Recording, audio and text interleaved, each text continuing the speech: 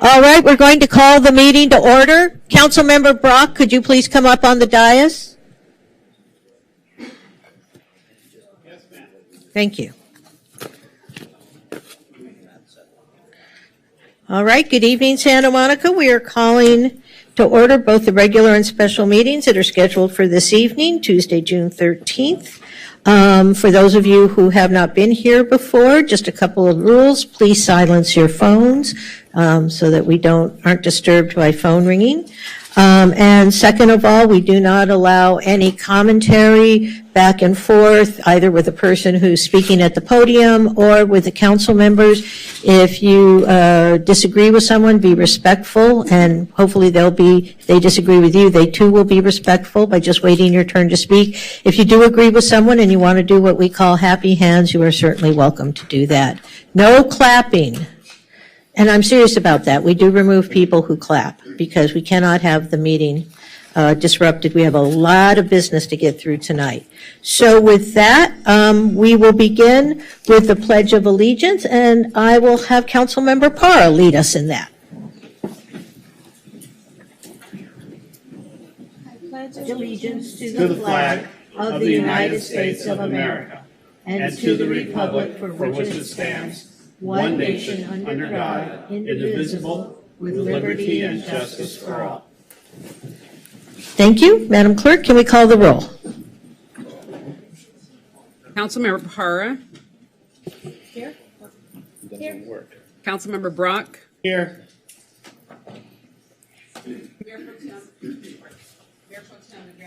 Here.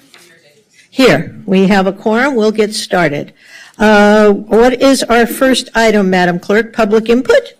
Public input, and its public comment is permitted only on items not on the agenda that is within the subject matter jurisdiction of the city.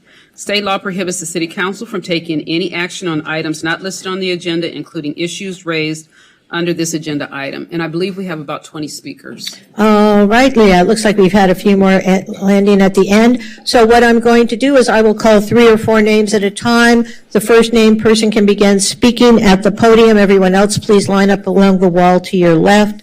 You'll each have 2 minutes to speak. And please identify yourself, state your name before beginning your testimony so all the folks at home know who you are. All right, the first few names I'm going to call are John Berry, Michelle Heath, William Cohen, and Keith Brown.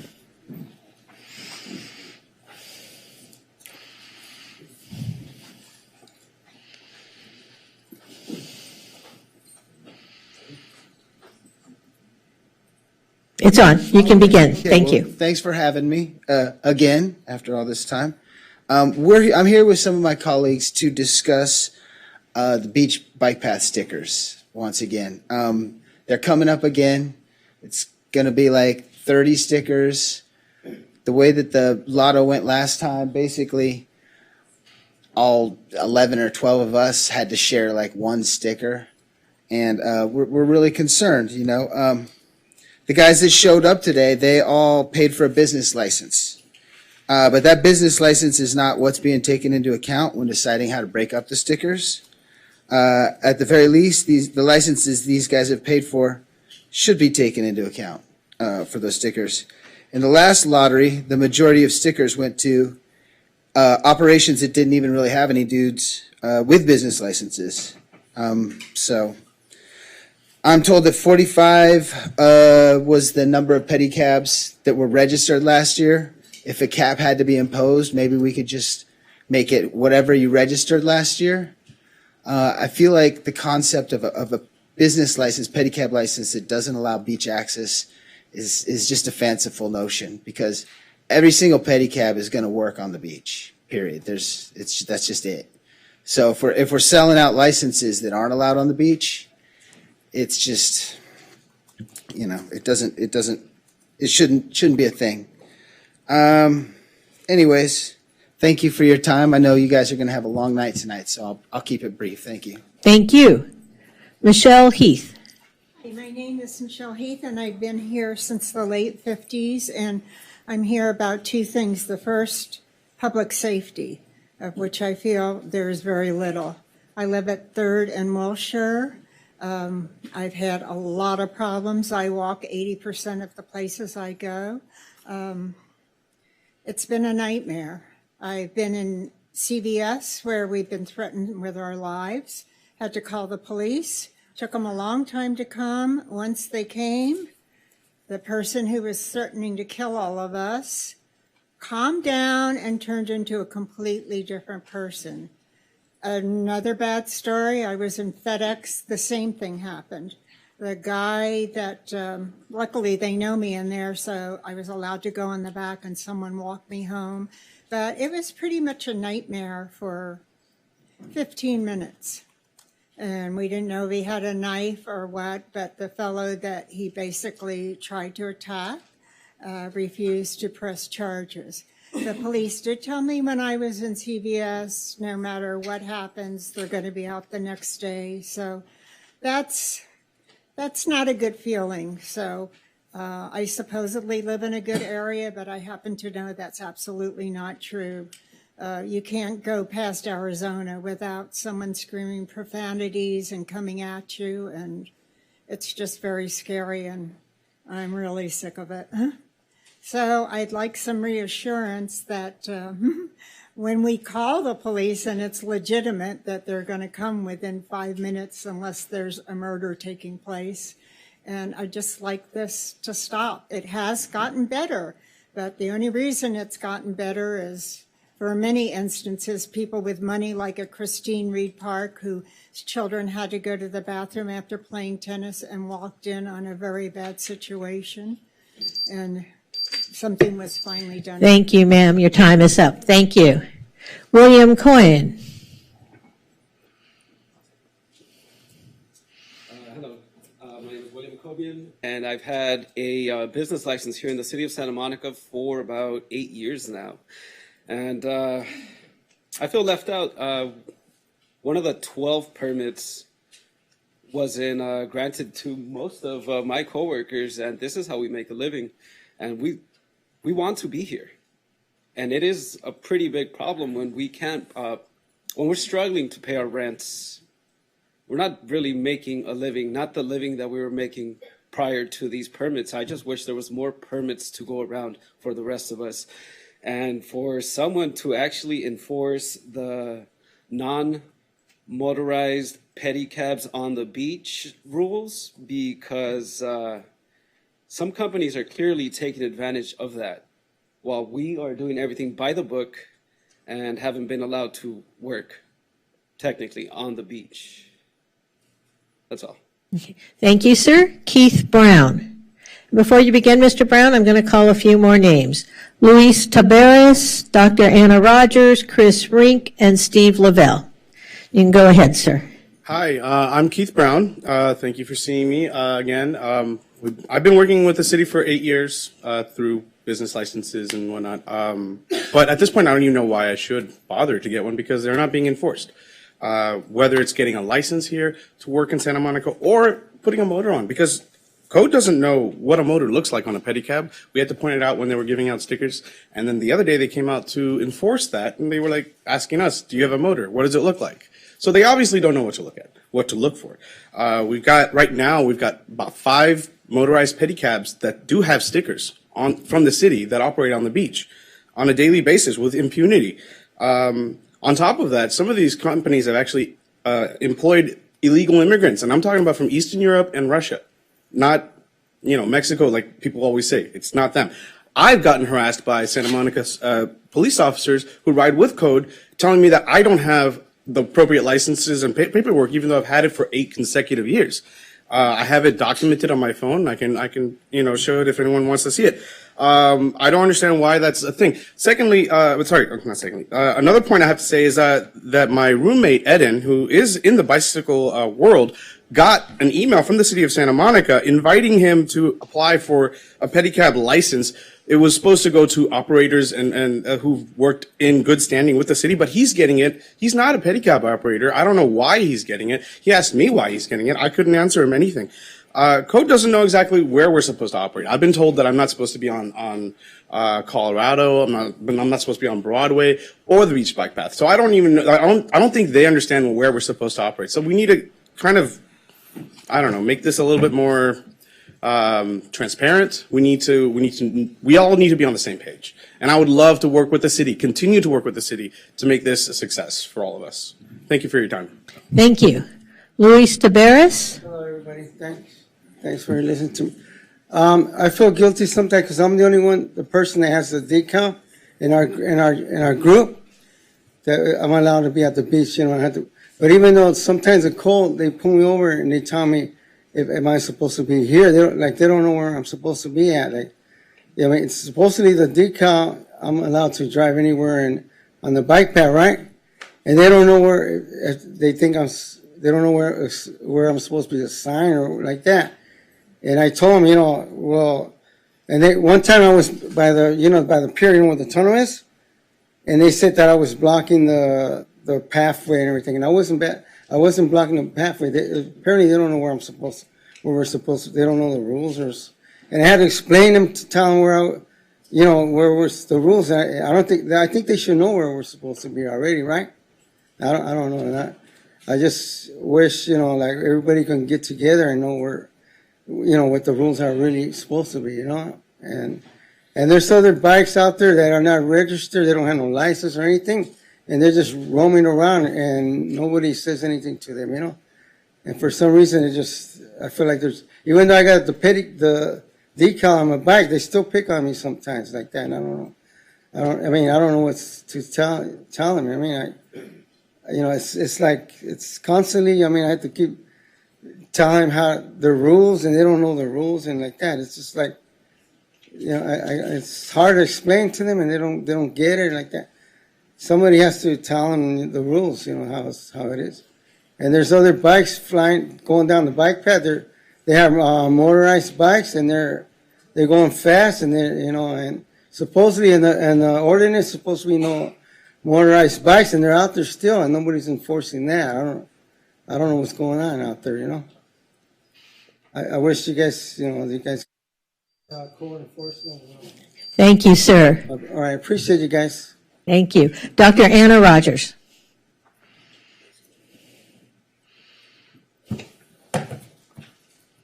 Just prior to the French Revolution, violent crimes and corruption were rampant. Authorities looked the other way, shaming and blaming the victims. Well, my friends, it's 1789 right here in Santa Monica. The court of Louis and Marie has turned into overdevelopment corporations, Cypress Equities, Neil Schechter, many, many more. They hope to choke the life out of our tiny 8 square mile city with unaffordable structures that no one will be helped with, but will increase smothering densification, which will exacerbate our ongoing violent crime rate. Listen carefully to these 5 brief points. If you turn your nose up at residents, workers, business owners, and tourists who are under attack day and night, telling them it's only their perception, and referring to victims as fearmongers, if you haven't learned by now that looking the other way, there's nothing to see here, will result in massive lawsuits. If you continue to exploit the dire circumstances of our men, women, and children who are homeless, claiming that the so-called housing is for them, they know it's not, it's cruel. And if you disrespect our highly dedicated police officers by insisting they stand down, discourage taking reports, but water down violent incidents, declare a state of emergency, and then refuse to recruit and hire more desperately needed police officers. And if you have never lived a day in your life in Santa Monica and you don't know the difference between a fruit vendor and a cartel, get the hell off of our city council and let those who can lead with compassion and courage and common sense lead the way. Thank you. All right, stop it. No, there is no clapping here, and if there's more clapping, then people will be asked to leave, and you'll come in one at a time to testify. Mayor, can I interrupt for a moment? I'm sorry? I wanted to interrupt for a moment and let everyone know that there's no standing along the walls unless you are lined up to speak. And there is seating outside in the lobby, and there's TVs out there. So the mayor will call your name. So if you can't find a seat in here, there's seating outside. and you will be heard. All right. We want to have everyone respectful to everyone else, and we're going to enforce that. Chris Rink. Hello, good evening. My name is Chris Rink. I've been a pedicabber in Santa Monica for 7 years now, and for 3 years in a row, I've been operating at a loss. The only way I'm surviving is because I'm a part-time caregiver due to the pandemic. And I've been following all the rules. I've not been on the bike path because I don't have a decal. I cannot drive on the city streets. There is no way for me to operate there safely because as a cyclist, I've been hit so many times on bike paths because they are blocked by cars that are parked in there. I would have to go into the street with my passengers. I refuse to do that. And then I'll see people on the bike path with motors operating with impunity, not getting stopped by code, who go past 3 people without decals and stop by Louis and ask him questions. Who has a decal on his cab? I'm sorry, I'm angry right now. I'm frustrated because this has been going on for 3 years. We've been here. We've been talking to you. We've been trying to make you see how we are members of the community, and we are trying to bring value to the beach, and we're being thwarted at every corner. Thank you. Thank you, sir. Steve Lavelle, and Mr. Lavelle, before you begin, I'm going to call a few more names and ask them to line up. Denise Barton, John Medlin, Elaine Golden-Geeler, and Catherine McLeod. Go ahead, Mr. Lavelle. Hi, my name is Steve Lavelle. Thanks for having us. I'm going to keep it brief. I've been kind of consumed with visual eye problems and housing and financial problems the last few days, and I didn't really have time to prepare anything. I'm with the bike taxi company with John Barry and Austin Pedicab also. And I just wanted to add my 2 cents worth about the thing. There were about, 12 stickers that were given out. By the dead of the winter, there were about 4 bikes out there with stickers. And I'd really like to see something worked out in some possible way to where everybody who wants to work and is doing everything right with the, licensing and everything else has that opportunity. Because it is a job for us, and, we've got bills to pay and mouths to feed and all that. But thank you for your time. I appreciate it. Thank you, sir. Denise Barton. Good evening. Let's just cut to the point. Under this and past City Council's leadership, you have turned the Santa Monica from a safe beach town into an unsafe and dangerous city where criminals, drug addicts, and homeless people have more rights than the residents. I know many people who have been subject to having their property stolen, as well as people who have been subjected to violence as a result of trying to operate their businesses. So due to your actions of giving the police just over $80,000 extra in the upcoming budget, we can only take it by your actions, as this is a way you want to keep the city and for it to continue being unsafe for the residents, businesses, and visitors. This can also be seen by the 10% residential vacancy rate and a 35% commercial vacancy rate presently in the city. Do you think these statistics reflect well upon your leadership when residents and businesses are fleeing the city due to it being unsafe? But to you, all of you sitting up there, your special interests are so much more important than the safety of the city. If I may make a couple of suggestions, stop hiring city employees except for the police and fire department, and give the police back the funding you took from them when you defunded the police. Maybe you could get rid of the 311 system so you don't have to serve the public, and get rid of the funding for the city staff's DEI program. Otherwise, it looks like you're avoiding the public is more important to you than the safety of the city. Thank you. Thank you, Ms. Barton. Mr. Medlin. Yes, good evening. My name is John Medlin, and I believe we're in 2023, not 1789, though it might look like that from time to time. What is it going to take for us to put public safety first? Public safety first. Not homelessness.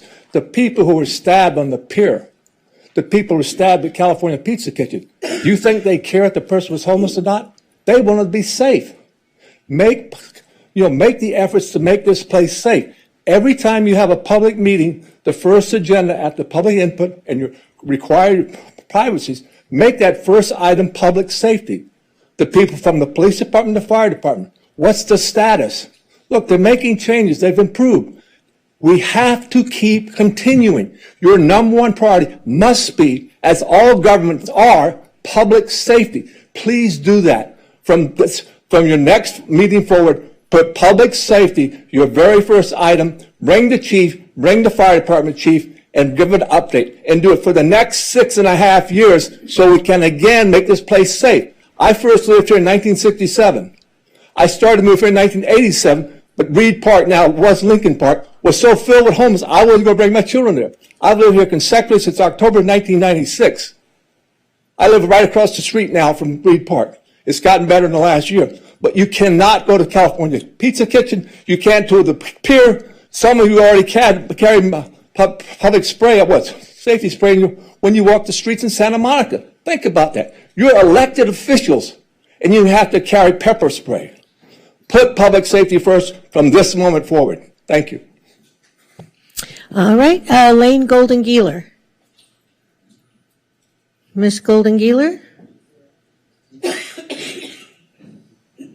I thought I saw her, but she was here. All right, well, we'll skip over Catherine McLeod. Before you begin, Ms. McLeod, I'm going to call a few more names. Brian McLeod, Glenn Ferrugia, Josh Levy, and Mr. Medlin, you showed up on the list again, so we're going to skip over you. Maddie Hertz. All right, Ms. McLeod. Thank you so much. I'm a mother of 3 teenagers. I'm here to plead for public safety. I want to give you a snapshot of what the last week of driving my son to Samuel High was like.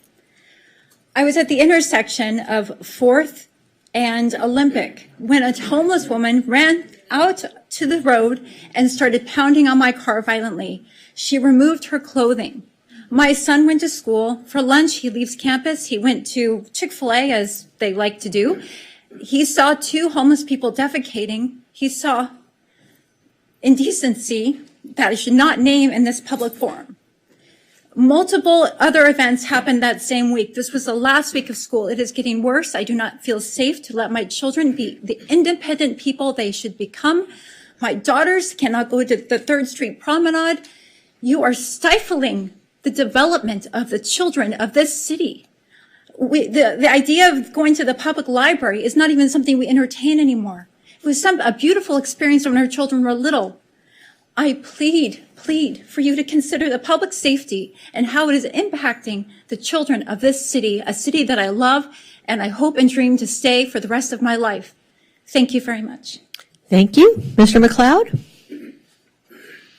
Hi. It's hard for me to top my wife, but I will add a few comments. I guess I'll focus on the fact that my wife and I dreamed about buying a house in Santa Monica, and we did, and we hope to live here forever.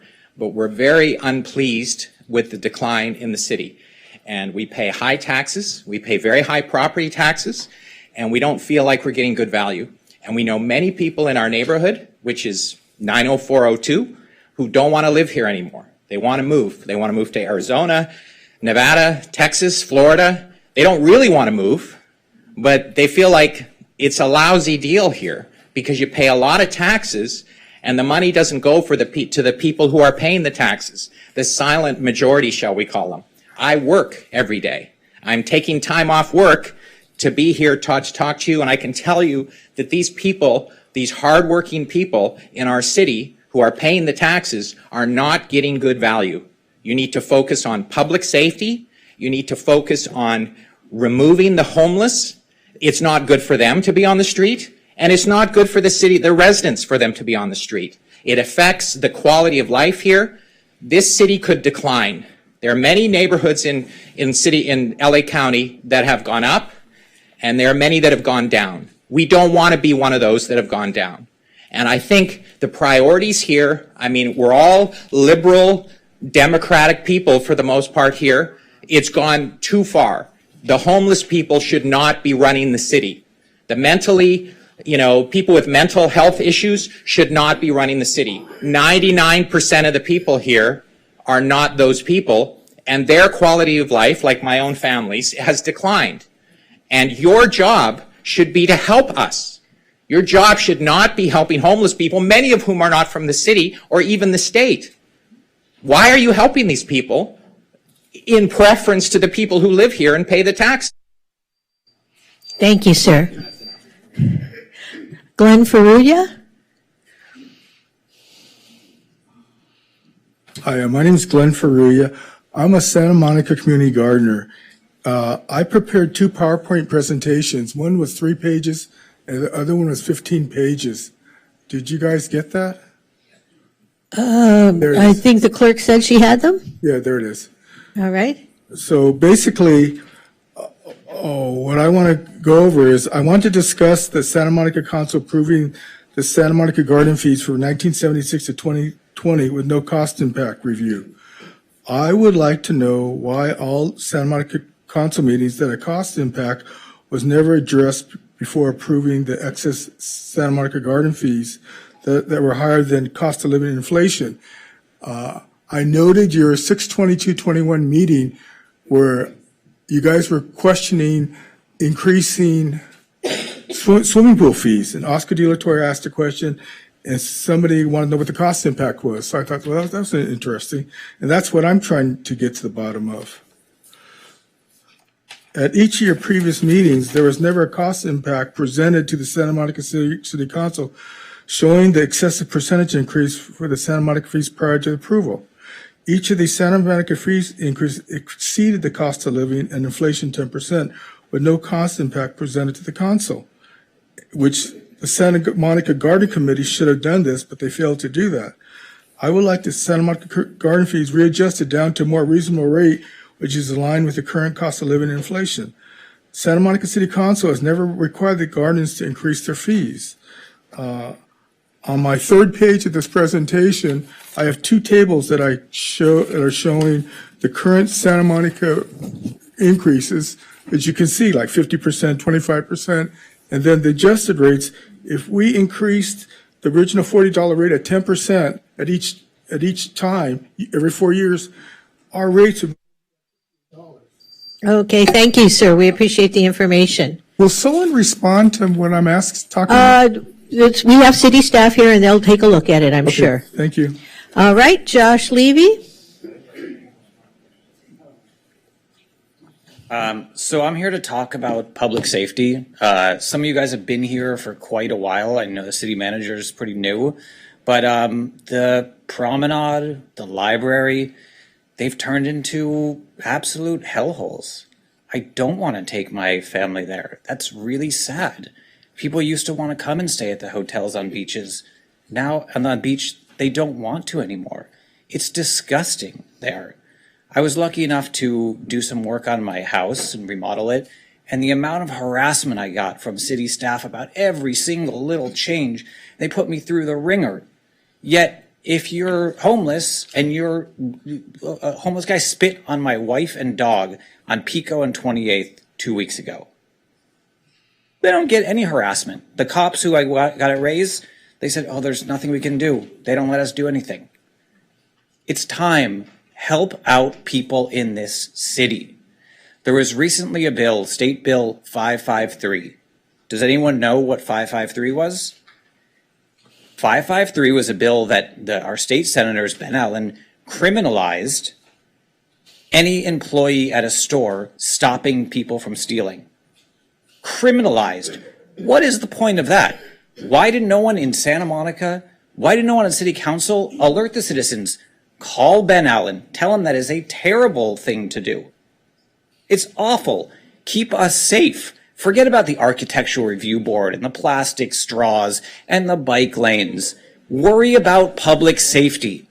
Keep kids, families safe. Make the promenade, make the beach a desirable place.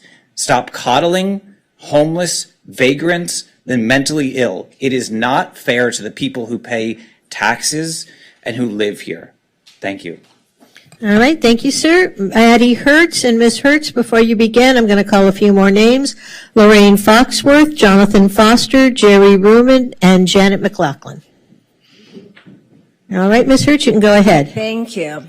Thank you all for all your work. I know you stay until like 3 o'clock in the morning. I couldn't do it, so I appreciate that. However, I need you to work on safety. I need it to be the only thing. I came to Santa Monica 10 years ago. I called it Disneyland. This beach is called Disneyland no more. I don't have to enumerate for you all the things that are going on. You live here. You know what's happening with the safety in Santa Monica. I don't have to make a list. But let's talk about the money for safety, because that's what's going to solve some of the problem. But maybe you don't understand. In 2021, according to a government database, we spent $8,463 per resident. No other beach city up and down California has spent that much per person, yet we have safety problems. In fact, only Beverly Hills topped us. So what are we getting for this money? Not much. As a resident, I've given a lot of money. I pay a huge property tax. My husband wants to leave our forever home that we built. Why? Because he doesn't feel safe. And in fact, I had a homeless guy living for 4 weeks in his car across the street from my house. So every morning he was like a pet that I could wave at. I didn't, but I could wave at him and say, "Hey, you checking me out today? What do you think? Where am I going? When am I leaving? When do I come back?" That is not a good feeling. Let's see. I am worried about the schools going down. This lady talked about her son. If we don't keep the schools up because people don't feel safe and the children aren't safe, people are going to bail out of here. The schools will go down. There goes the property values. There goes my forever home. So I think we need to put it first. All right. Thank you, ma'am. Thank you. Lorraine Foxworth. Hello. I want to say something that I think you'll find is good news, and then the next one you might not like. The first one is that Capital One on the corner of Broadway and, is it 4th Street? Is a private-owned business that, as a customer, I frequent it. I hadn't been there for a while, out of town for a few months, and when I came back, it was jam, jam, jam, jam, jam, with people who are in need. Garbage, food, feet up on sofas. Really, I don't need to go further. Atrocious situation. I approached the security and I asked, could he not say anything to anyone in there? And he said that I should speak to the 2 young kids that were working there. I go home. I spent maybe 2.5 hours. And eventually I found the CEO of Capital One. Informed him and his office about what is going on at Capital One on Broadway and 4th Street. I spoke to someone that assured me at their meeting the next day, happened to have a meeting the next day, that they would bring it up and rectify it immediately. Approximately 2.5 weeks later, as you could see today, if you go there, 1,000% cleaned up. 1,000% cleaned up. Now it's back to the customers that are members of the bank. Spotless. When I walk in with my daughter, Thank you, ma'am. Your time is up. Sentence. Thank you, ma'am. What you ladies have done. So if one person could do it, you guys should be able to do it. All right, we need to respect everyone else who's here waiting to speak. Jonathan Foster. Hi, Jonathan Foster, Umbridge, you creepy creeps. Hi, creeps. I'm still going for late-term abortion. I won't call it abortion. I call it, no, it's called I can't say it's abortion for sure. So I'm talking about Promenade 3.0 and Jewish Heritage Month and the issues of Phil Brock that I've had. And one of the things I've noticed, everybody's talking about how bad it's getting. And I've noticed the closer the Jews get to the Third Temple, the worse things are getting.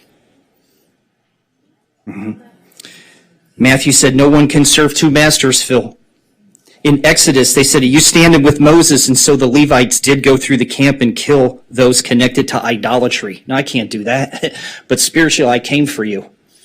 I came for anybody on 3rd Street caught in here in Proverbs, it says, beware of the double-minded. He also told Christians, said, come away from them and be ye separate, right? There's no Shekinah glory. It left never to return. The red heifers, the one that was born in Jerusalem in 2018, it wasn't born in the temple, though. So and now they got 5 from Texas, but the Bible says it has to be born in Jerusalem. It's a bunch of BS. The red thread does not turn white. Since 29 AD, when Jesus started his ministry, they take the scapegoat with the red thread off the cliff and it never turns white again. 40 years before this. How come we don't have a missile defense system? Israel does. And they have to break all 10 commandments to do this kind of stuff. So I've been very upset, and I was doing what the Bible said the best way I can, because on many things I cannot. And I keep trying to tell the truth, and they keep crapping all over my life on 3rd Street Promenade as I continue to tell the truth. Jerry Rubin. Hi, Jerry.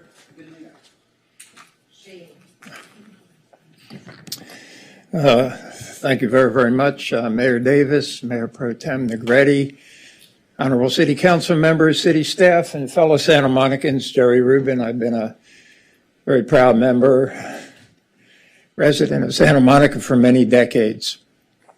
I wanted to invite you to our tree hugging day, but first I just want to say a few things. Everyone here should know that everyone on this city council and everybody on our city staff and our police department already are making public safety and homelessness a top priority under very challenging situations, not just here, but in every city in America. Now, I got to tell you, I go to the promenade a lot. I was at the Pride Festival. I was there during the holidays with Santa Claus and with the Hanukkah menorah. And it was clean and it was safe. And even though atrocious things have happened this year, years ago, 5, 10, 15 years ago, I remember it even used to be worse. We're lucky to have a police department.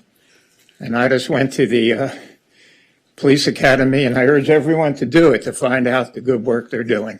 Now, as far as tree hugging day, I urge you to all come out on the summer solstice for our 12th annual tree hugging day, the 21st of June from 5 to 7 p.m. in the southern end of Palisades Park.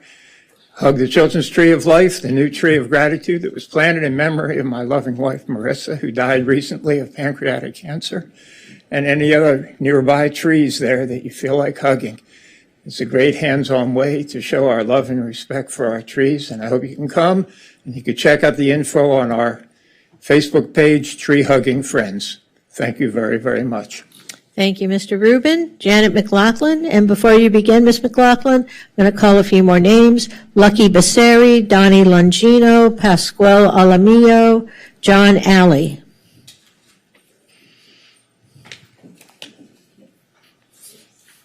You can go ahead. Thank you. Thank you. Good evening, Mayor Davis, Mayor Pro Tem Negrete, council members. What's painful for a lot of us here is that we remember how safe that we used to feel. In Sunset Park, we never locked our doors. Neighborhood kids played outside, ran in and out of the house. Once a reporter was interviewing me, and she said, "Did you know this was called the Ozzie and Harriet neighborhood of Santa Monica?" And I said no. And she said, "Well, do you know how lucky you are to live here?" And I said, "Yes, I do, and I'm proud to live in Santa Monica." But unfortunately, my younger son has never known the idyllic childhood of his siblings. Times have changed. Crime worsened. 5 years ago, my daughter and her friends, all local kids born and raised here, were out celebrating the last night of summer before they returned to school. There aren't many places here for the under 21 set to go, so they were hanging out in Tongva Park. Later on, they got hungry. They bought food and drinks, and then they called their Ubers to go home. Unbeknownst to them, a career felon had recently been released from prison in Las Vegas, and he came straight here. Las Vegas police said he was one of the most violent criminals they had ever seen. He emerged from the park and demanded that the kids leave. He got up in their faces, shouting, waving his arms around, knocking over their food and drinks. They were sitting on the wall right across the street, right over there. One kid tried to push him away. He slashed him in the throat and the forehead. A parking officer was out there giving tickets, and she called it in. Police arrived immediately, or my daughter's friend may not have survived. Before he was out of the hospital, the slasher was released. No charges were filed. I saw in the aftermath a big change in the way those kids were. They stopped going to the parks they grew up in. Some wouldn't go out of the house at night. Some wouldn't leave the house at all. They were haunted by fear. All I would like to say is please think about these kids and all the other Santa Monica residents who have been negatively impacted by crime. Thank you, Ms. McLaughlin. Mr. Becerri? Good evening, Council. My name is Lucky Becerri. I'm 15 years old, and I'm a concerned student of Samo High. I'm here tonight because, frankly, this city's public safety is in shambles. I'm really disappointed to say that because I love this city. This is my home. This has been my home. And I'm really sad I have to be here tonight. So let me tell you about a little bit of what I've seen over my childhood and why I believe this, why I think the things I think. So many of my friends have been victims of many crimes, including my friend last week who was stabbed in the stomach. No justice was served. He was stabbed while playing basketball, doing nothing else. And I am afraid to go out at night. I am afraid to not go out and have to look over my shoulder. I look over my shoulder every 10 seconds. I'm terrified of what I've seen in the city. There's criminals everywhere. The amount of crime I see, the danger that is around me is just unacceptable. And I'm sick of it. I'm sick of living in a constant state of fear, like I'm living in a war-torn country. It's really, really sad, and we need help. The children of Santa Monica need help. I don't go to the park with my friends anymore. I don't go to the beach because I don't feel safe. I don't. And I really just urge you all to please help make a difference and save the city. Thank you so much. Thank you, Mr. Becerri. Donnie Longino, please, no clapping, or you'll be removed. Good evening, Madam Mayor and the City Council members. My name is Donnie Longino. I'm a certified nurse assistant at Providence St. John's Health Center. I've been there for 22 years. I've been in nursing for 33 years. My work day starts with 11 to 13 patients that I'm responsible for taking vital signs, bathing, ambulating, feeding, and changing. I especially try to get to the patients who are incontinent, limiting the time that they would otherwise have to be laying in their feces and urine. Due to short staffing, I'm not able to provide the quality of care that my patients deserve and that I am capable of doing. I get to each patient as quickly as I can. Our turnover for nurse assistants at the hospital is constant. New hires don't stay because of the low wages. I'm asking that you would support and pass the $25 minimum wage for healthcare workers here in Santa Monica. Thank you. Thank you, sir. Pascual Alamillo. Good evening. My name is Pascual Alamillo from Providence St. John's, Santa Monica. I'm here on behalf to help health school workers to raise the minimum to 25. And it does affect the staff, and because the staff that we hire, they quit because our neighbors are more higher paying jobs like UCLA, Sierra Sinai. So it's hard to keep our staff, and it does affect all of us there. That's all. Thank you. Thank you, Mr. Alamillo. John Alley. Mr. Alley, before you begin, I'm going to call a few more names. Glenn Jendricki, Michael Veshel, Hunter Hall, and John Farzam.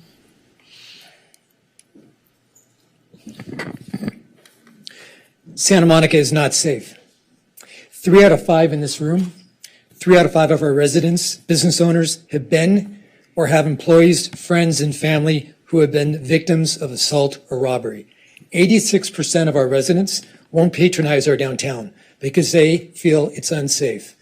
In the last 12 months, fires in our parks and alleyways have doubled.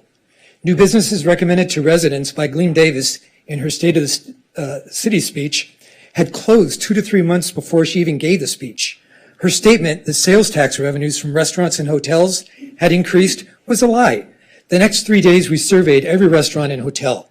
Sales are down 15 to 45%. Hotel stays are cut short. Room vacancy is up. Overdoses in parks have skyrocketed. Deaths on sidewalks have increased to 1 to 3 a week. The county and the Venice Family Clinic hand out free syringes and condoms to anyone, without questions, in the parks, alongside the parks and on the California Incline, with no medical supervision. They do not maintain records. Until recently, this was going on at the 7-Eleven and the 3rd Street Promenade. Last Friday, the city took the official position of flip-flopping and supporting this illegal operation. It's a fundamental rejection of truth. Sadly, residents couldn't rely on any of you to obtain facts. Our mayors and city managers from the last 3 years have concealed this information from us. On May 22nd, members of the Santa Monica Coalition met directly with LA County Health Director Barbara Ferrer and her team. She was adamant in stating none of you have met directly with her. She produced no supporting evidence in support of this syringe giveaway. Parks are for families. If you're sick, you go to a hospital. These addicts in the parks seem to be able to walk to a liquor store. More businesses have left downtown because of theft and crime than are coming. We recently lost... Thank you, Mr. Alley. Your time is up. We're going to be respectful of everyone. Please support and give Mr. Alley, thank you. the 250 officers he needs. The funding.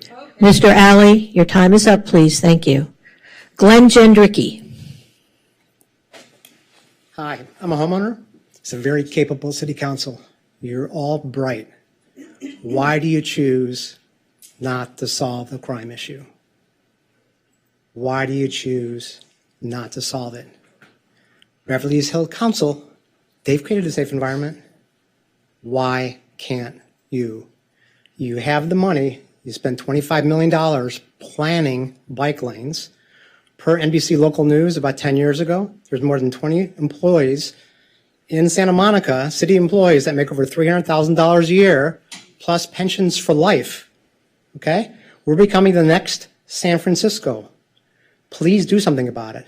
By the way, clapping is free speech. It should not be censored. Thank you. That's right. Michael Veschel.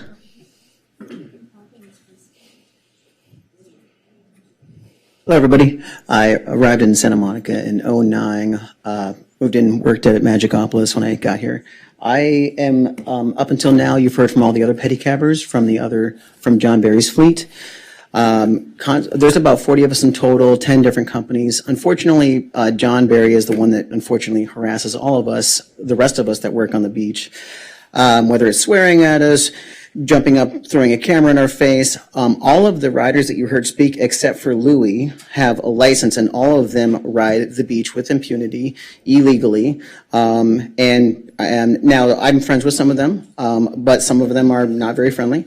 John being that person who also has a huge RV that is basically a hunk of junk on the side of the road and, defecates on the sidewalk and everything. It's just like this huge disaster on the road. But I would like for there to be peace amongst the workers. I shouldn't have to come up here and defend myself and be bullied by another fleet on the beach. I have 3 bikes that are all operating legally as they're supposed to without motors on the bike path, and I have 4 other bikes that operate on the roads and in Venice Beach with motors that are legal in those areas. And like other cities, most people have found that having motors incentivizes people to slow down and go slower, because if you're pedaling your speed up, right, you don't want to slow down. And so like one of John's riders last year, Nick, had a head-on collision because he went around on the opposite lane and drove straight into an electric bike, and there was injuries, there was damage to property. See, it's the only accident ever in Santa Monica on the bike path was from his unmotorized, unlicensed driver on the beach. So I would just like to see more safety and also consider that motors allow people to go slower and go with the speed of traffic on the bike lanes if you ever consider that like other cities have. Thank you. Thank you, sir. Hunter Hall. Hello, everybody. How are you all? Good evening. I think we've all heard enough about public safety tonight. It's not my intention to pile on to that. I certainly didn't come here with that intent. Unfortunately, I have to echo a lot of the things we've heard tonight, but I have some specific concerns and suggestions and things that I'd like to ask for. My biggest concern is that I get legalese questions from businesses pretty much every day on what they can or can't do legally in dealing with the vagrancy issue. For example, am I allowed to mace somebody who is bothering my customers? Am I allowed to use a pressure washer to get them off my property? Am I allowed to throw their stuff in the street, et cetera, et cetera, et cetera? Obviously, I advise them against that. Nobody wants anybody doing those things, but they need guidance on this stuff, and I'm asking for your help on that. I would like to give credit where credit is due, though. In fairness, the city manager and police chief have been doing a really good job of helping the business community kind of answer these questions and help everybody navigate that. I would really like to ask for as many resources as possible for the police to do what they need to do in this regard. And I want to congratulate them because I do think that they've been doing a great job and they're doing the best they can with what they have. And I'd like to ask for more assets and more resources for them to do more than they've been doing already. Thank you. Thank you, Mr. Hall. John Farzam. And Mr. Farzam, before you begin, I'm going to call a few more names, and I think we're in the home stretch here. Troy Dalmaso, Stephen Shaw, and Zoe Mountanier. Go ahead, Mr. Farzam. Good evening. Much like Hunter, I don't want to beat the dead horse too much, but my name is John Farzam. I'm the co-owner of the Shore Hotel, Ocean View Hotel, and Santa Monica Motel. One of our hotel guests recently wrote, "Sadly, this city has handed itself over to homelessness. Businesses like yours should have taken a stand a long time ago. Your hotel and any other hotel here is no longer safe for families. As such, we will not be visiting here any longer.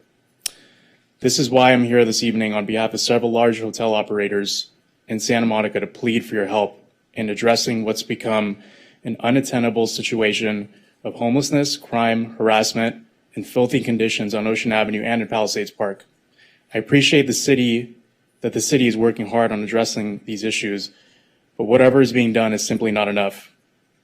First, law enforcement is key. Not just adding law enforcement, but enforcing the laws. All laws and park rules must be enforced without exception. Drug use, open alcohol containers, nudity, lewd acts are currently permitted by default because there are no repercussions. Every effective practice the city formerly had seems to have disappeared.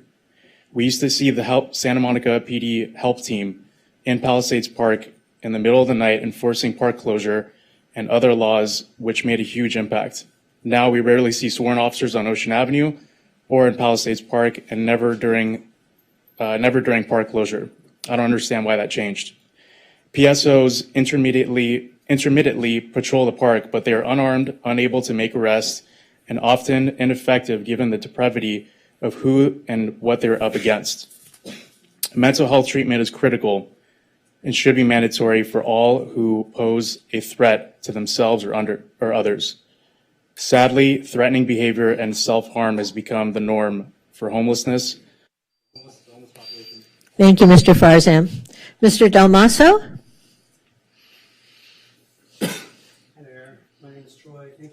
For taking the time to listen.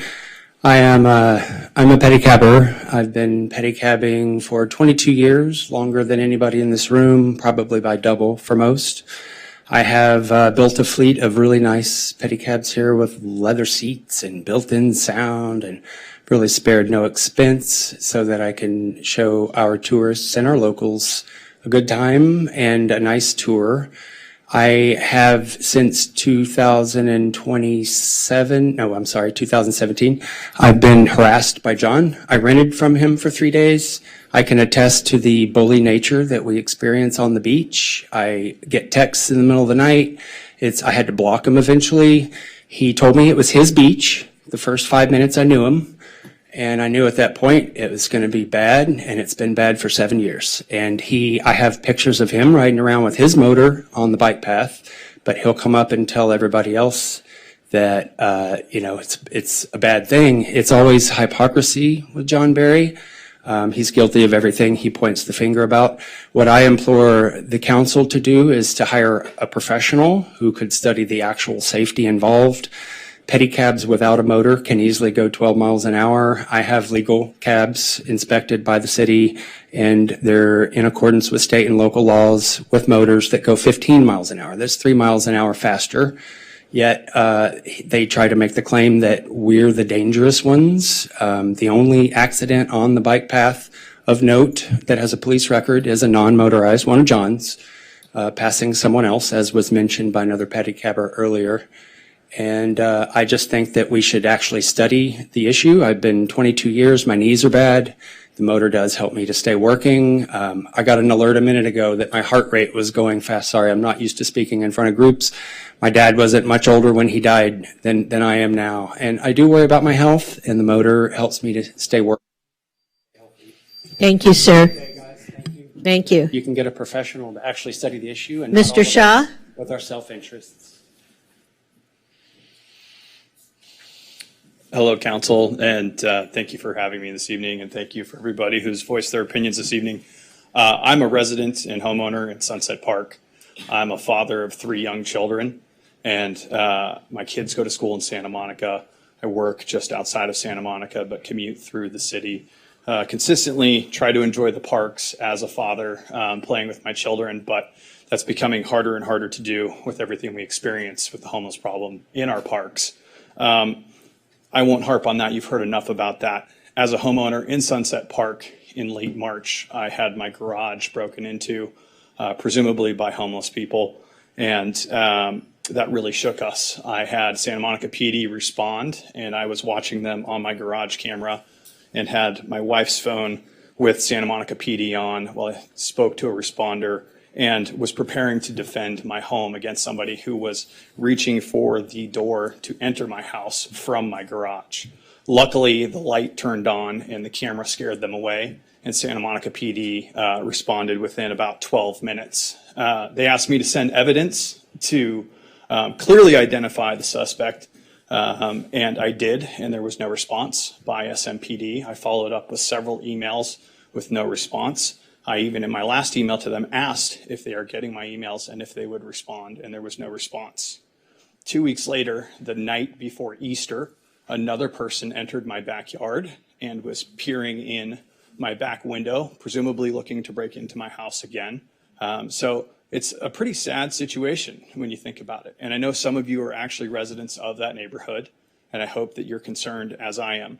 I know I'm short on time here. Last weekend, I was taking my kids to the park, and there was a fully exposed man on Ocean Park, called the police. He had no pants, he was screaming, had to redirect my children, and asked the police to come take care of that homeless person who was clearly out of there.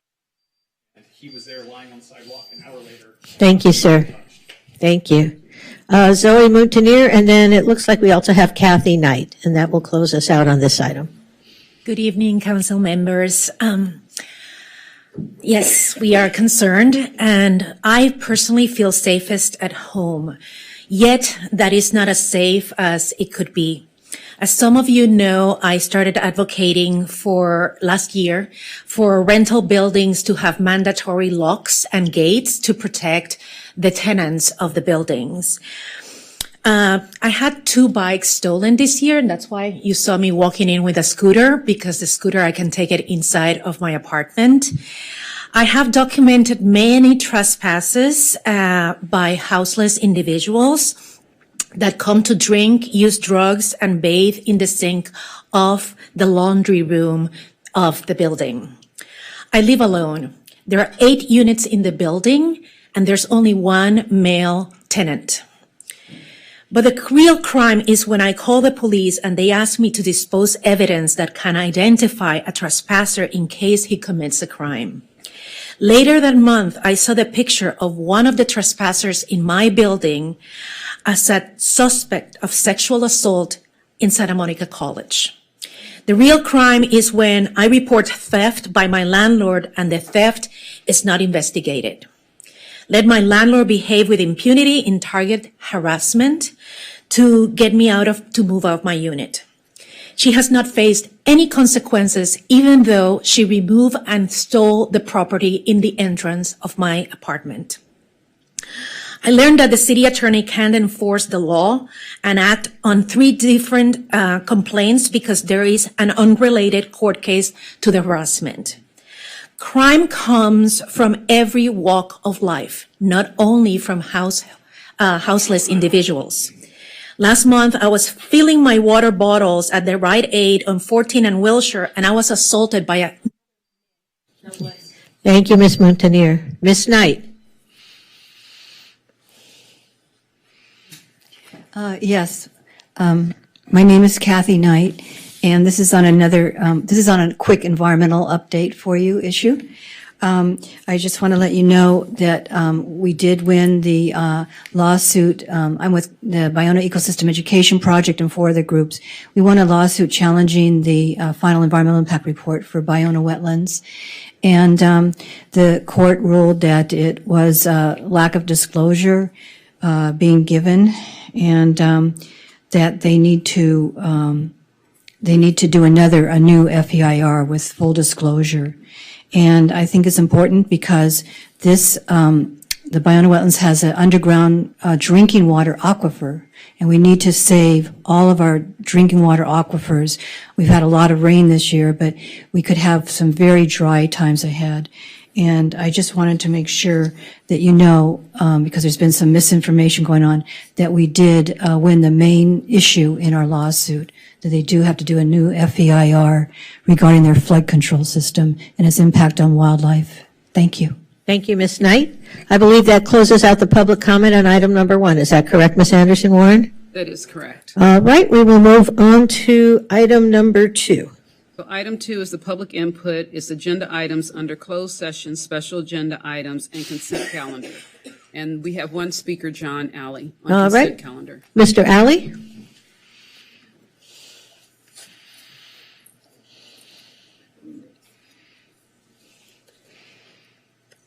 And can you please identify which item you're speaking on?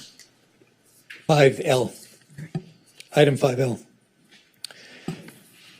Going ahead with the contract with Good Guard Security is a mistake. It's about as poor a decision as you made when you went with Universal Allied several years ago. The elevators are a mess. They're full of people sleeping there still. The garages are full of people eating, homeless, on drugs, shooting up heroin, and using the outlets to charge their phones. Unacceptable. And congratulations. According to the FBI, our city's reached a new low. Not only one of the least safe cities in California, but it now surpasses San Francisco in the number of homeless per square mile. We've got a mental health and substance abuse problem that's creating and attracting transient drug addicts and the homeless. You're not focusing on prevention, intervention, and enforcement. You ignore the parents, kids, and seniors, 71% of whom live in apartments. You allow them in the parks. You allow the parks and the playgrounds to remain unsafe. Your ambassadors in the current safeguard security are visible on camera, not showing up, and not doing their job. Give our chief the funding, which you should have done 3 weeks ago, for the 250 sworn officers he needs. He says he needs that to keep the city and the residents and the businesses safe. Give it to him. He's doing a good job and hiring at a good clip. Thank you.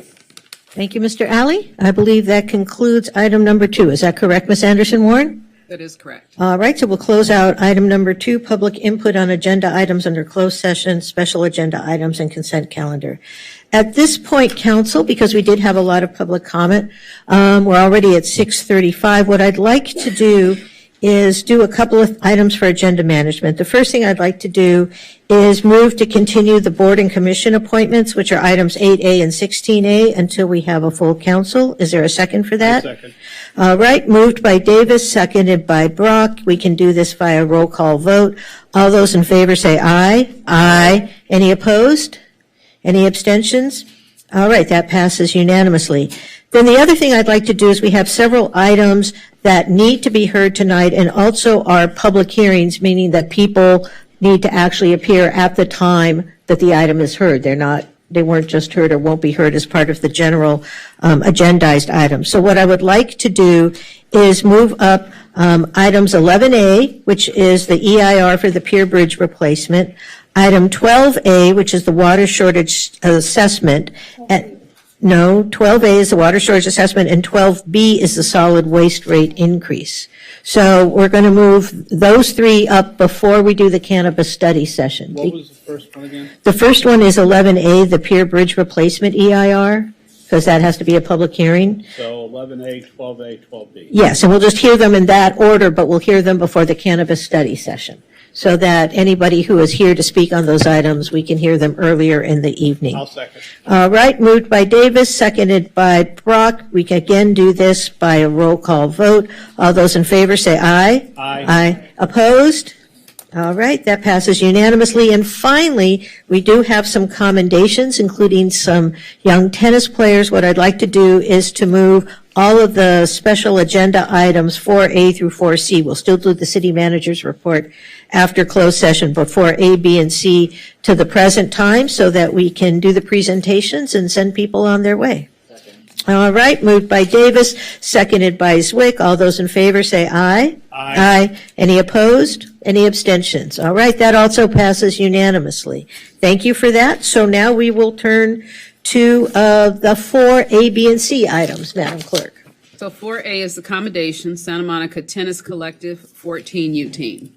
All right, and I think the tennis players were outside. Can someone bring them in? Oh, there they are. Okay, I didn't see you. I apologize for that. Well, come on up. I'll meet you at the podium.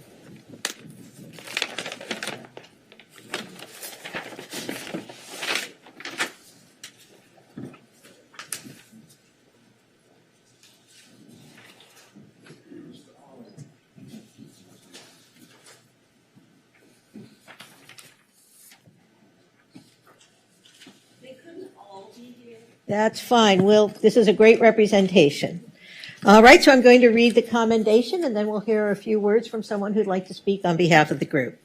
Whereas the Santa Monica Tennis Collective 14 Under team consists of 7 players, ages 13 and 14, both boys and girls, including 4 Santa Monica residents, all playing in Santa Monica Public and school district courts, and whereas twice a year the United States Tennis Association junior sectionals bring together over 400 players from 80 teams across the Southern California region, qualifying through local play in their districts to compete at sectionals, and whereas after qualifying for the tournament, the Santa Monica Tennis Collective 14 Under team did not drop a team match all weekend, losing only 1 set in their 5-team matches. In the championship match, they dominated the number 1 seed in the tournament, giving up no sets. And whereas due to their hard work and dedication, the Santa Monica Tennis Collective 14 Under team emerged in the spring of 2023 U.S. Tennis Association 14 Under Novice SoCal section champions this past May in Orange County. And whereas all 7 players represent the collaboration that occurs between the tennis collective, community classes, and private instructors in Santa Monica with the support of their talented and dedicated coaches, and it doesn't say it here, but I'll bet their parents too. Now, therefore, I, Gleam Davis, Mayor of the City of Santa Monica, on behalf of all the members of the City Council, do hereby commend the Santa Monica Tennis Collective 14 Under team for their incredible achievement of becoming section champions and for their hard work, passion, and sportsmanship during a truly historic season. And thank you for joining us here this evening. Would someone like to say something?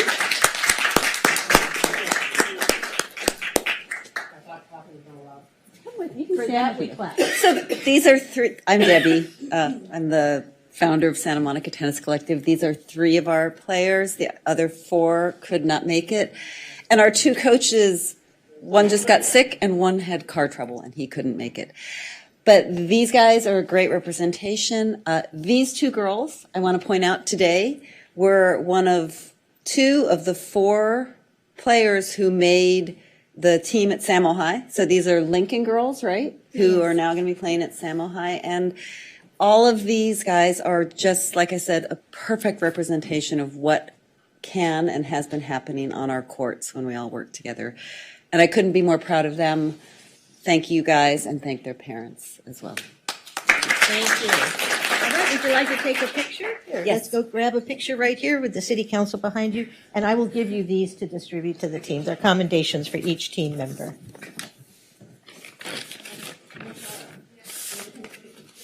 I'm going to grab one of them so you can hold it up. There you go. Just hold it. That way you know you're always in the picture. Holding it on. Oh, sorry. I was trying to move it.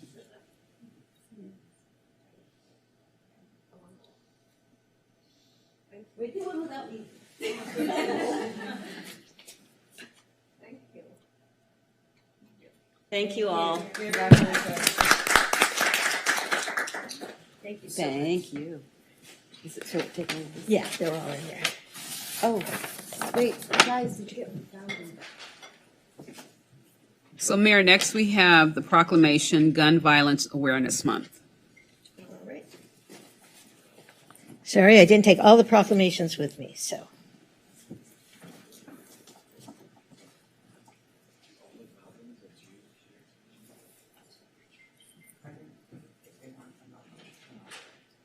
And do we have someone who'll be speaking on this? Now would be the time. All right, now would be the time. Join me up here. All right, I will read the commendation. Whereas gun violence touches every segment of our society and impacts people of all ages, disproportionately affecting communities of color. And whereas today we honor Hadia Pendleton during the month of what would have been her 26th birthday, and whose life was taken by gun violence on January 29, 2013, at the age of 15, as well as the 42,654 people taken by gun violence and the 76,725 survivors of gun violence in America each year.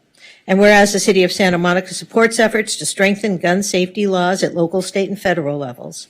And whereas the City of Santa Monica is committed to protecting its community from gun violence and exploring additional ways to do so through firearm safety regulation. And whereas it is appropriate to set aside time to honor those Americans whose lives are cut short each year by gun violence and the countless survivors whose lives are forever altered.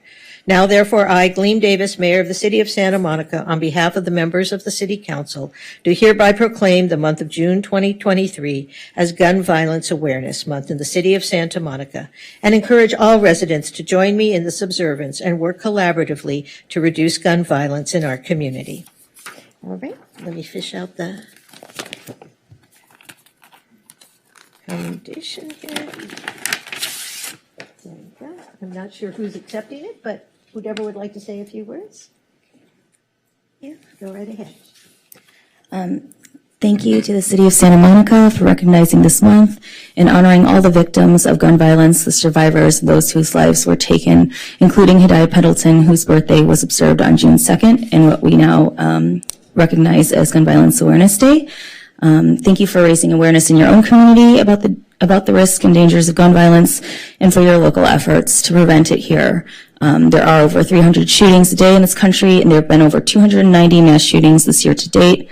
There's so much work to be done in this country if we want the bloodshed to stop, and you can inspire those changes here in Santa Monica. Thank you for agendizing a discussion this evening on additional firearm safety measures. We all strongly support these efforts, and we hope you'll vote to move forward with the drafting of the ordinance tonight.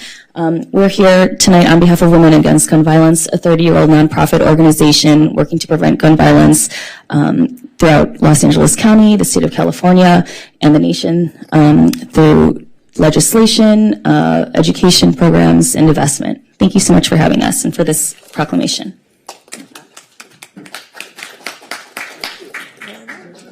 Would you like a photograph? Yeah. Yes, please. Here, I'll put this here so you can take the proclamation.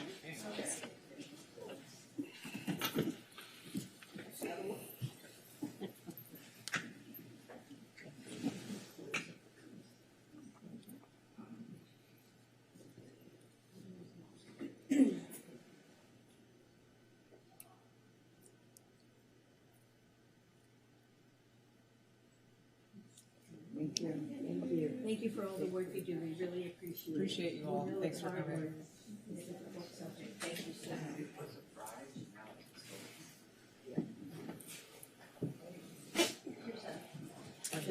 Take it home. Thank you. What's the next item, Madam Clerk? Our next is the 2023 Juneteenth Proclamation. All right. I thought I saw Miss Laverne here. There she is.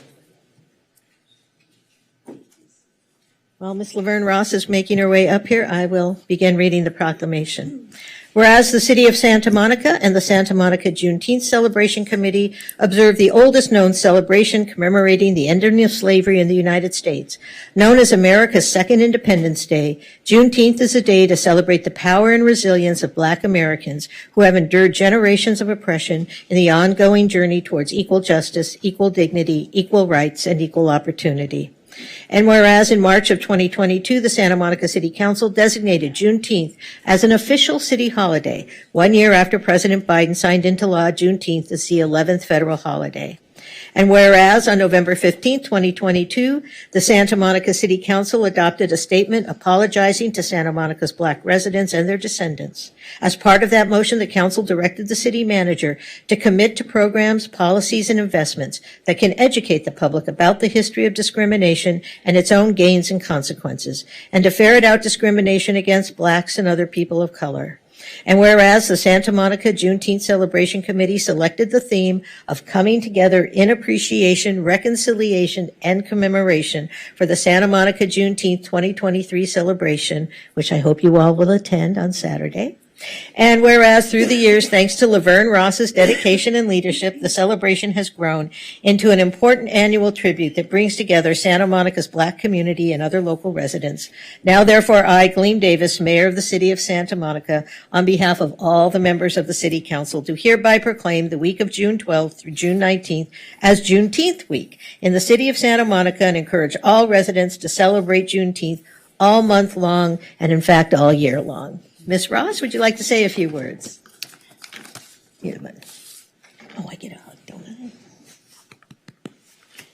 Let me give you the proclamation here. There you go. I'd like, at this time, on behalf of the Santa Monica Juneteenth Celebration Committee Incorporated, I'd like to thank the mayor and the entire city council for recommending and asking the entire city, the residents of Santa Monica, to observe this most important holiday, the new one, the 11th holiday, federal holiday. I thank you again for resolving that the entire month be celebrated and enjoyed. That's Juneteenth, June the 19th. But of course, Saturday, June the 17th, this is where I will look for everyone that's in the audience and here in the council chambers. You're welcome to come to the Juneteenth, the 31st Juneteenth celebration. So thank you again on behalf of SMJCCI. I thank you once again for this, and this will be, this proclamation is a crown jewel of what is coming up this Saturday. And I always, always treasure the proclamation that has been recognized way before the 11th holiday that President Joe Biden. So I just can't say enough about it. I won't take any more of your time. Thanks again. And may I get a picture there with the rest of the council? Thank you very much. Thank you. Absolutely. Absolutely.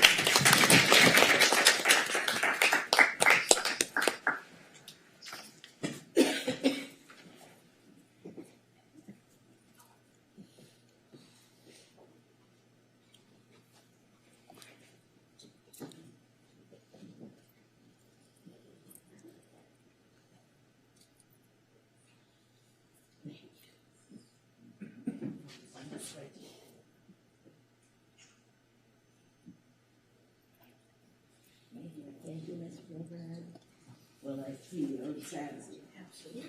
We're all going to be there. We're dancing. Lots of dancing.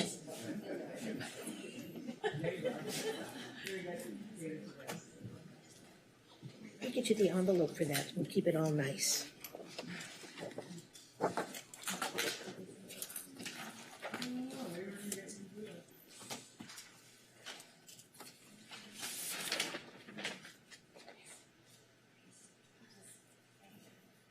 Ross.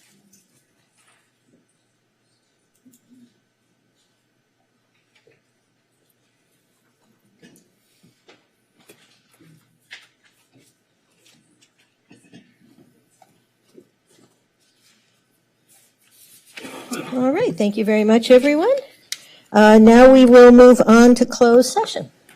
Okay, so for the special meeting item, we have an existing litigation is Black Lives Matters versus the City of Santa Monica and a list of plaintiffs. And then we have a labor negotiator. It's with the city. The agency representative is the city manager. The chief people officer is Lori Gentles. The bargaining unit is AFSCME Local 4819 Management Team Association. Then we have an existing litigation with Jennifer Howard, Amanda Pawlowski versus the City of Santa Monica, and this is going to be a report out only. And then item 3C was removed. Right, and was removed only because we're going to continue it till we have a full council present. All right, thank you. I'll turn to the city attorney and ask, it's currently 6:53. When shall we return? I would say 45 minutes, since it's only the two items. All right. So 7:40. All right, we will shoot for 7:40. Thank you all, and we'll see you in a bit. 7:40.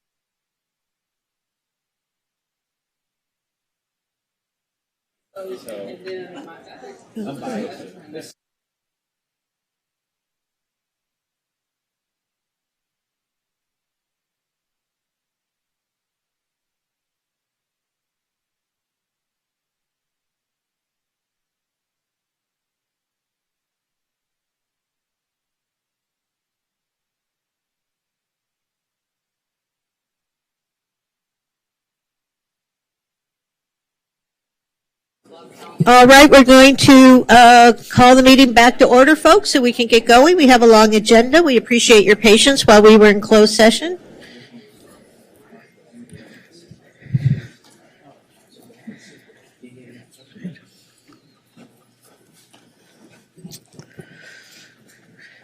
All right, I want to point out that our city attorney was remarkably prescient in predicting when we would be back, so good, good, good. And I will turn to that prescient city attorney and ask him for a report out on closed session. There is no report out from today's closed session. Both the labor item and the 531 cases were considered, but I also need to report out from a prior closed session. We have concluded a settlement in the matter of Howard and Pawlowski versus the city.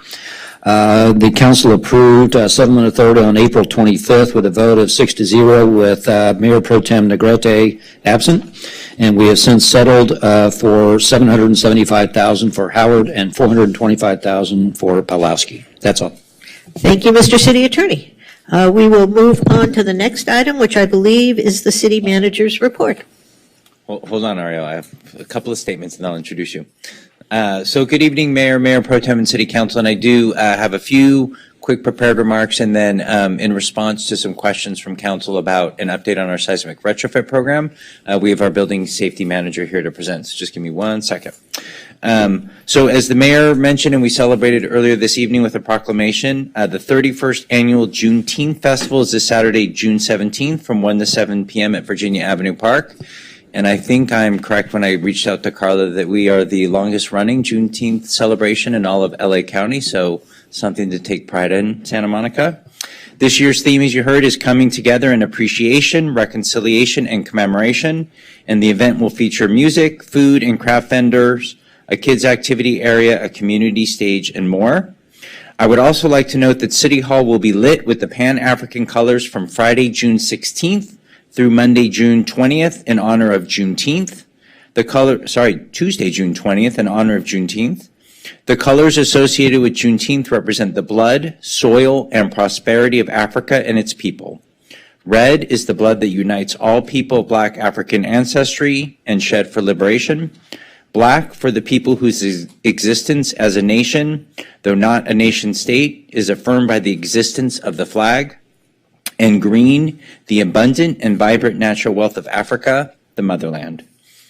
There's also going to be a wonderful Juneteenth event taking place tomorrow from 4:30 to 6:30 p.m., put on by the city's Community Affinity Group, who you heard from at a previous city council meeting, in partnership with staff from the city manager's office. This will be a panel discussion focused on Juneteenth and how Black Americans are still fighting to be emancipated, and it will take place at the Martin Luther King Jr. Auditorium at the main library.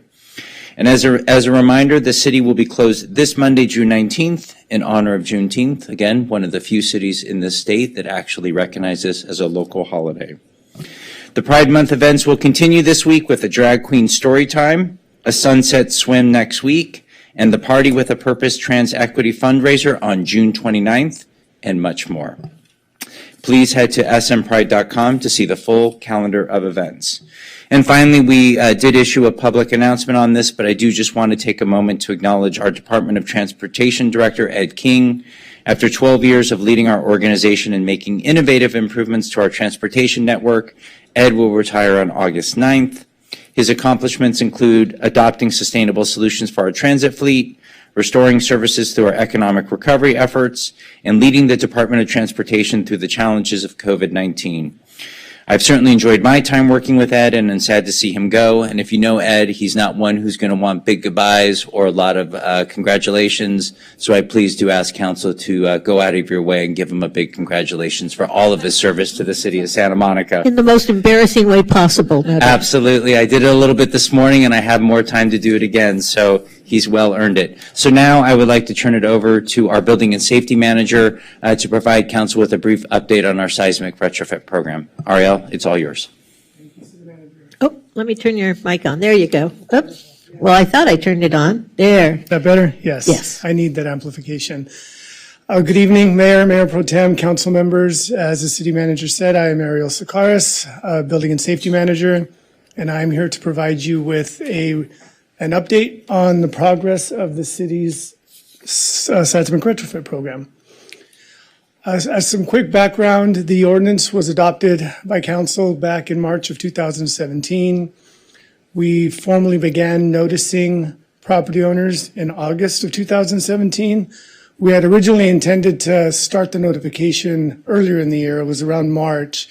And understandably, some property owners started reaching out because they were concerned they were getting notices. We had worked with a consultant and city staff in developing the list of about 2,000 properties identified of buildings that potentially needed to be retrofitted. And some property owners were reaching out saying, but I've already retrofitted my property. Why am I on the list?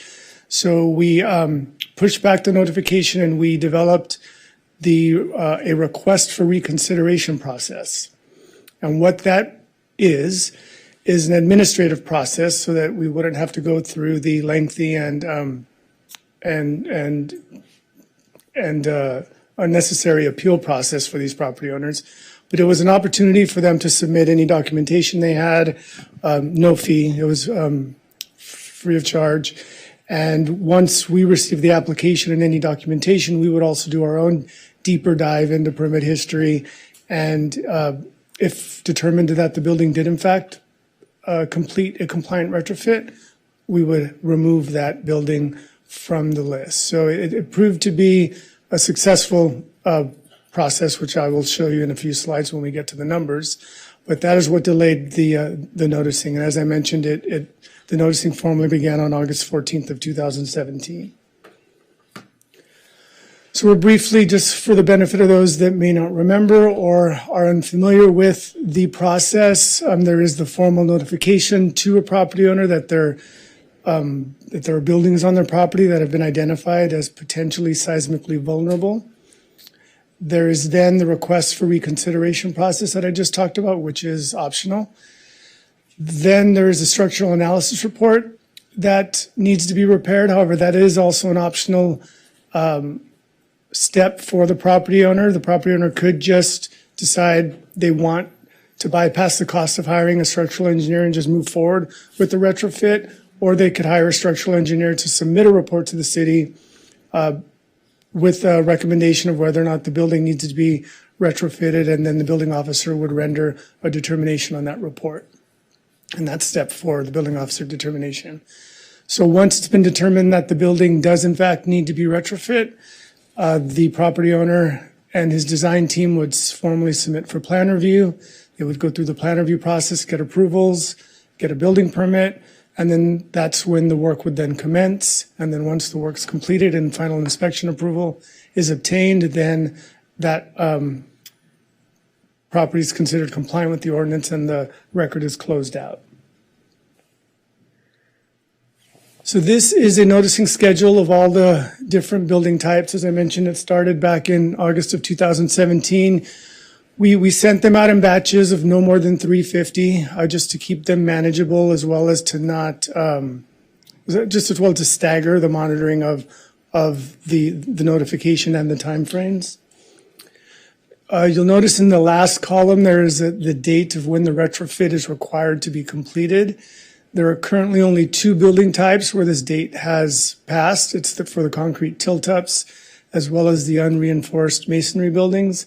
And those were both, that bank of building types was required to have the retrofit completed in August of 2020 for the tilt-ups and August of 2019 for the unreinforced masonry buildings. As I mentioned, the total inventory of identified properties was around 2,000. The large bulk of those buildings were made up of soft stories, which totaled more than 50% of that total amount. And the soft stories are due to be completed the earliest in 2025 and stretching into 2026. So this table here is an update of numbers on compliance. The two salmon rows are the building types that I just mentioned are overdue or have a required retrofit completion date that is passed. And you can see that for the tilt-ups, we've reached about a 52% completion rate. And with the unreinforced masonry buildings, we've reached an 80% completion rate. The cases that have been sent to code enforcement for further enforcement activity are the balance of the ones that haven't completed the retrofit work yet. And those numbers are shown here. And as I mentioned, just want to highlight the request for reconsideration process. You can see that we ended up removing almost 600 properties from the original list of just under 2,000.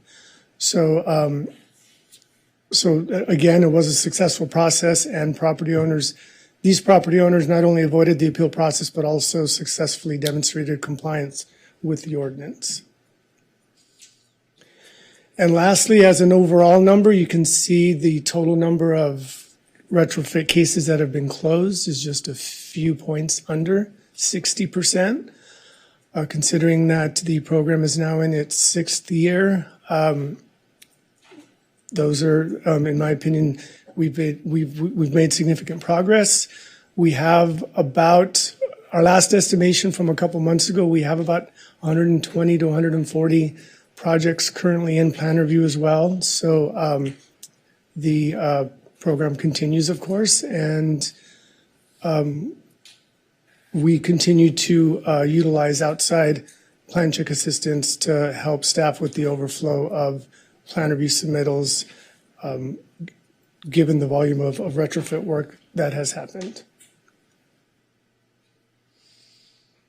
So that sums up the numbers. I'll keep it on this table for now in case council has any specific questions on what I've presented. But real briefly before finishing, for the benefit of the public, if anyone has any questions or general inquiries about the program, they can email seismic@santamonica.gov. Also, the landing page on our website, the URL is on the slide, santamonica.gov/programs/seismic-retrofit-program. We'll go ahead and go back up to the prior slide, and I'm available for any questions should council have any. Thank you, Mr. Sequeiros. Councilmember Terrosis. Okay. Hi, great to see you. And I think you might suspect that this is important to me because I was on the rent board when we put this forward here in the city. Quick question, to that point, how are you working with the rent board to incentivize or reach landlords who might not be in compliance or need to come into compliance? We haven't been working directly with the rent board, but what we have sent out a couple of reminder notices to property owners to remind them that this ordinance is in existence, but nothing directly with the rent board that we've worked on them with. Are we concerned about the low uptake numbers here? Because I would just say it seems slightly concerning to me. On which one, I'm sorry? On just in general, or is in general, but certainly I think that we have the URM that have not come into compliance, it appears. Correct. We have approximately 17 that haven't, and code enforcement has worked these cases into their workload, and they're working on actively seeking compliance from the property owners. Because it seems like their retrofit due date was the most in the past, and there's quite a few that still aren't in compliance. I think my concern is that we've seen these pretty destructive earthquakes happen recently. I think we know that this could happen here. We're on a fault line. Have we been taking like a proactive approach at looking at how we incentivize? I mean, obviously there's a carrot approach, there's a stick approach, but are we doing anything to do outreach, education, awareness, helping these folks come into compliance? Again, just other than the reminder notices and the outreach in terms of letting them know that we're here to avail ourselves of any questions or issues, that has been about it. It's difficult to obligate a property owner to come in other than through enforcement activity. Yeah, and I think another thing that I have heard and continue to hear from a lot of property owners is that this is very expensive, right? And so what sort of financial incentives can we offer? I know in other jurisdictions across the country, there was talk about low interest loans and appealing financial products to get folks to come into compliance. Is that something that we've looked at? We have discussed that, and that has come up with the rent board previously as well. It ended up not being feasible, and I'm not recalling specifically why. But basically, the city I don't remember specifics other than the city didn't end up offering these loans. We have been working with FEMA since 2017 on establishing a grant program to help property owners. Mm-hmm. We started to make progress right before the pandemic, and then things slowed down to almost a halt. We continue to have discussions with FEMA and the State Office of Emergency Services to get that program up and running. We're close. We're waiting on some final determinations from FEMA. Now, mind you, that is only going to affect about 150 soft-story buildings. Mm-hmm. So that's another opportunity for assistance. And then there's also the PACE program, which is a loan through. The Property Assessed Clean Energy Program. Yeah, I'm not a huge fan of that because there are some consumer protection issues. But the only thing I would say is that I think there might be money, and I'd have to research in the bipartisan infrastructure law around some of this. I also know that there was legislation passed in the last session at the state level to set aside $250 million to catalyze this statewide, but it wasn't funded.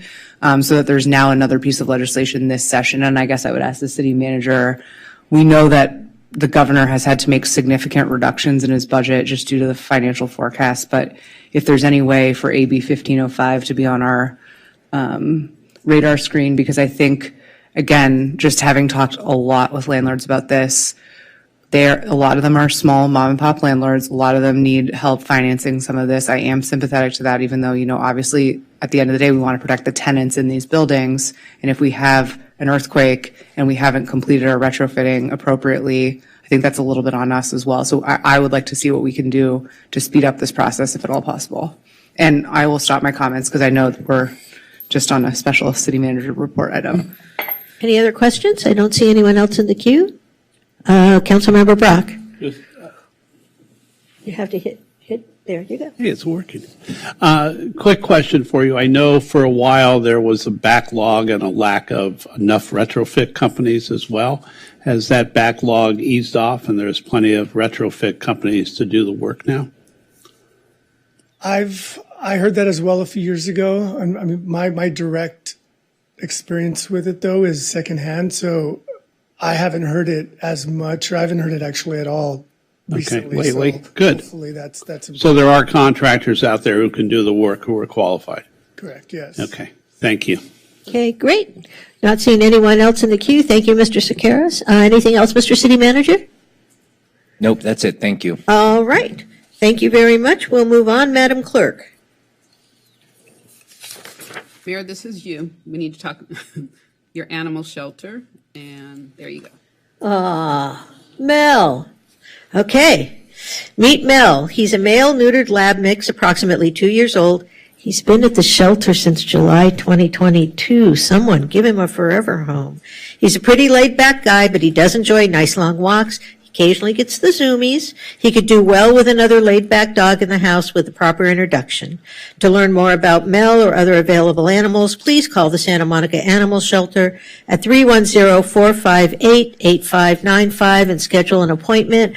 I do want to thank everyone who came out for the Santa Monica Animal Shelter Foundation fundraiser this past weekend. They got a number of pups and kitties adopted and raised money to help keep the ones who didn't get adopted in good shape. safe. And as always, I want to remind those of you who may already have furry friends at home, if you happen to use Chewy.com, there's a way for you to easily donate through their app, through their website, to the animal shelter of your choice, which I hope would be the Santa Monica Animal Shelter. Send a case of kitty food or a bag of dog food and help out the pets who are still waiting there to be adopted. But thank you all. And Mel, you're a doll. Let's get Mel adopted. All right. Next item, Madam Clerk. So now I'd like to ask the question, are there any council members that have anything to report since the last council meeting? For travel, correct? Travel, correct. Not just anything. Any other reports generally? What's going on in your life? How much time you got? Okay, not seeing any. We're going to move on, and my Tony's Chocolonely remains in my bag. All right, we will move on then. What's the next item, Madam Clerk? We have the consent calendar. All items will be considered and approved in one motion unless removed by a council member for discussion. In accordance with Charter Section 615, the adoption of all ordinances and resolutions shall be by reading of title only unless a council member present dissents. And item 3K was removed. Yeah, it's 5K. I'm sorry. You're 5K. living in the past when consent calendar items were threes. 5K was removed. All right. Okay, we did not get any advance notice of anyone wanting to pull. Is anyone coming in on the late plane here? Not seeing any, I'll entertain a motion for passage of the entire consent calendar. Oh, My apologies. I had questions. Sorry, 1 second. I don't know. I've never pulled an item before, but I was chatting with the city manager and I had wanted to ask questions about 5H, and I thought that that's why we had invited. you want to ask questions? We need to pull it. I would Yeah. like to pull 5H. All right, Thank so you. we'll pull item 5H. Sorry, I thought that was communicated in advance. My apologies. No, sorry. Other than that, I'll entertain a motion for the entire consent calendar except item 5H. I would like to, sorry, I'd like to have a brief clarification on 5L. All right, you guys, I'm reminding you all, we ask you to do this the day before so we know if we need staff here and whether we need a full council presentation or not. We're not trying to harass you, but it does help staff. Okay, so now I will entertain a motion for the entire consent calendar with the exception of 5H and 5L. So moved. All right, moved by Negretti, seconded by Torosis. Nope, you were late. You'll get the next one. May we have a roll call vote, Madam Clerk? You guys can vote. Councilmember Torosis? Yes. Councilmember Negrete? I'm sorry, Mayor Pro Tem Negrete? Yes. Councilmember Brock? Yes. Councilmember Parra? Yes. Councilmember Swick? Yes. And Mayor Davis? Yes, that oops. Yep, the button's acting up a little bit. That passes 6-0 of all the council members present. All right. 5H is approval of the Pier Corp fiscal year 2022-23 budget and work plan. And that was pulled by Councilmember Torosis. All right, and I think we have folks from the Pier here. Do you have questions for them? I do. I don't need a full staff report, and apologies for making you come out here. Okay, so quick question. I think, obviously these are on the consent calendar, but we're approving a budget, and I think that it's important that we talk about it. The budget has a shortfall this year, and last year's budget was also projected to have a shortfall, although greater revenues than anticipated ultimately prevented that shortfall. So what steps is the Pier Corporation taking to improve revenue generation opportunities? Let me introduce Executive Director Jim Harris, who prepared the budget for the Pier Corp. Thank you. Appreciate it. Hi, Jim. Welcome, Mr. Harris. Thank you, Mayor, Mayor Pro Tem, council members. I'm happy to answer any questions that you have about our budget. I think the question was about what are we doing to increase revenues at the Pier, is that Right, correct? since we have a budget shortfall projected, and there was one projected last year. Yeah. Yes, so this year we are taking extra steps. For many years, the Pier Corporation has relied on a city grant, which understandably has been cut over the years, and also our ability to rent out the property, the Pier parking deck, the merry-go-round building for events, and to have promotions and filming on the Pier. And those have been doing well to a degree, flexible. Sometimes filming's great, sometimes it's not. We know that we need to find other forms of revenue. This year we actually by surprise, were awarded a generous donation from somebody who was involved with the Piers past. So we're going to turn our focus toward that, to reaching out for more donations, because we feel that people love the Pier to a degree, and we're a nonprofit, so it's tax deductible. Also, we are going to create unique and special merchandise items. And so in doing that, we know that we need to build up inventory. And so that's part of why we're looking at a possible deficit. Among those is a second edition of the Pier History book, which we are investing in. We've already invested some in, and we will invest more for the inventory for that. And that's a hard inventory that we have to keep for some time. And then finally, in our work plan, we have a 3 to 5 year future, working on our 3 to 5 year future planning with a 10-year North Star. And for that, we're going to hire a consultant. And so we know that we're in good standing and that we're going to have another good year. We are very confident in that. I've already seen our bookings for the next year for the Pier parking deck alone. It's going to be another very good year. We are going to be taking these other steps and investing towards these other steps to make sure that we are on solid ground for the future. And are you planning on doing anything either in conjunction with the city manager's office or not around strategic partnerships beyond just philanthropic donations? Like, how are we engaging in strategic partnerships to potentially bring revenue? That is something that my board of directors is very interested in reaching out to the city manager's office for.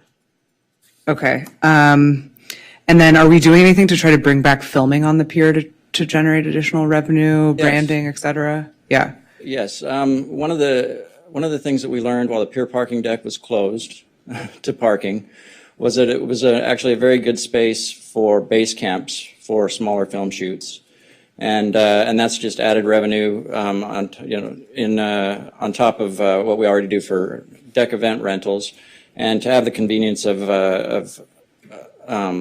these base camps for filming is really special. Filming is starting to pick up again. Last fall and last winter, it was surprisingly terrible. And if you look at our budget numbers, you can see that we had a shortfall there. Fortunately, as I mentioned, we had a very good year with events and with merry-go-round rentals to make up for that shortfall.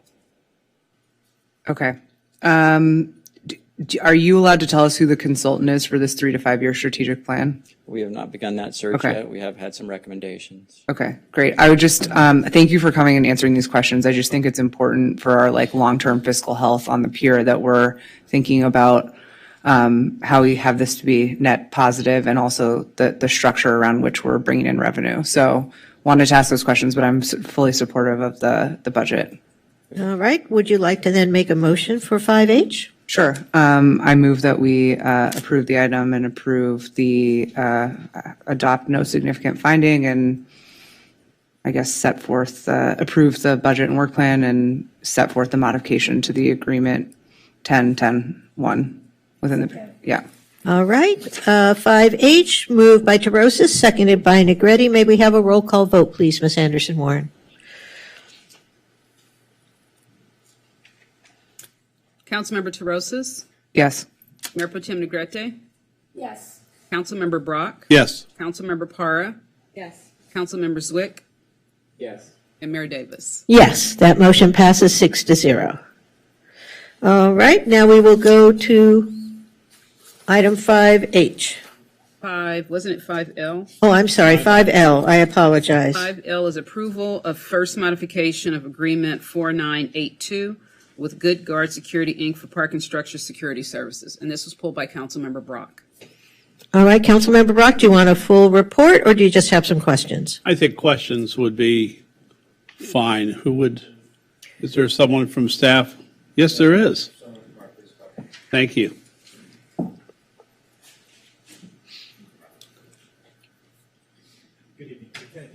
Oh, sorry, there, your mic's on. Good evening, Lieutenant DeAndrea. So questions for you. I know we went through a variety of security services over the last 3 years, and I'd like to know if this security company, this guard company, how they're doing. And we heard from a member of the public earlier tonight that said that the elevators were still filled with homeless people, the stairways were terrible, etc. When I've gone through the parking structures in the evening, I'm really impressed. I walked 5 floors of structure 5 one night, and a good guard was in the stairwell. The lighting was drastically improved, and it looked great. So I wanted to sort of see how you feel about the improved security, if they're improved, and where we are now, and and how far along are we to where we want to be, or are we there? It's been a drastic change since from Allied Security to Good Guard Security, and I'm not going to say Allied Security didn't do a good job, but there was only 2 of them, and they did the best they could with what they did. But they needed a lot of oversight from the police department to help direct their resources. What is pretty awesome about Good Guard is they come with a supervisor, so there's 3 guards plus a supervisor. They're very flexible in their hours, and they adjust to the crime situation and the calls for services as we provide it. They've also been very engaged with the help team, with the city help meetings that go along with homelessness, so they're involved in that engagement. They walk the structures with us, with DTSM, block by block. Once a month, we go through all the structures in detail and we look for problems. They also make us aware of maintenance issues, lighting, electricity, if there's outlets that need to be replaced that are being used to charge phones or things like that. They point that stuff out to us, and we get it to the appropriate entity, whether it be SB Plus, DOT, or block by block. So that's why you're seeing better lighting. We're noticing all those maintenance issues, which is making a difference. So you have 3 guards and a essentially 4 people on at night, right? Is that enough? Are they able to fully take care of the library, the downtown parking structures? And I think there was one thing I'm missing. The proposal was optimal for 6. However, in talking with staff, that was what was affordable, was the 4. And it seems to be doing really well. I think 2 more Good Guard security officers would make a big difference. We had to adjust the calendar or adjust their start times. They all started at 9 p.m., which got them off at 5 a.m. previously, but we adjusted it from 9 and at 11 o'clock. So the 11 p.m. start time is just focusing on the Ken Edwards Center and the library, which is helping with the early morning issues significantly. So that made a big difference. So I wanted to ask, when the gentleman came forward and said, my God, the elevators are full of people, I know that's the way it was 2.5 years ago. Are we improved? Significantly improved. We have a 48% decrease in calls for services during the time that Good Guard's on duty, and a 60% decrease in burglary to motor vehicles from that same time frame. And as compared to this time frame this year to what Good Guard is and the year prior to 2021. So we've had a decrease in just comparing the 2 different years in this time frame. But 6 guards would make more of a difference, or would it really, in terms of coverage? I guess what I'm asking is the contract adequate, or does it really need to be retooled to the original estimate of 6? My opinion, I think 6 is the optimal. 4 is working, but the quality of these 4 is really good. Like, we've had the same 4 guards, same supervisor since we started with Good Guard, so they've really gotten to know the property, and it makes a difference. I don't want to be speaking out of turn as far as asking for more. Originally, and I'm not asking to. I'm just asking. I know you were the downtown supervisor for a long time. The more, the merrier. Obviously, I think we'd be able to do more in the alleys and on the promenade itself, as far as the presidents, and we'd be able to possibly stagger a start time, maybe a midnight start time or a 1 a.m. start time that would take it more into the mid-morning, which would help for that overlap.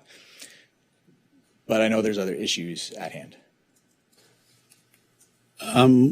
City Manager White, question for you on that. What would have been the cost of the extra 2 for the next, let's say, through December 31st? So as a trial for 6 months to have 6 instead of 4. So given that this question just came up on the fly, I've had no time to actually do due diligence on it, so I can't provide that information to you, and I wouldn't feel good making up a number at the middle of a council meeting, so I need time to look it up. Thin air. What,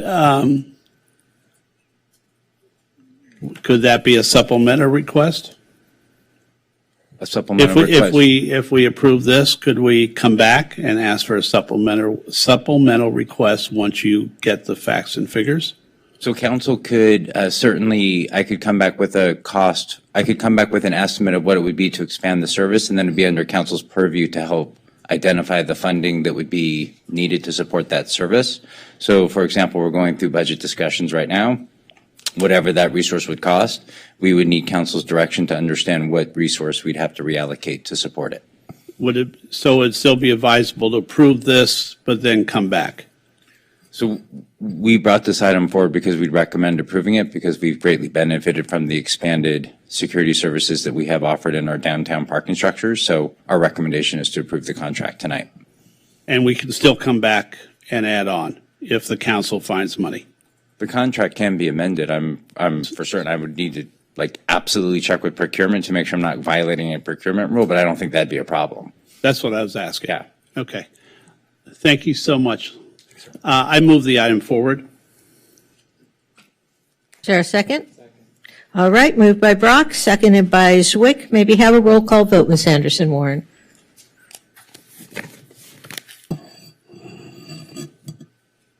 Councilmember Zwick? Yes. Councilmember Para? Yes. Councilmember Brock? Yes.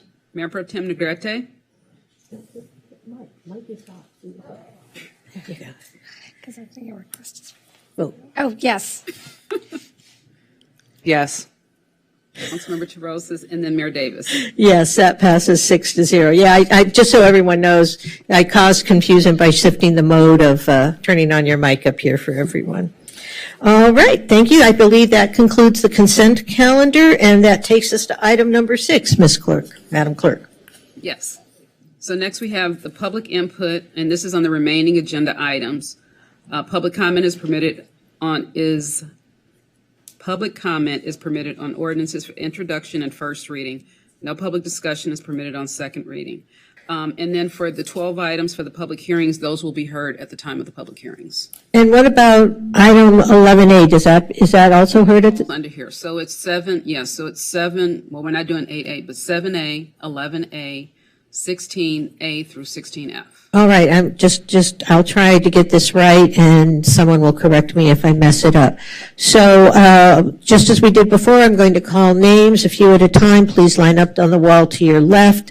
When you come up to speak, because people are speaking on different items, not only state your name, but the item on which you are speaking. And if anyone has donated time to you, please let us know that right away. So one, we can identify who that person is, and two, give you the correct amount of time to speak. So I'm going to call the first few names: Donald Harlan, Zoe Moutanir, Brian Wright, and Howard, and it looks like Kume, and if that is not correct, I apologize sincerely. Keum, in case I totally butchered it.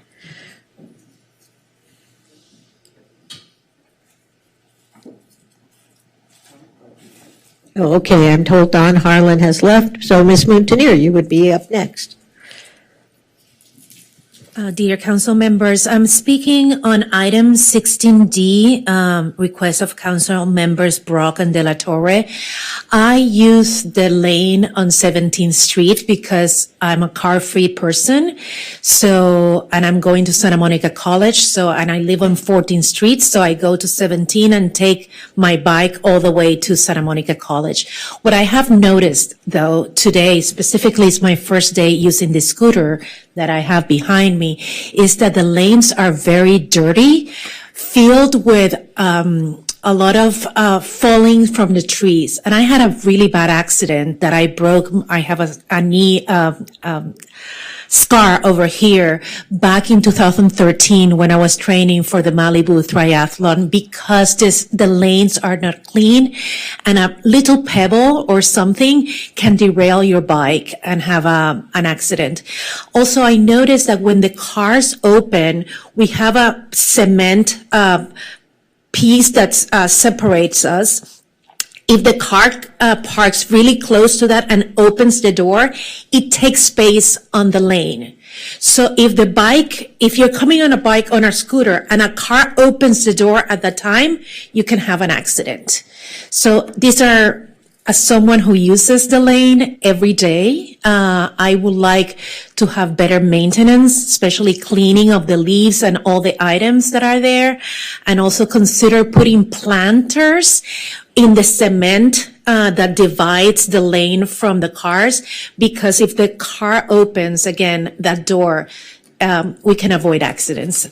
Thank you very much. And thank you for also the behavioral health future, because it's Brain Awareness Month in June. So we need more awareness of mental health and brain awareness. So thank you. Thank you, Ms. Montanier. Brian Wright. Brian Wright. Okay, no takers. Are you Mr., and I apologize, Kuhn? Kuhn, yeah. Okay. All right. Can you let us know which item you're speaking on? 7A, adult use cannabis. All right. Thank you, City Council members and staff. I am a manager and part owner of CBC Compassion, doing business as local cannabis located at 925 Wilshire. We are the first operational cannabis dispensary in Santa Monica. The citizens of Santa Monica voted in favor of having access to cannabis and taxing adult use at 3%. However, the current ordinance, which was created in 2016, is outdated and aligned with the old California medical-only regulations. Since then, the rest of the state converted to adult use. In 2018, Santa Monica has remained medical-only. Let's consider some hard facts. In 2022, only 1 in 12,000 Californians obtain a medical recommendation. As a medical-only store, we have observed that 90% of our customers walk out due to the time-consuming and costly burden of getting a medical recommendation, despite our coupon and heavy discount offers. We're essentially forcing people to get a medical recommendation to be able to go into the store so they don't have to travel to Venice, West LA, and Brentwood. By remaining medical-only, while the rest of California is adult use, Santa Monica has effectively imposed a de facto ban on cannabis again, contradicting the desires of its citizens. This situation results in our own Santa Monica stores being burned, while other neighboring cities and delivery services benefit from our tax dollars and revenues. We urge you to allow us to convert to adult use immediately, aligning Santa Monica with the same regulations as the rest of California. This will provide an opportunity for Santa Monica to collect a 3% tax on recreational sales, recapture sales that our neighbors are taking from us. I have heard many public speakers emphasize the importance of improving public safety, which requires funding. However, by giving away tax dollars and revenues to neighboring areas, we are hindering our ability to address public safety issues. Let's rectify this situation promptly. Now, regarding the allowance of additional retailers, let the data guide our facts. Last week, we've only had 10 customers on average per day. There's no reason after this to, there's already significant competition in Santa Monica with over 30 delivery services and over 100 stores nearby that benefit from our sales. Let the data dictate whether we need to have additional stores. In response to question number 2, let us get this. All right. Thank you, sir. Thank you. All right. Again, people who are here speaking on 11A, 12A, and 12B, that will actually be part of that actual hearing, because those are required public hearings. So we're going to move on. Megan Odson and Lauren Akmeva.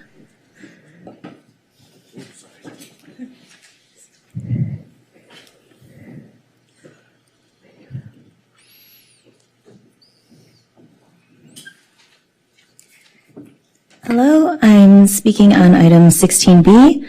I want to thank Mayor Davis and Council Members Terosis and Zwick for your motion to draft an ordinance that will improve public safety by way of gun violence prevention. The safety measures proposed tonight are common sense and low risk, as they have already been successfully implemented by other municipalities. Strengthening security and storage requirements for firearm retailers will increase the safety of the community at large and also the business workers and patrons of the gun retailers. Prohibiting firearms and ammunition businesses from operating in close proximity to sensitive receptors such as schools, parks, and playgrounds will bring peace of mind to students, families, and residents while reducing the likelihood such locations are the site of the next mass shooting. There is precedence for this distance separation ordinance in many other jurisdictions, including nearby Culver City, West Hollywood, and Redondo Beach, and it's currently in process with unincorporated LA County. Lastly, there have been over 700 unintentional shootings so far in America this year, and there are 4 million children living in homes with unsecured firearms.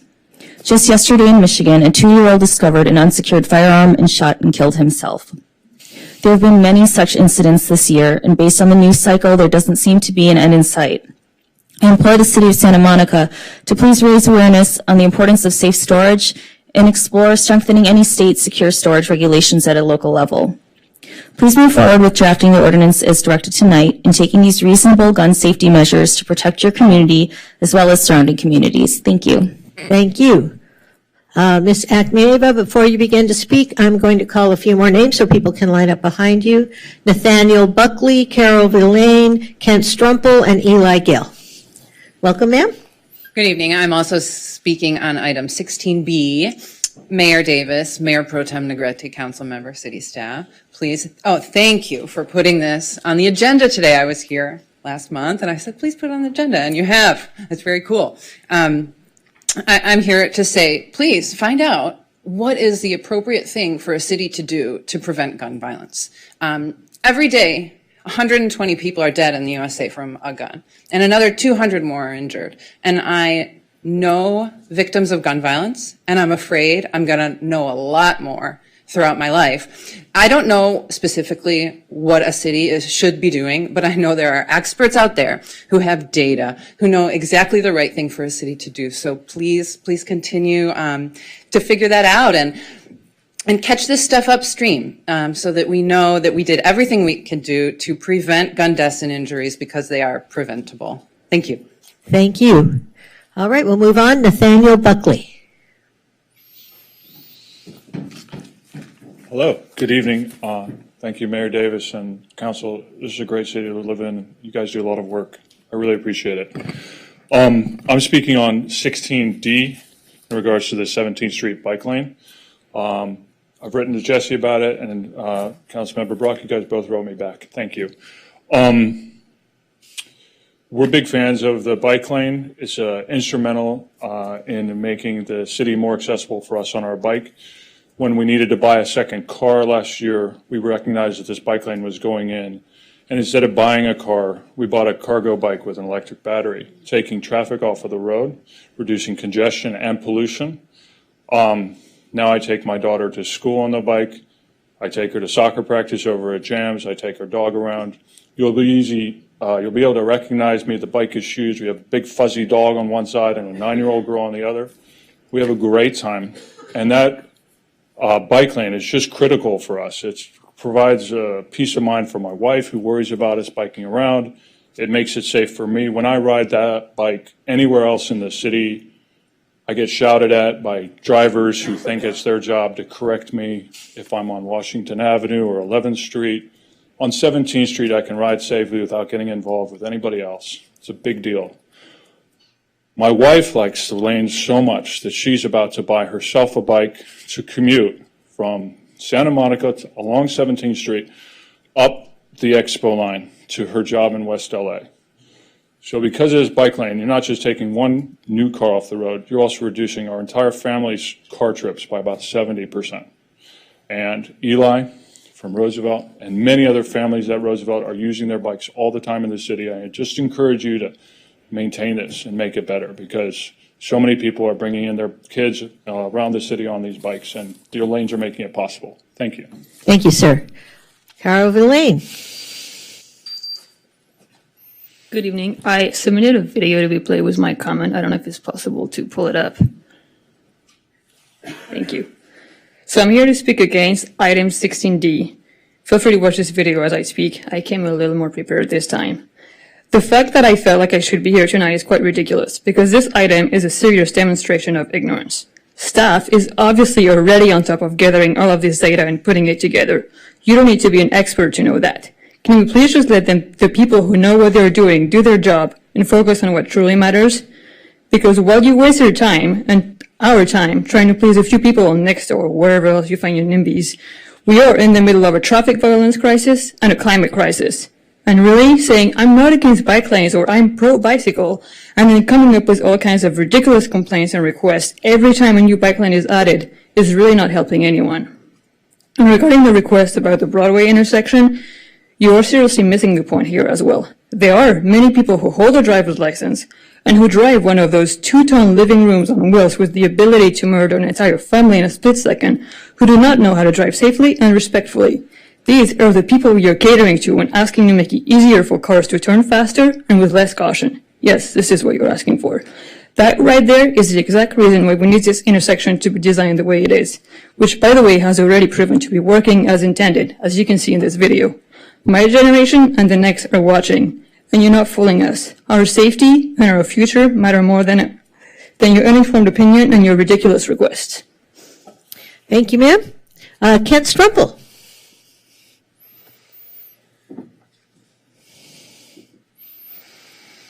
Good evening, council members. Kent Struppel, Pico Neighborhood. I'm here to speak in support of the 17th Street bikeway infrastructure as currently designed, which I think would be opposed to the recommendation for reevaluating it. I ride my bike all around Santa Monica. I've done this for years.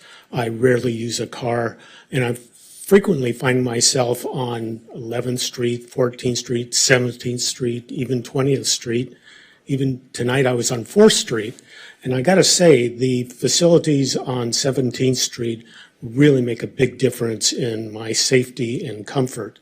And I think this is especially important for attracting more people to ride their bikes in our city. I understand that there's some objections to the design, but this is not a off-the-wall configuration. The protected intersections with the small islands are being used in cities all over, and they're doing their job. They're slowing down cars, making it safer for the cyclists. And so I think we need to let them work, give people a chance to understand how they work. I mean, we had the same problem with the traffic circles when they were first introduced. People were going around them backwards and stuff, and now they're just part of the landscape. So I want to see us stick with the plan, and I think it's especially important to recognize that these lanes aren't going to really pay off until we have a fully built out citywide network of safe, protected, inviting bikeway facilities that will attract a lot more people to using their bikes and benefiting our community, which will last long beyond the painful transition. Thank you, Mr. Strumpel. Eli Gill. Hi, good evening, everybody. My name is Eli Gill. I'm a person who walks, a person who bikes, and a person who drives in this city. I'm talking about item 16D. I am against the motion as I feel that the 17th Street bike lane is an absolute success. It's only been open a few weeks, and it is the most comfortable lane in the city. I love riding in it. I love taking my kids in it. I ride my kids all over town. Pretty much if it's less than 3 miles, I'm on a bike. I'm one less car on the road. We need more bike lanes like it, and we don't need to get in city staff's way when they're working on putting all the next lanes that are already planned in place. The intersection works as designed. It slows cars down. Cars need to slow down to pay attention to the other users of the road. It's safer for people walking and safer for people biking, and I really appreciate it. And I want to thank council for all of the hard work on getting that put in and put more lanes in, and we're going to be great. Thank you. Thank you, sir. All right. Ms. Anderson-Warren, I believe that concludes all the public comment under 6 for the non-public hearing items. Is that correct? That is correct. All right. So we will now, just to remind everyone, we did some agenda management rearrangement at the beginning of the meeting. So we are not going to do the cannabis study session right now. We're going to do that after we do the public hearing so we can get through those and hear from the members of the public who are here for those. So I think that takes us to item 11A. Is that correct? That is correct. All right. I'm keeping up so far. So 11A is certification of circulated final impact, environmental impact report, environmental assessment for the bridge, for the Pier Bridge Replacement Project, and authorization to proceed with final design and bidding documents. And do you have a presentation? I do. Okay.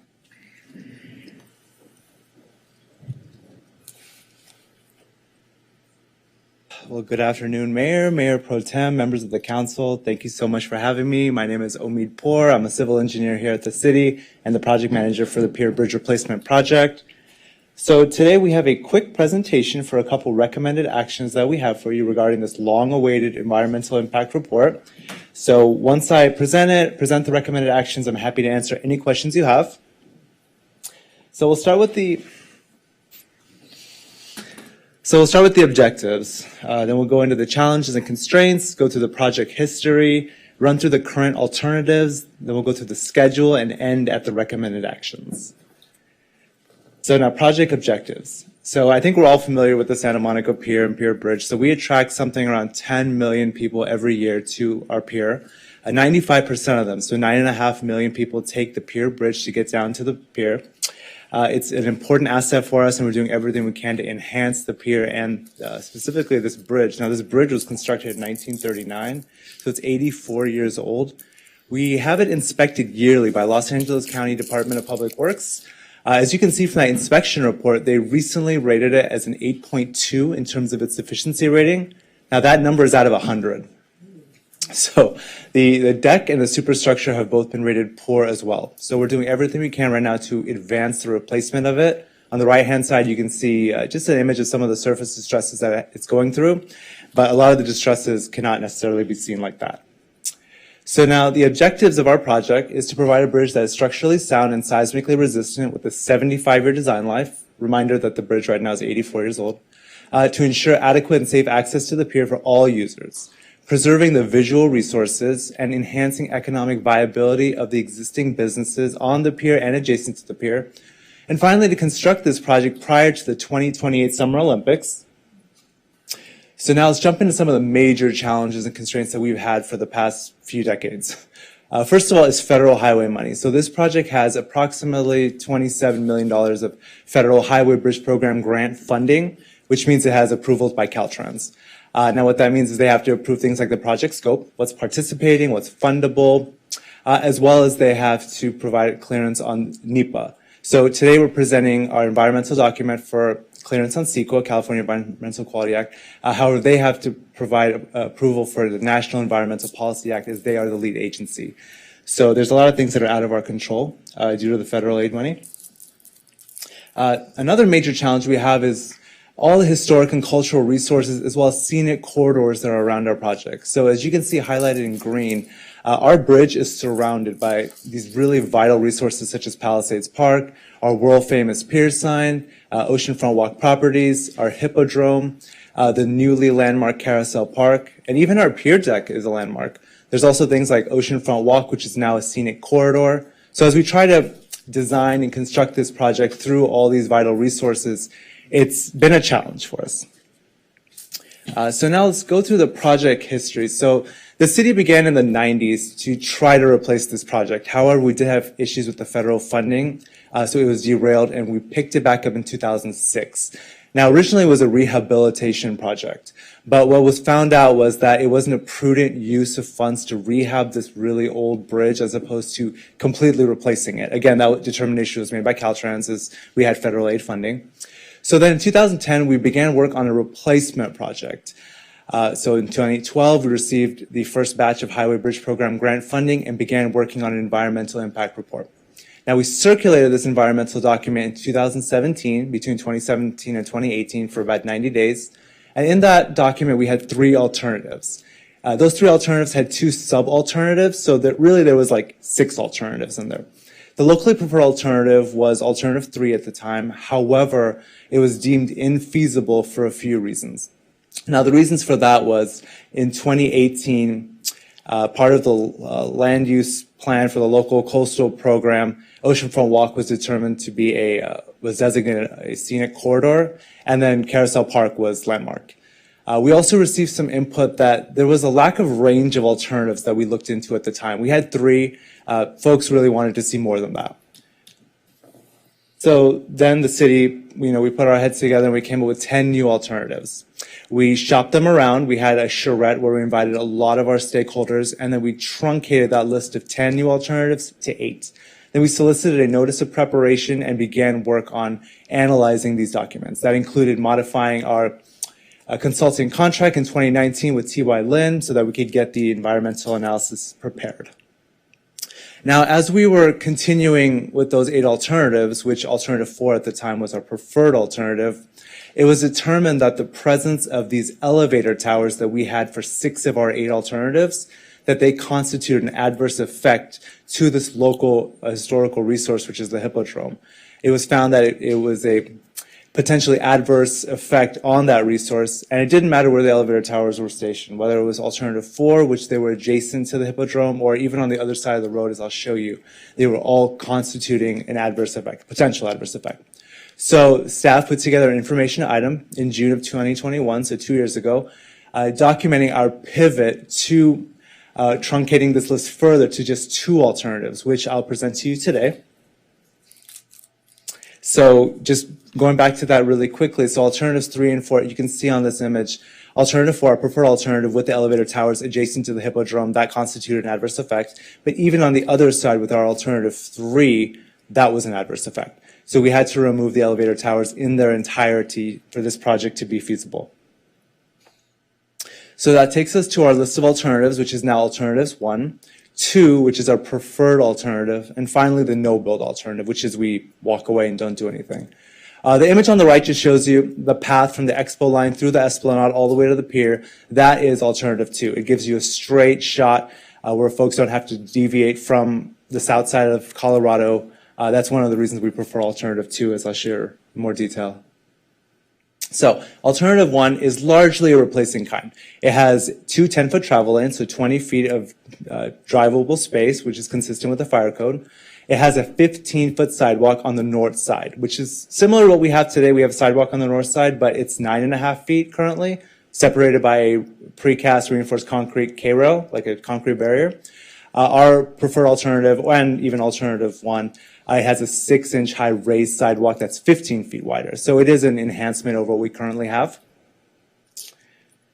This is a view looking up, again, largely the same as what we have now. Now it's important to note the south side, that barrier that's on the south, on the right-hand side of the screen, that will stay roughly where it is today. The expansion of the bridge on both alternatives is to the north.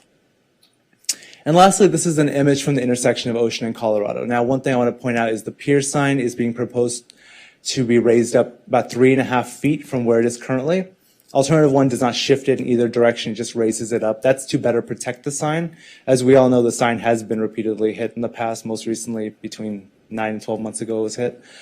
Now, I just want to pause here before I go into alternative 2 to share why we prefer alternative 2. As you can see here, the sidewalk does tend to pinch on the north side because we have to transfer the traffic that's going west on Colorado. So there's a choke point there. Also, the traffic jogs from the south on the Esplanade. We have a 20-foot wide, very new Esplanade that would now have to, people would scramble across to the other side. So these are a couple things you can see on this image. Now going to alternative 2. This is our preferred one where we have a 15-foot sidewalk on the south side. This is the image looking up. I'll pause here for a second to share a few more benefits of this alternative, which is there's 2 major benefits. One is one of the objectives that we've had for this project and feedback that we received from numerous stakeholders is that we want to activate the south side of the pier a lot better than it's currently activated. People right now walk right by the Hippodrome in those first few businesses and they never set foot over there. That was something that was really vital to some of our stakeholders to really put foot traffic in front of there. From another standpoint was from an engineering standpoint, we really reduce the potential conflict between pedestrians and vehicles by keeping them on the south side. So they're on the pier without having to interface with vehicles who are taking the left into the parking lot. Lastly, alternative 2, so this is a rendering from the intersection again. We are proposing raising the sign around 3.5 feet again, as well as shifting it 10 feet to the north. Now, there's a few benefits here. One is it better aligns with Colorado. So if you go out and stand over there and take a look down, as I did today, you'll notice the pier sign is actually to the left a little bit. This better aligns with Colorado. It also keeps traffic on the south side, pedestrian traffic on the south side along the Esplanade through the new sidewalk. And vehicles don't have to jog anymore. They just go straight across without that pinch point that existed in alternative 1. So now we'll go into our schedule for the project. So we circulated the draft document back in September of 2022, and now we're presenting the final EIR for certification. If City Council certifies the document, we will then be allowed to begin final bridge design for this project. In 2025, we plan on advertising, awarding, and beginning construction of it. We're looking at a little under 2 years for construction, so we'll complete construction in 2027 in advance of our 2028 Summer Olympics, which is an objective for the project and something that's very, very important to staff. So today, staff recommends that City Council, number 1, adopt a resolution certifying the recirculated final environmental impact report, as well as adopting the mitigation monitoring and reporting program for the project. And secondly, to approve the preferred alternative design, which is alternative 2, described in this document, and authorize staff to begin to proceed with final design and development of bidding documents as recommended in this document. So with that, that's all I have. I'm happy to answer any questions you have. All right, do we have any questions from council members? Council Member Swick. Hi, thank you so much for that. This has been a long process, and I'm catching up to speed on most of it, but I'm happy we're near the finish line. Please forgive a few questions for someone that hasn't been working on it for 8 years. You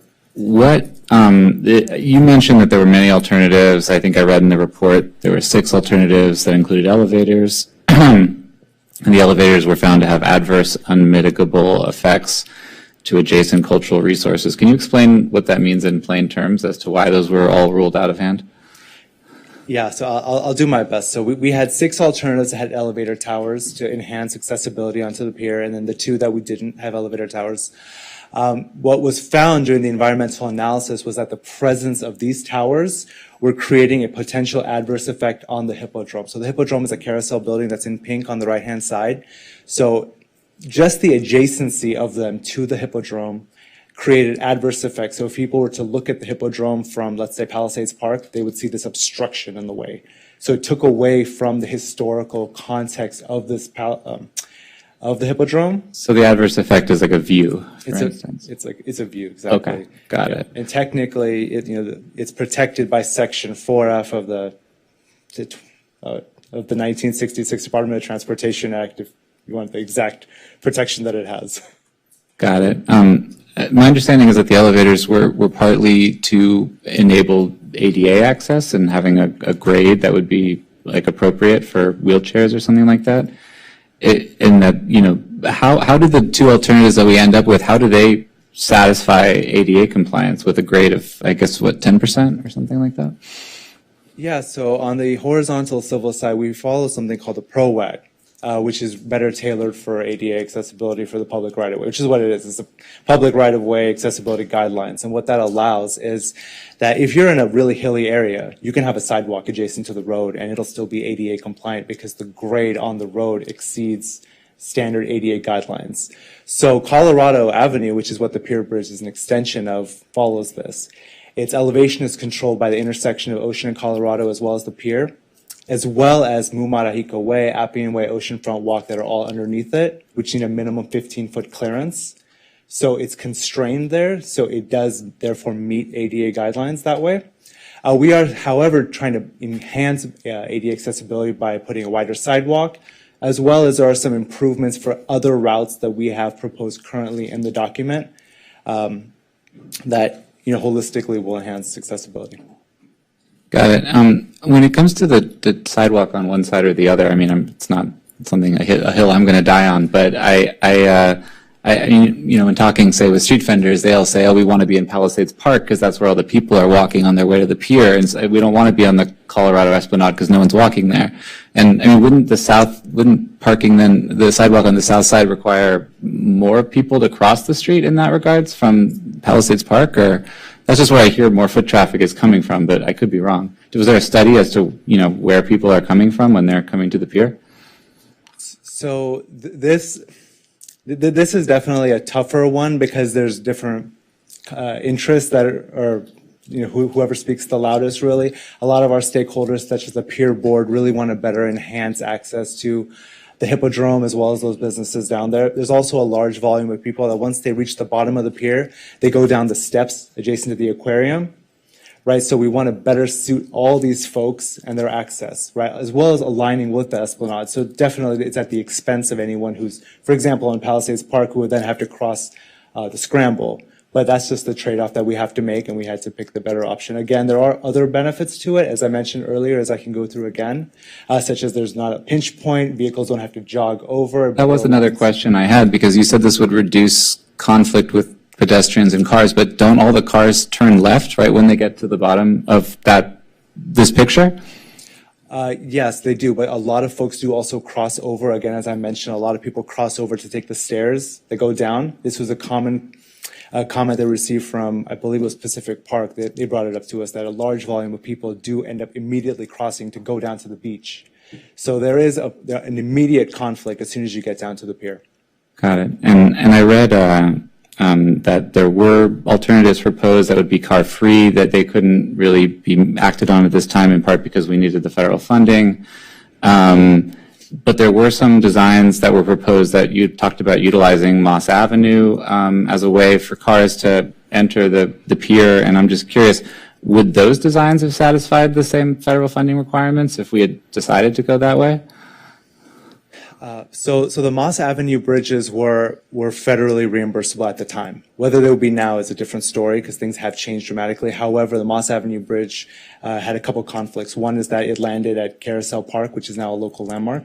So we can't do that because it completely reconfigured Carousel Park. Secondly, it was another encumbrance on Oceanfront Walk, the scenic corridor that's now established there. So because of those two reasons, we did have to eliminate that option. Okay, thanks so much. All right, Mayor Pro Tem Negrete.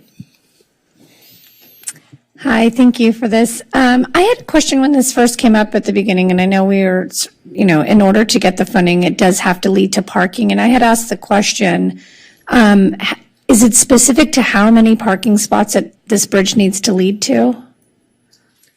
In terms of the highway bridge participation? Yeah, I'm asking because at some point in time, I wonder if we just have the bridge for deliveries and special access, and it's really just geared towards pedestrians. And I just wondered if there was a specific requirement to what type of parking or a certain amount of parking spaces that is required to have the bridge. So yeah, this has been brought up repeatedly in the past, and I must confess that my colleagues may be better able to answer that. No requirement. It just has to be a road. You may have stumped the stars. I know I asked that question a while back, and they were saying they were looking into it. Good evening, Mayor, Mayor Pro Tem and Council. My name is Curtis Castle. I'm with Engineer with Public Works. So we can look into this further and report back when we're at the construction phase, and I'm speaking a bit from memory here, like generally what we've been told through Caltrans is that to receive the federal funding, it has to have public access for vehicles. So special access, which would just be deliveries and emergency vehicles, wouldn't really be public access. But access to public parking does meet this requirement. So therefore we can use the federal funding. Is it specific to public parking, or could it be for, I don't know, employee parking or ADA requirements? Handicap parking? I'd have to look into the specifics more. Okay. Hold on, I just know it's generally public. So I think, the way we're interpreting now and to this point has been for community access. So not just deliveries, emergency vehicles, or, city employees. Okay. And I only ask because I really think it's so dangerous having cars and people on that bridge to begin with, especially if you're enjoying cocktails on the pier and then coming back up while people are walking.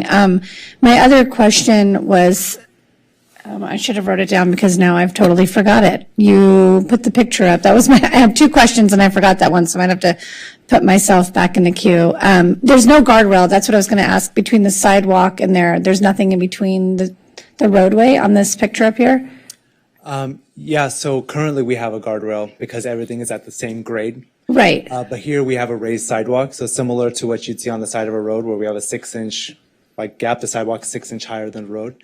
So we would not need a guardrail currently. But in the other photos, I thought it was also raised, but you have So it's raised in all of these renderings. It's just hard to see because they're renderings. Mm-hmm. So it's raised in every single alternative here. But the other ones seem to have like a cement guard in between, or maybe, I don't know what it was, that's what it looked like.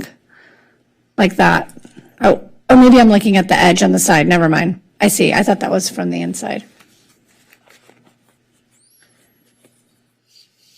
Yeah, so there is, for alternative one, a railing that maybe, are you thinking this right here? Yeah, forget it. I see that that's on, it's the edge of the, the pier. I know what my other question was. You have it set to go out for 2025. I was just wondering why such a long gap between now? I mean, it just seems like such a short time period to get it done before the Olympics. Like, why isn't it going out in 2024?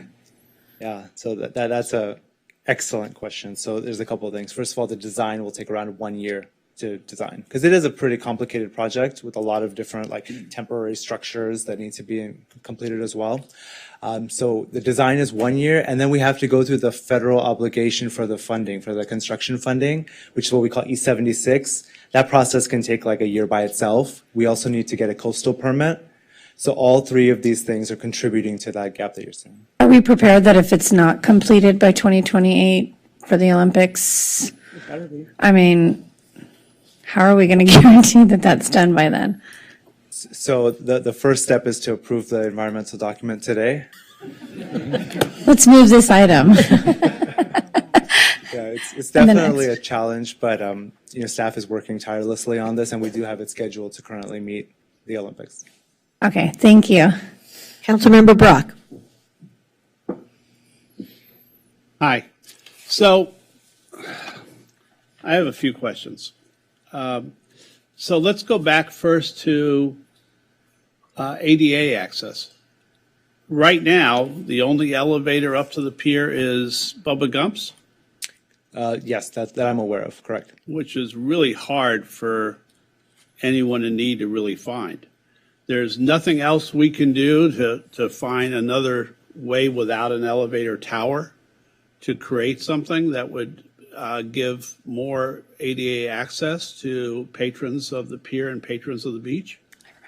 So we have need to be a 3-story tower, 4-story tower, or whatever it is. So we have numerous ways currently. So the bridge is considered ADA accessible due to it being the same slope as the road.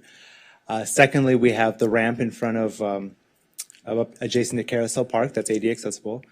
You can also drive onto the pier park, and then that's ADA accessible. So there are numerous paths right now. Now, in terms of enhancements with this project, we have looked at every single alternative, and the best alternative was the elevator towers that for the specific type of enhancement that you're looking for, and it was found to be an adverse effect and not possible. So we did spend years earnestly looking into it, but it was not doable at all. Are we changing the ramps at the bottom if we use the south entrance?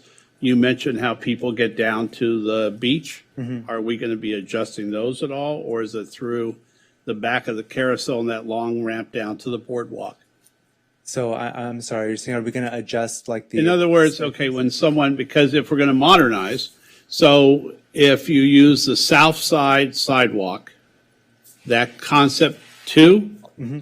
if you use concept 2 and you get to the bottom of the ramp and you turn left to go toward the beach, then if I recall now, you then have to go south to a circular way down through ADA access. Is there another way to make it so that you could go turn left, go north, go east rather, and then have a way to go down the ramp to the north side of the beach as well? There is not one as part of this project, but it is something that we could look into for a separate project. Yeah, because it would make sense. We're funneling.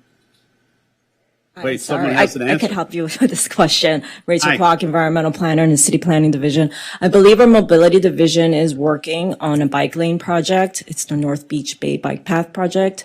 That would do exactly as you're saying. I don't have the specifics, apologies, but I do know it's something to that effect. Understand what I'm asking? Yes. Okay. And since she just mentioned bicycles, we're anticipating on the sidewalk, whether it's on the north or south side, that bicycles, skateboards, etc., rollerblades, whatever, scooters will also use that sidewalk ramp? Or do they have a separate approach I'm not seeing on there? So the paths are Class 3 bike lanes like they currently are. So people would ride on the same 20-foot travel lanes as they currently do. So they'd ride on the street portion, not the sidewalk. Correct. Hopefully. Yeah, theoretically, yes. Because I know was it LA County, we're one of the few cities that doesn't let you ride on sidewalks. And I noticed that LA County this past week erased that law, and bicyclists can now ride on their sidewalks in LA County. So I know we've always had a conflict between LA City and Santa Monica because people live in LA, think you can ride on the sidewalks because we don't necessarily have clear signage at our city's entrances. Okay, so we're going to assume that they will ride on the street. Okay. If you can go to the alternative 2, next, yeah, there you go.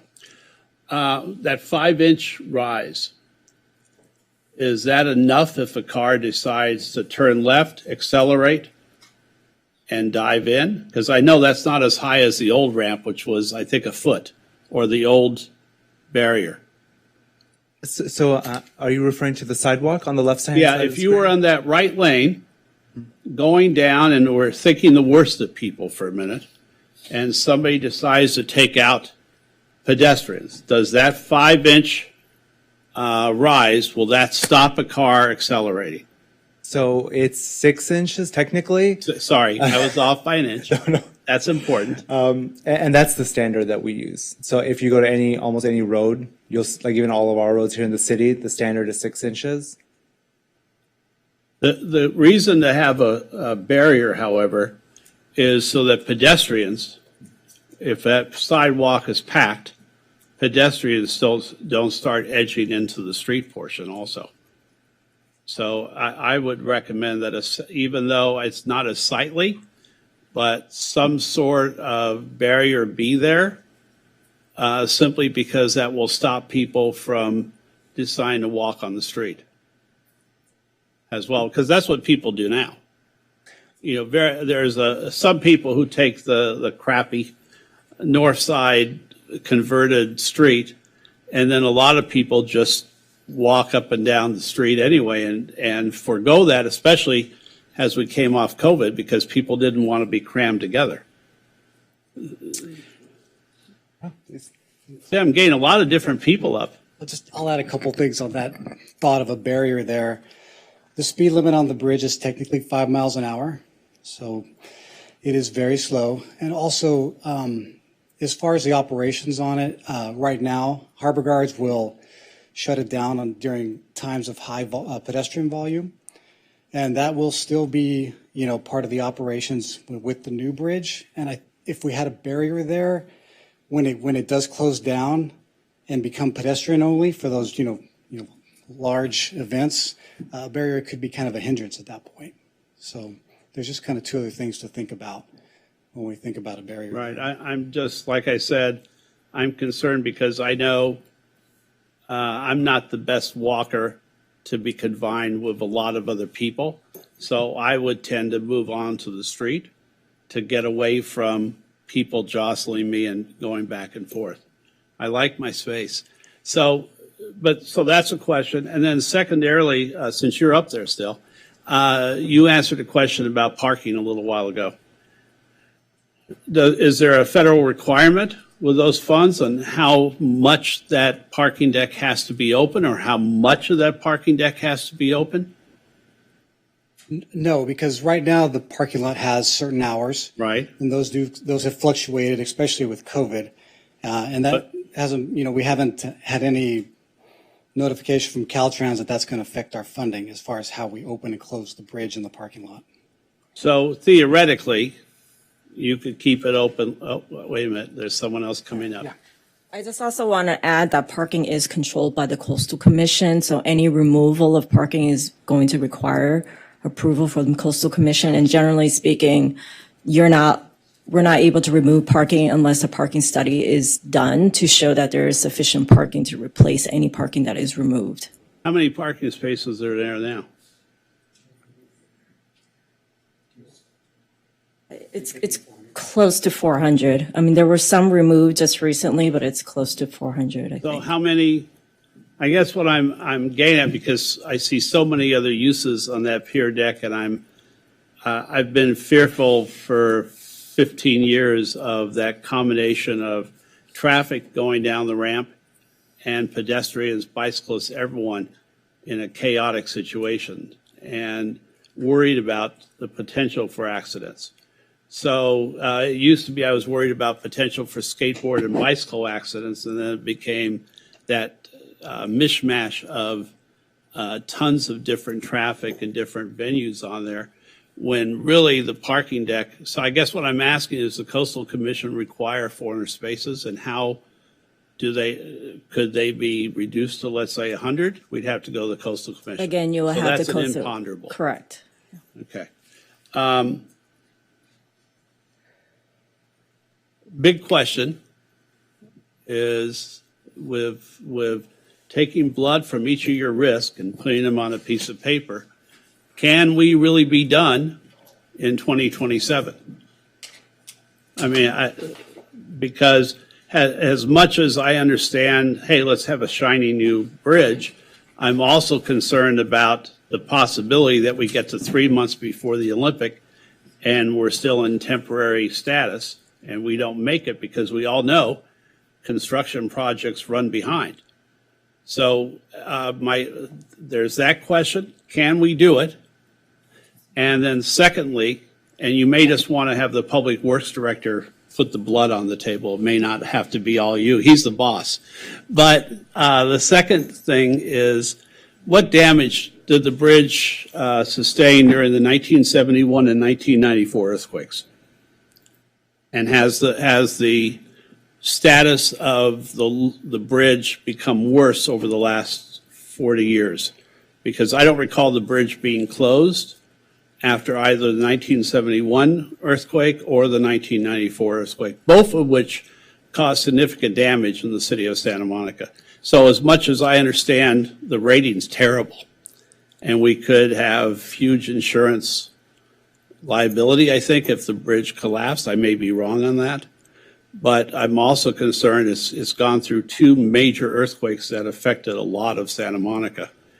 Has it become more damaged because of that? Because if we don't think we can make the Olympics, then it would be preferable to wait at that point. So real quick, just before our Public Works Director, Rick Valti, comments on the earthquake issue, to talk about the timing. Obviously, construction, you can't ever put anything on blood. But with that being said, in order for us to have any chance of meeting that deadline, we need this item to pass tonight. So I just want to make sure that council understands that, this has gone through a lengthy public engagement process. We've been through an incredible amount of bureaucracy to get to this moment in time. And if this item cannot pass tonight, that will jeopardize our time frame. Rick, I'll let you talk about that. So I could put my blood on a piece of paper, but that's not going to prevent any unforeseen conditions during construction. Our staff has put together a realistic schedule. We believe that based on the timeline that staff presented to you tonight, we can make that schedule. As in regards to your question about earthquakes, we don't have records on what the exact damage was from the 1971 or the 1994 earthquake. However, we do have the regular inspections by LA County Public Works, and the bridge inspection report is what we rely on the viability of the bridge. And as Omid has presented, it's an 8.2 out of 100. Now, that doesn't mean that it's up for a catastrophic failure tomorrow. It just means that we need to replace this bridge. And I guess I'm asking you the same question. Do you believe that we can finish it? Is there reserve money available if we need to do overtime or do double shifts or something to get it done by then? So this is a fully funded project by the Highway Bridge Program. It will, whatever it costs to build that bridge within reasonable limitations, will be covered by HPP. So the answer is probably yes, if it gets close to the deadline. Okay, thank you so much. You're welcome. All right, Mayor Pro Tem Negrete. Quick question. What are you guys doing with the sign during construction? I heard about storage. Are we putting it in front of City Hall? Like, what are we doing with it? So great question. So this is a valuable asset for the city. So we've prepared a Pier sign preservation plan and what we're going to do for the sign. It needs to be removed during construction to protect the sign as well as to provide the contractors space to do their work. So the plan is to unbolt it, remove it, store it in a safe spot that's approved by the historical resource specialists, and then to put it back in its new location upon completion of construction. Now, there has been talk from our stakeholders about temporarily storing it out in the public, in a space like on the pier. And that is something that we're looking into, but we need to get into design to hire someone to look into it. It's a very heavy sign. It's 34 feet wide steel. So we need to do analysis on the pier or any other location. But we are happy to put it in a public spot that folks can appreciate it for the duration of construction. When is that discussion going to take place? Do we have any dates in mind or not yet? After we move this item? Yeah, once we move on with this item and jump into design, that's going to be something that we will then hire the historical resource specialist who's going to determine all this. Okay. And I'd also like to move this item. Second. All right, moved by Mayor Pro Tem Negretti, seconded by Councilmember Terosas. I do have a couple of questions very quickly. So I'm all in favor of passing this tonight. But one of the things that has bothered me is the way when we do block traffic at the top, we do it with ugly half-assed sawhorses, which aren't very effective at stopping someone who would want to do mischief and drive down the pier. And we do know there have been incidents of people hijacking 18-wheelers, that sort of thing. If we approve this tonight, I'm assuming we still, again, not as part of this project, but at the top of the pier, not on the bridge, could we at some point down the road think about installing better bollards, the kind that move up and down, that would be more protective during those times we don't want vehicular traffic on the pier? So Mayor, this is something that has been brought up repeatedly as well, and we did reach out and had a very long discussion with police and fire about this, and they expressed the exact same thing to us. So we did run it by our environmental consultants, by Caltrans, and we have included it in the environmental document. So we are planning on the construction of some bollards up there that will be vehicle rated. But there is the one caveat, which is that these bollards will be situated on top of the McClure Tunnel, which is a Caltrans owned, very old tunnel. So Caltrans would have to approve the installation of them. But pending their approval, yes, we are planning on it. Okay, good. Thank you for that. And then the only other question I had was, when the work is completed, and presuming we approve alternative 2, so there'll be sort of a straight shot down Colorado Boulevard onto the pier. As you say, people won't have to sort of jog through that intersection of Colorado and Ocean.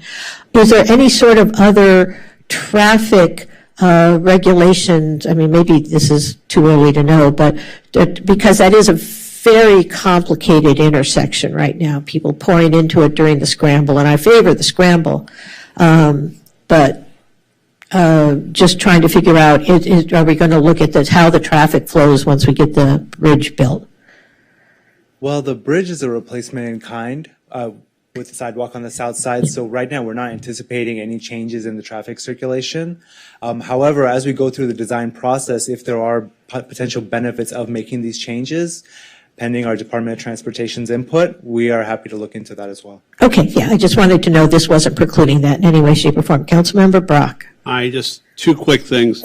One, in relation to that, and it's probably not feasible because of McClure Tunnel, but at one point there was discussion, this is probably 8-9 years ago, about Colorado, basically people walking under Ocean Avenue and then coming up to the pier, so it'd be sort of an underpass tunnel. And that probably is precluded by McClure Tunnel. But I know that was discussed at one time. I think I was still on the Recreation and Parks Commission then. That was actually part of the downtown community plan. There was a concept about, but it would go through actually the Sears site. And so that was the idea. This is, it wouldn't be part of this project. It was contemplated as part of the Sears site. But it could be, it was looked at or will be looked at eventually. It was discussed. I don't think it could be resurrected. Well, anything could be, right? Right. And then the last just sort of a comment was the pier sign. The best place might be in Palisades Park, directly adjacent. They're going to study that, so. Yeah. So that's my idea. All right, Thank you. moved by Mayor Pro Tem Negrete, seconded by Terosis. May we have a roll call vote, Ms. I just want to make sure, because we did put off public comment, but the only person I see in public comment is Donald Harlan, who I'm told has left. That's correct. So we'll close public comment on this item as there's no one present who wants to speak, and we'll have a roll call vote.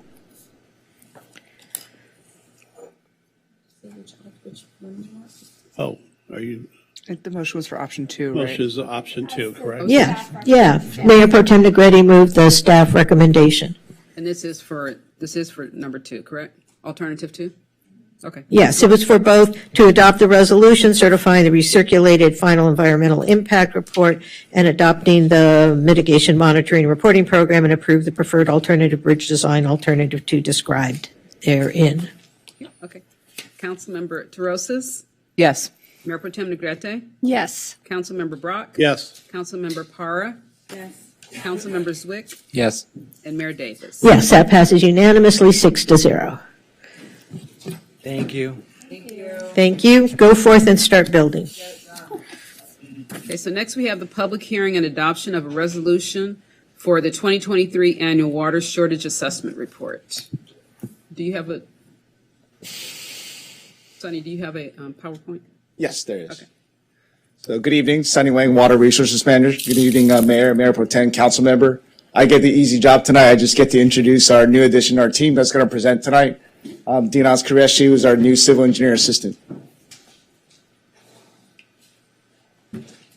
Good evening, Mayor, Mayor Pro Tem, and council members. My name is Dinas Qureshi, and I'm the Civil Engineer Assistant in the Water Resources Division. And tonight I will be presenting on item 12A, the public hearing and adoption of resolution for the 2023 annual water shortage assessment report. The annual water supply and demand assessment is a requirement under the California Water Code for all urban water suppliers. The procedures for this are outlined in the Water Shortage Contingency Plan, which include a presentation to the Commission on Sustainability, Environmental Justice, and the Environment, which we completed in March and in April, and holding a public hearing, which we will be doing tonight. The annual water shortage assessment report is due each year by July 1st to the California Department of Water Resources and requires a formal adoption by City Council.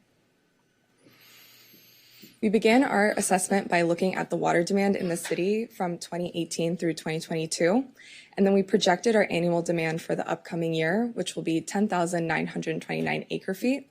We also looked at the projected unconstrained demand, which would be the city's water demand without a 20% reduction with stage 2 water shortage targets, which would be 2,680 acre-feet.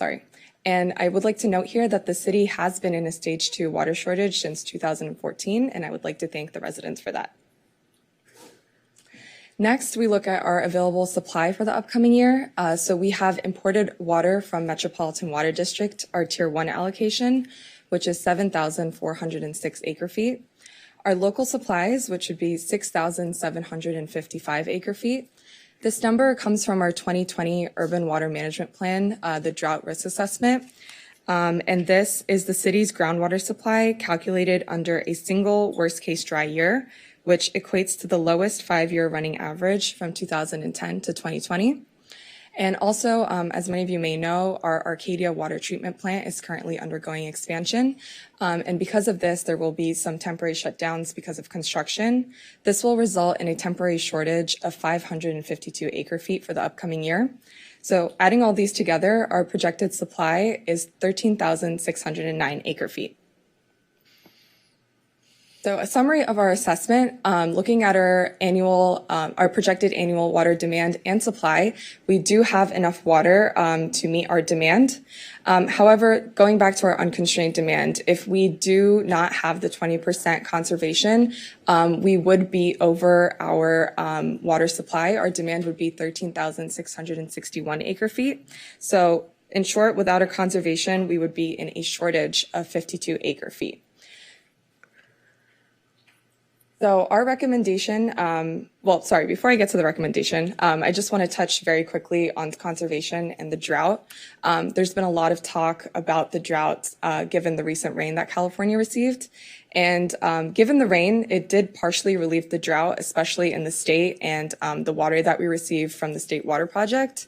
However, another really big source of imported water for us is from the Colorado River.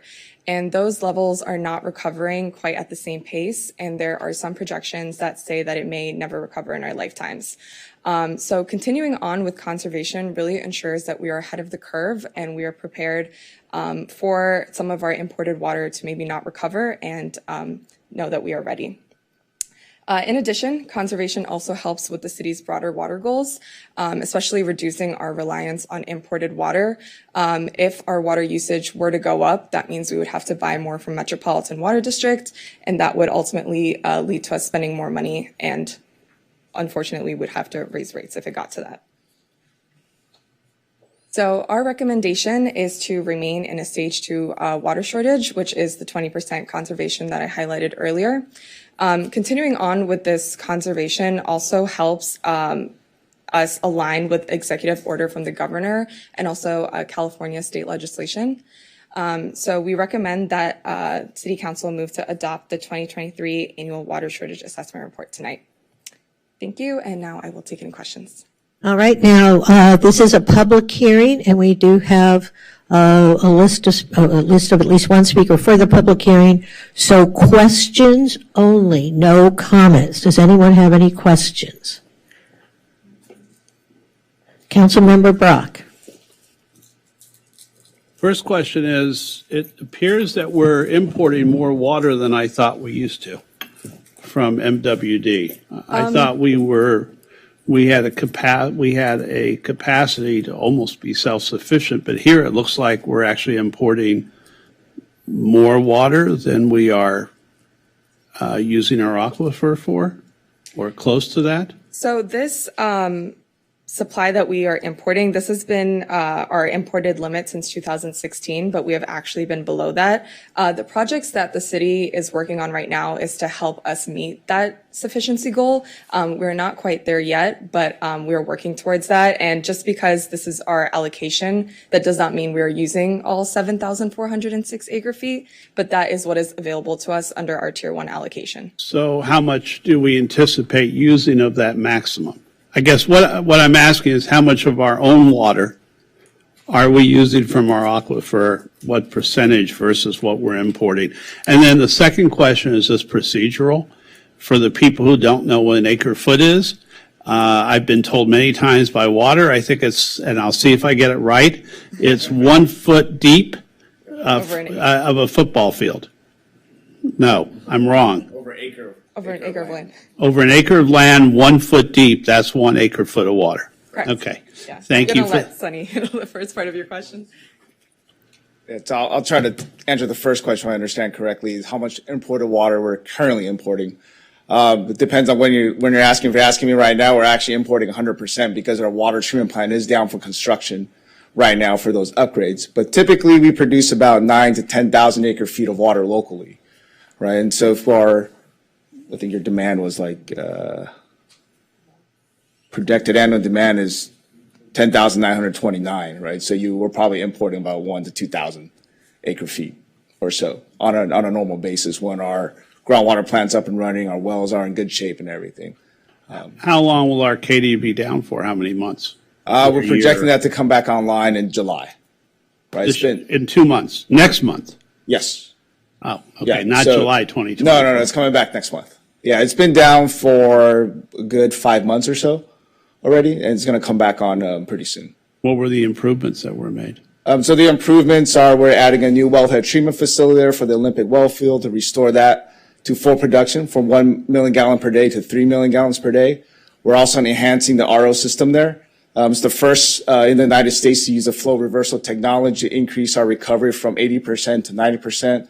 What that means for every 10 gallons of groundwater we pump in, instead of producing 8 gallons of drinking water, we're now producing 9 gallons of drinking water with the same amount of groundwater that we're pumping in. And if I recall, the quality of our water is still exemplary? Yes, top notch. I drink it every and day. that's combining MWD water and our water. That's correct. Yeah, it's those two blended together. Okay, thank you. You're welcome. Councilmember Para.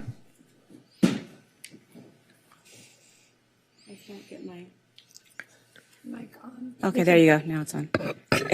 Thank you so much for that report. So when I was reading through the report, I noted that we've remained in stage 2 water shortage since 2014 and have been able to consistently maintain that 20% reduction in water demand from the 2013 water usage levels. And that's due to all the various mitigative actions. So good job, like all of us, right, for doing that work. And so great work. And I think, and all this is towards our water, self-sufficiency.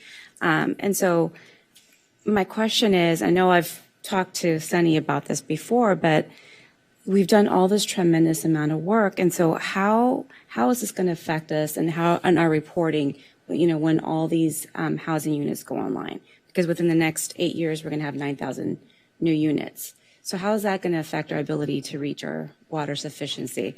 I mean, and then that's question number 2. And then question number 1, and then question number 2, is that going to increase our rates, in terms of, since we're going to be increasing water, is that going to result in an increase in our utility rates? I'll answer the first one. That's probably easier than the rates. I don't have a crystal ball on that one. For the first one with the housing units, we did analyze that in the 2020 Urban Water Management Plan, how that impacted water self-sufficiency. It went from about 99% goal that we're originally targeting to be about 85%, right, with additional housing units. You talk about 9,000 units, that's probably increasing our water demand by 10% or so, right, in the city. So it is an impact, but that's why conservation is important. Right. With what we looked at, if we could realign our conservation goals and our efforts that was impacted by COVID, we could get that back to 90%. So it's really how much more can we advance our water conservation programs and invest in that. Our staff is currently working on the city's first water conservation master plan to get us there. So we have a plan. We plan to come back with that to increase our conservation efforts to help with that. If you ask me what we're going to do for the rest of that 10%, we have creative ideas that if you want to chat about it, it's going to take some time, but we have creative ideas to get there, if that's the direction that council wants to give us to get there. It's only 10%. I thought it was going to be much more, actually. No, we're actually doing pretty good shape. Our residents have been great in conserving water, and that's a big part of the picture because a lot of people ask us, well, it's raining. Why do we need to conserve? Well, if you don't conserve, then you have to use more water, right? Conservation is very important, and people forget that is one of the 3 components of our sustainable water master plan. So we can't lose sight of the conservation that we need to continue to increase those efforts and not just maintain status quo. Mm-hmm. As far as your second question on rates, how that impact our rates, having that local supply, if we get to that 85, 90%, where we get to, that allows us to control those local rates, right? We're not relying on imported water supply. We still have that 10% we need to rely on, and that's going to be severely impacted with the stuff that's going on with the Colorado River and other climate change impacts on that supply. But having that volatility be only 10% as opposed to right now, which is about 40%, 40%, I would say we're improving on the control of our own rates, our destiny, a lot more in the near future. So that's probably the best I could offer you right now in terms of our rates, what that might look like. But we are embarking on our rate study later this year. Okay, good to hear. Thank you, Sunny. You're welcome. Thank you. All right, seeing no one else in the queue, we'll close the questioning portion of this and we will go to the public hearing. I see one person. Is that correct, Ms. Anderson-Warren? All right, I will call Denise Barton.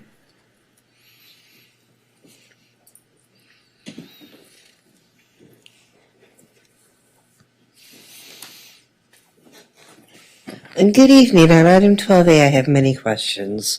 Starting with the residents are doing their part, but it would appear that the city is not doing its part, as can be seen in the second paragraph of the discussion portion of tonight's staff report.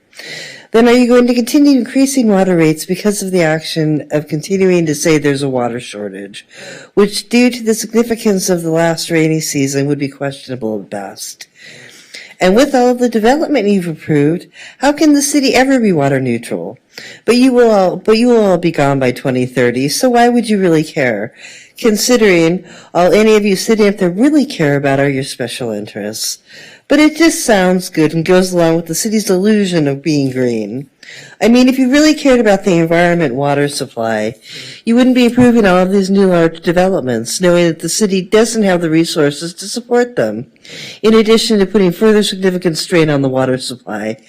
And because of your actions by the city and the city council resulting in excessive water use, the city wants everyone else in the city to suffer. Thank you.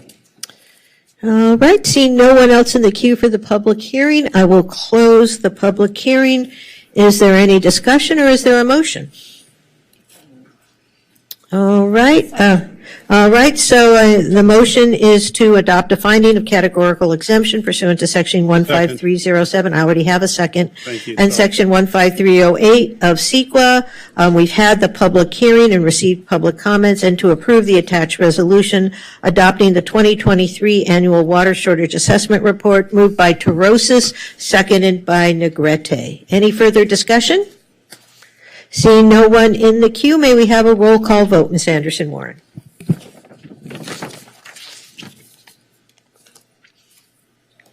Councilmember Zwick, Yes.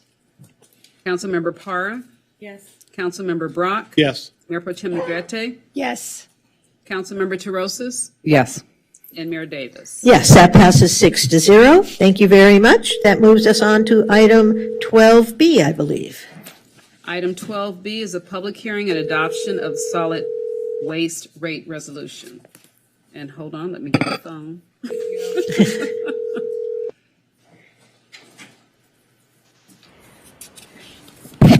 Hello? It's the consultant. Hi, Garth Solter, 3 for item 12B. There you go. Okay. No. It's the consultant. Oh, hold on a second. It's the divine voice from above. Hold on, Yvonne. Let me switch. There we go. Okay.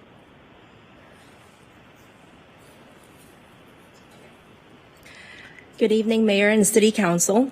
I'm Yvonne Young, your Resource Recovery and Recycling Manager. Tonight, I'm presenting on the 5-year solid waste rates study, public hearing, and rate adoption. I also have with me, as you just heard, on the call, Garth Schultz, principal of R3 Consulting Group, who helped us with the financial modeling of setting new rates for the next 5 years. Garth is available to answer any technical questions regarding this rate study. The purpose of tonight's public hearing is for the City Council to receive public comment pursuant to Proposition 218 requirements, consider all protests against the proposed rate increases, and vote to adopt the city's solid waste rates for 2023 through 2028. This is not only an important issue for our customers and for our community, but it's also equally important for the hardworking men and women in RRR. I know I said it at the study session back in February, but I am going to say it again. I am humbled and proud to serve alongside all the essential workers on my team who work very hard under very challenging conditions. I want to take this opportunity to thank everyone in RRR for the oftentimes unglamorous but very important work to support their family and to keep this community clean, safe, and sustainable. Pictured here is one of our amazing essential workers, Miguel Rocha, who was honored as RRR's Employee of the Year this year. Resource Recovery and Recycling, or RRR, is the city's sanitation and zero waste division. A total of 93 essential workers provide 7-day-a-week services to the community, including the recycling of blue bin materials, composting of green bin materials, collection of landfill trash, household hazardous waste, street sweeping, illegal dumping cleanup, and public education in order to keep Santa Monica clean, safe, and sustainable.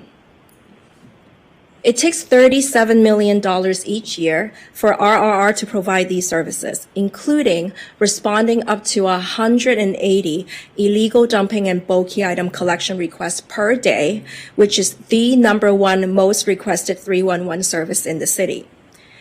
These services are primarily funded by the solid waste rates, which have been frozen for 3 years in 2020, 2021, and 2022 during the COVID-19 pandemic to protect customers during financially uncertain times. Meanwhile, rising costs and a stronger demand for a cleaner and greener city means a rate adjustment is absolutely needed now. At the February 28th study session, I presented 2 rate adjustment options and 2 alternative outcomes to the City Council, which you can see on this slide. After a lengthy discussion, the City Council supported rate adjustment option 1, titled Enhanced Clean and Safe Services, which includes an 11% rate increase and the addition of 15.12 full-time equivalent positions. Specifically, the proposed new rates would allow RRR to hire more essential workers to keep the city clean, comply with new state recycling mandates, clean up abandoned items and illegal dumping from sidewalks and alleys, modernize and simplify our solid waste rate structure, gradually build back up the RRR Enterprise Fund reserves who were severely depleted during the 3-year rate freeze, and create a brand new volunteer-driven community cleanup program. The proposed rates shown here are for 2 months of service because the city bills bi-monthly or 6 times a year. We offer dozens of service levels, and what I have on this slide are examples of some of the frequently chosen landfill trash service levels by customer type. Recycling and organics recycling services for our customers' blue and green containers are bundled in these rates at no additional charge in order to incentivize landfill diversion. With the proposed increases, Santa Monica's solid waste rates for single-family customers are slightly higher than some cities, but it is important to keep in mind that the city also provides more services to its residents at no additional charge, such as on-demand, door-to-door household hazardous waste collection and year-round recycling events. On the other hand, the city's multifamily and commercial rates are among the lowest in LA County because some cities contract out apartments, condos, and commercial customer collection services to private haulers, while Santa Monica remains one of the only cities in the county that provides municipal solid waste management services to all customers. This highlights the benefits of a municipally run solid waste management operation. So now, let's take a look at the new and improved programs that would be funded by the new rates in addition to all the existing services. The first and most exciting improvement would be an expanded bulky item illegal dumping response team. As I mentioned earlier, removal of abandoned items and illegal dumping from the public right-of-way is the #1 requested service in the city's 311 system. We recognize it is a community priority, but has not have the staffing to provide proactive daily cleanups of the city's 200+ miles of streets and alleys after losing a significant number of workers during the COVID-19 budget cuts and restructuring in 2020. The new rates would allow RRR to hire more permanent full-time workers to expand the bulky item illegal dumping team. The team would proactively inspect hotspots or frequent dumping grounds. The team would also monitor a different section of the city every day, removing items from the ground and separating out recyclable items such as clean and dry mattresses or cardboard and diverting them from the landfill. Proactively cleaning up our streets and alleys more frequently would also reduce the need for residents to report illegal dumping to 311 and lessen the burden on the 311 infrastructure. Next, the new rates would also support the creation of a community cleanup program. Santa Monicans want to make a difference in the neighborhood they live and work in, and this program would empower them to do just that. Under the Community Cleanup Program, volunteers from residents, businesses, schools, or community-based organizations can apply for a neighborhood cleanup day. RRR would provide volunteers with all the cleaning supplies, and at the end of the cleanup event, our workers and collection trucks would haul everything away at no additional charge. Finally, Council supported staff's recommendation of creating an income-qualified solid waste rate assistance program to minimize the financial impacts on eligible ratepayers. Currently, the city has 444 California alternate rates for energy or CARE customers. 64% of the CARE customers in Santa Monica live in single-family homes or are property owners of smaller apartment buildings. These individuals have been vetted by Southern California Edison and the gas company based on their income level or their participation in public assistance programs such as Medi-Cal. These 444 Santa Monicans already qualify for discounted electricity, gas, and water rates, so staff's recommendation would be to automatically extend the discounted RRR rates to all existing or new CARE customers. The proposed rate increase is 11%, so staff believes a 10% discount would provide a significant relief to these CARE customers. Legally, Proposition 218 prohibits RRR from using its own funds to subsidize the utility rates of a specific ratepayer class. So the Solid Waste Rate Assistance Program will be sponsored by the general fund. Since the study session, RRR has engaged in a robust public outreach campaign over the last few months to educate the community on why a rate increase is necessary at this time and also answer questions from residents. Staff attended many meetings, as you can see on this slide, and the Commission on Sustainability, Environmental Justice, and the Environment passed a motion to support the rate increases and the zero waste programming funded by these rates. The public notice was published in the Santa Monica Daily Press, and we advertised in various city newsletters. In addition, we mailed an oversized, full-color Prop 218 public notice to every household and business in the city.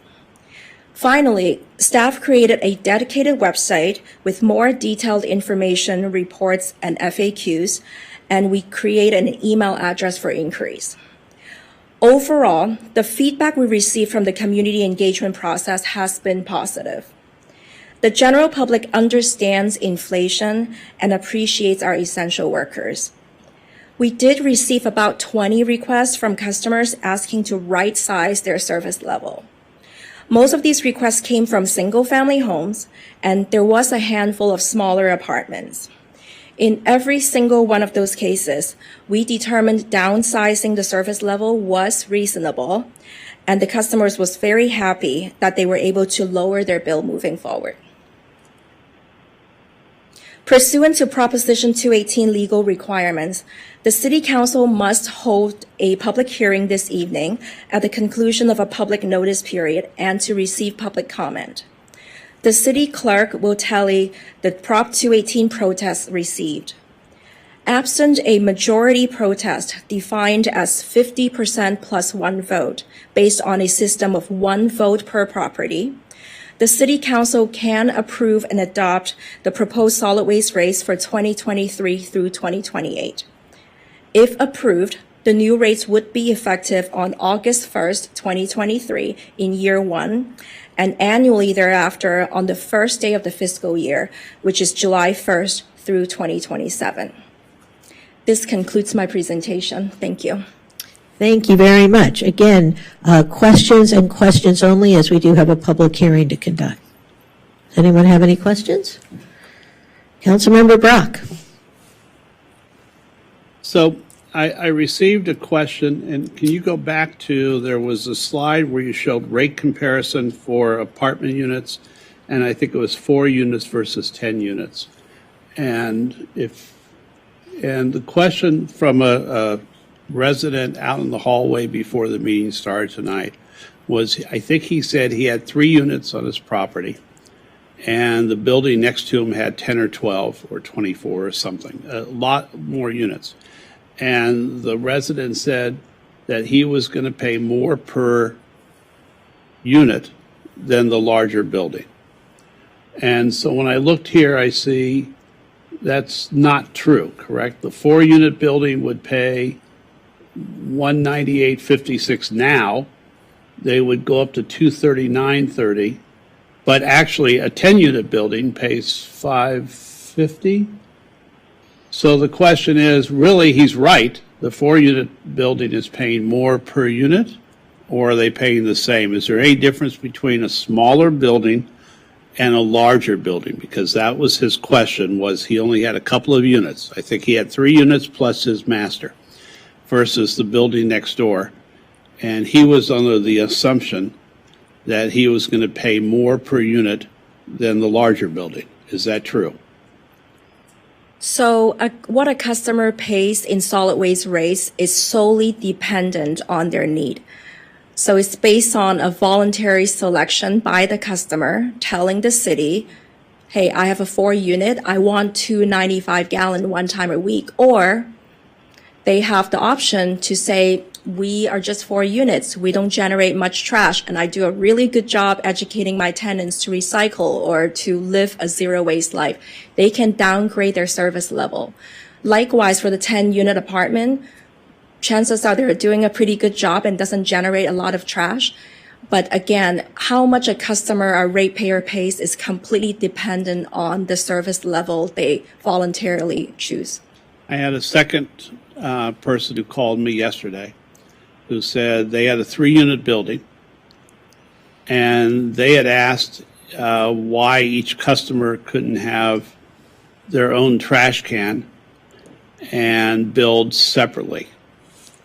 In other words, instead of billed by the building, if there was a small building, why couldn't they bill the tenant for that trash load? Does that make sense? Yes. Okay. So the because it didn't make sense to me. The question makes sense. Does the idea make sense? Maybe a different answer. Yeah, well, that's true, but that's the question. In other words, they were trying to get out of having the landlord to pay for the trash when they said they couldn't necessarily recoup it. May I ask if that building is a rent control building? Yes, it is. Well, yes, it is. It's an older building, so I assume it is. So for rent control buildings, pass-through is not allowed. So space is an issue. Most buildings, especially the older, smaller buildings in the city, hardly has enough space for one container that services all 3 units, let alone individual So they would have to containers. have 5 containers, correct? If it's a 3 units, then I assume it's Recycled and... 1 per commodity type. So 3 containers per unit, right? So there's a black for landfill trash, a blue for recycling, and a green for organics. So they would have to have 9 trash cans. They will have find the space, right? And chances are they will have to put 9 containers in the alley, which is a problem. Yeah, I would say so. So each unit still has to have, then if they did it that way, each unit would have to have their own recycled, their own compostable. Right. So They right couldn't now just for a have, they couldn't have 1 per unit, the normal blue can, the normal can, and then 1 recycled and 1 compost for the building.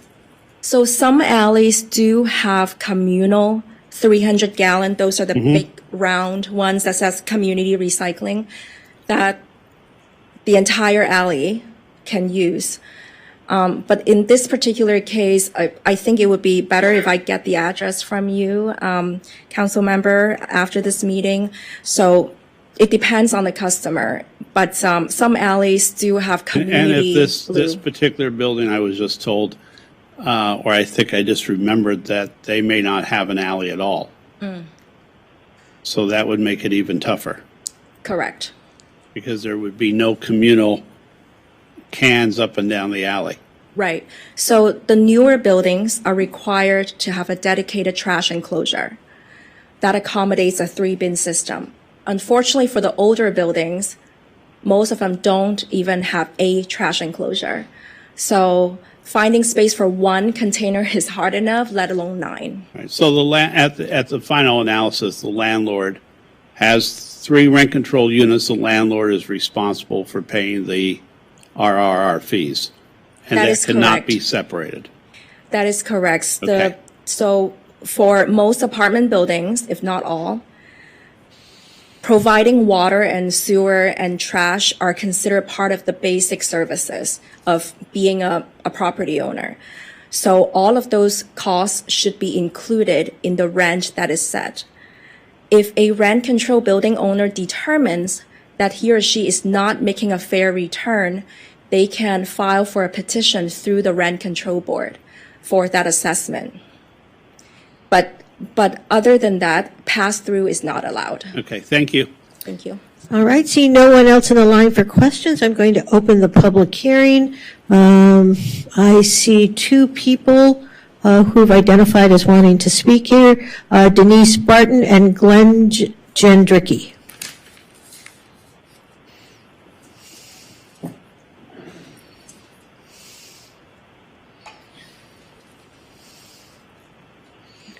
Good evening on item 12B. I also have many questions. Like if Los Angeles solid waste increase starting January 1st, 2023 is only 5% reflecting CPI, then why is the city of Santa Monica trying to charge over twice that rate at 11%? And why is the Public Works Department responsible for paying back the city our loan debt when the city took out the loan, as well as why are the 311 charges included? Then besides salary and wages, why are there other salaries and benefits included in the chart claiming our enterprise funds are at risk in attachment A? Not to mention, are you trying to push the cost of new vehicles or city assets onto the residents with the solid waste rate increase? I also have to question if starting a new community cleanup program is in the best financial interest of the residents in the community, basically using ratepayers as volunteers to supplement city services. Although you plan to use school children and youth for this purpose as well. Just envision school children and youth having to pick up used syringes with needles, or predatory homeless people and criminals interacting with the children and youth. Due to your giving homeless people and criminals more rights than the residents of the city, leaving the city liable. In ending, I again have to ask, since the city recently seems to want to have the same rate increases as Los Angeles, who's only raising their solid waste rate 5%, then why is the city of Santa Monica trying to raise its solid waste fees over 2 times that amount at 11%? Thank you. Thank you. Glenn Jendricki, last call. All right. Seeing no one else wanting to speak, I will close the public hearing on this item and discussion or entertain a motion. Make a motion. All right. And that motion is we've had the public hearing to receive public comment. I guess we should have the clerk identify how many protests we did receive for the record. We received 155. And that is less than 50% of the eligible properties? That is out of 16,205. So it's less than 1%. All right. So we have now considered the protest against the proposed solid waste increase, and the motion is to adopt the findings of statutory exemption pursuant to Public Resources Code 20180B8 and categorical exemption pursuant to Section 15273 of CEQA, and adopt the attached resolution establishing a 5-year schedule of solid waste rates effective August 1st for fiscal year 2023-24 and July 1 every year thereafter through July 1, 2027. Does that restate the motion? Yes. All right. I have it moved by Mayor Pro Tem Negrete, seconded by Council Member Terosas. Seeing no one in the queue for discussion, may we have a roll call vote, please? Councilmember Zwick? Yes. Councilmember Parra? Yes. Councilmember Brock? Yes. Mayor Pro Tem Negrete? Yes. Councilmember Terosas? Yes. And Mayor Davis? Yes, that passes unanimously 6-0. I just wanted to say thank you, by the way. Great job. Thank you very much. And now we go back to item 7A, Adult Use Cannabis Study Session.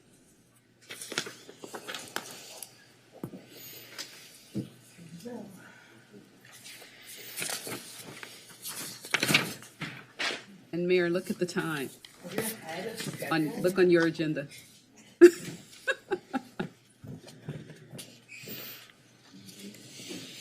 Don't say anything. Yeah, don't jinx us.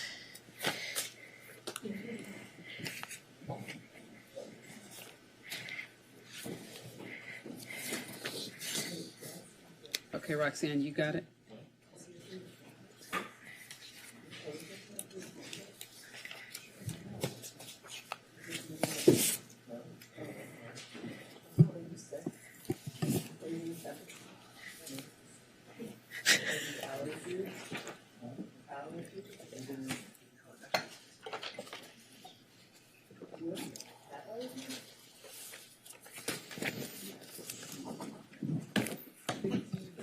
Good evening. All right. Good evening, Mayor Davis and council members. Roxanne Tanamori, Acting Planning Manager. City planning staff is pleased to be here in response to council's prior direction to initiate community and council engagement on whether to allow adult use cannabis in Santa Monica. This evening, we will provide an overview of relevant cannabis policy, highlight and gather council feedback on key policy issues, and with council support, identify next steps and goals for development of an adult use cannabis program. As outlined in your staff report, this study session is also companion to approval of local measure HMP by Santa Monica voters in November of 2022. This measure enables the city to levy a business tax on all licensed commercial cannabis activities. And with that, I'll introduce our consultant, Ajay Kaluri from HDL Companies, to present and lead the discussion, and city planning staff will be available also for questions. All right, thank you.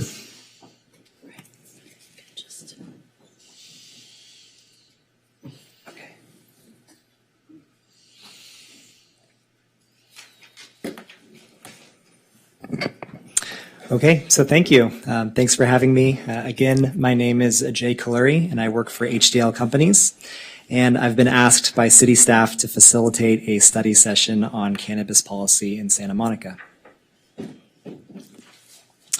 So first, a little background about my organization. HDL is a consulting firm that is dedicated to serving local government agencies. One of our practice areas includes cannabis consulting, where we help cities develop best practices for regulating the industry. We try our best to stay impartial in this space and meet cities wherever they fall on the cannabis policy spectrum. In some cases, that means helping cities maintain a ban on commercial cannabis activity. In other cases, it means helping cities to expand legal access to cannabis. It all depends on the needs and preferences of the specific community. The goal of this study session is to engage the community and the City Council in a cannabis policy discussion. That includes providing an overview of the cannabis industry in California and neighboring cities and highlighting best practices in developing a local ordinance. We will then seek City Council direction on initial policy questions. And finally, depending upon City Council response, we'll identify next steps for developing the local cannabis program. When we talk about cannabis activity, it's important to differentiate between the various business types. The cannabis supply chain is highly segmented, and each component can have different impacts on the community. And every community gets to decide for itself whether to allow or ban each individual component.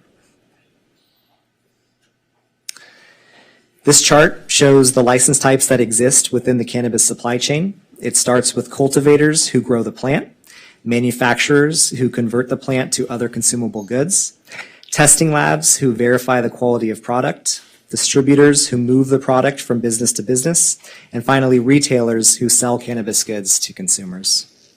I want to emphasize that all of the business types that you see on the left side of this slide, which we call wholesalers, and that includes cultivators, manufacturers, and distributors, operate in an oversaturated market. And what we mean by this is that there are far more wholesalers in California today than there are licensed retailers to sell cannabis products. So as a result, we have started to see limited interest in wholesale businesses seeking to locate in new jurisdictions that come online. So really, the key decision before the City Council is whether to expand or restrict retail activity locally. But before deciding which business types are appropriate for Santa Monica, it's also important to take a step back and look at the state and regional environment for cannabis. This slide shows the number of licensed cannabis businesses statewide. As you can see, there are over 11,000 cannabis businesses in California, but only a fraction of those businesses are retailers. the vast majority of licensed cannabis businesses operate at wholesale. So as a result, there is a lot of cannabis product being produced in the state, but very few locations where it can be legally sold. And one of the side effects of this is that many consumers still purchase cannabis through illicit channels, despite the existence of licensed businesses in California. This chart furthers that point. What you see on this slide is what HDL estimates to be the gap that exists between the number of licensed cannabis retail storefronts and the number needed to supply local demand.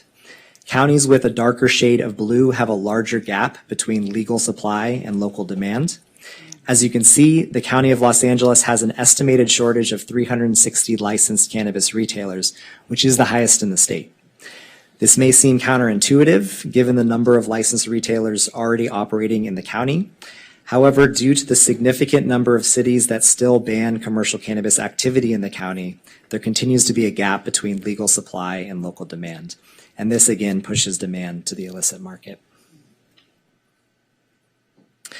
This slide identifies the surrounding jurisdictions that permit cannabis activity, including the lead agencies in those jurisdictions that are responsible for regulating that activity.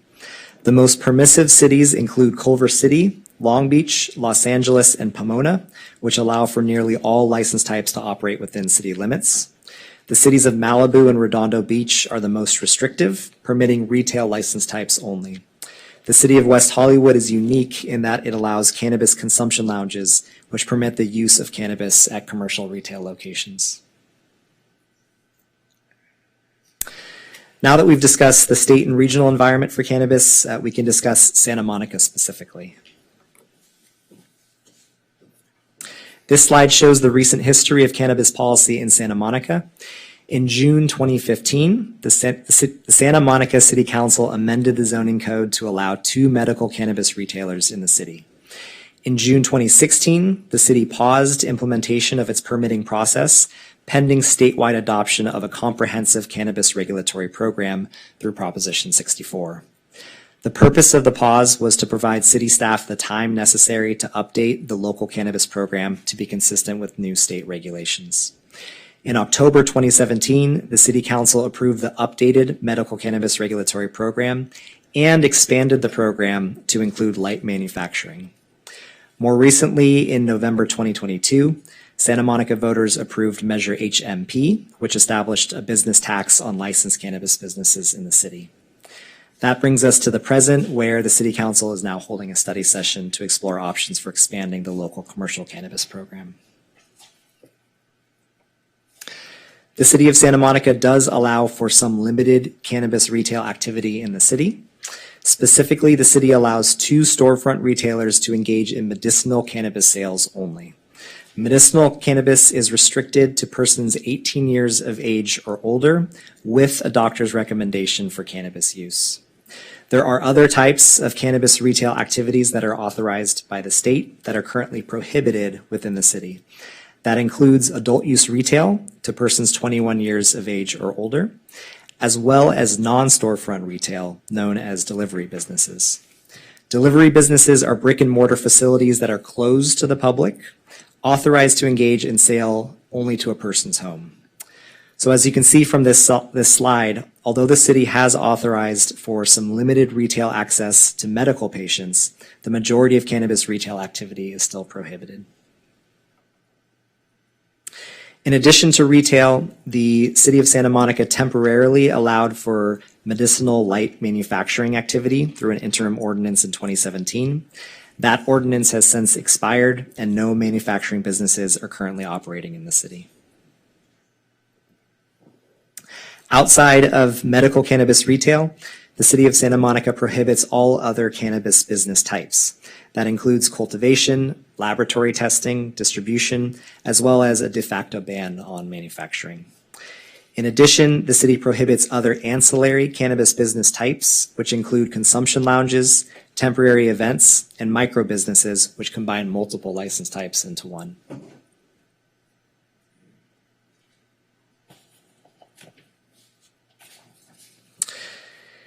It's important to note that Santa Monica residents do have greater access to legal cannabis outside of city limits. This map shows the locations of licensed cannabis storefront retail businesses in the surrounding region. Each retailer is individually marked with a red pin drop. As you can see, there are a number of licensed retailers in Los Angeles neighborhoods immediately bordering the city. Santa Monica residents therefore can, and most certainly do, cross city limits to purchase adult use cannabis from LA-based businesses. This map shows cannabis delivery services currently operating within the city of Santa Monica. Each blue dot that you see represents the advertised location of a cannabis delivery vehicle marketed on Weed Maps, available for at-home delivery in Santa Monica. As of last month, there were 27 delivery services advertised as operating in the city. The purpose of this slide is to show that despite local limitations, there still is in fact significant commercial cannabis activity taking place within the city, mainly through delivery services. The next section of the presentation covers cannabis regulations. The state of California, through the Department of Cannabis Control, has adopted a comprehensive set of regulations for all commercial cannabis activities. These regulations represent the base requirement that all cannabis businesses in California are required to meet. Pursuant to state law, cities have the authority to adopt regulations that go above and beyond the minimum requirements established by the state. From a high level, local regulatory programs can establish facility design and location requirements. They can impose business operating conditions beyond those that are already required by the state. Local programs can exercise discretionary authority over licensing decisions. And finally, local programs can adopt business license tax and fee structures to generate new revenues for the city. I'm going to spend some time going through each of these categories in the next few slides. First, regarding location restrictions, as with any other business, cannabis facilities are restricted to certain zones. Allowable zones are defined by the Planning Commission and by the City Council. The table that you see here shows the commercial and industrial zones that exist in the city. Generally speaking, most local jurisdictions restrict cannabis activity to commercial and industrial zones only.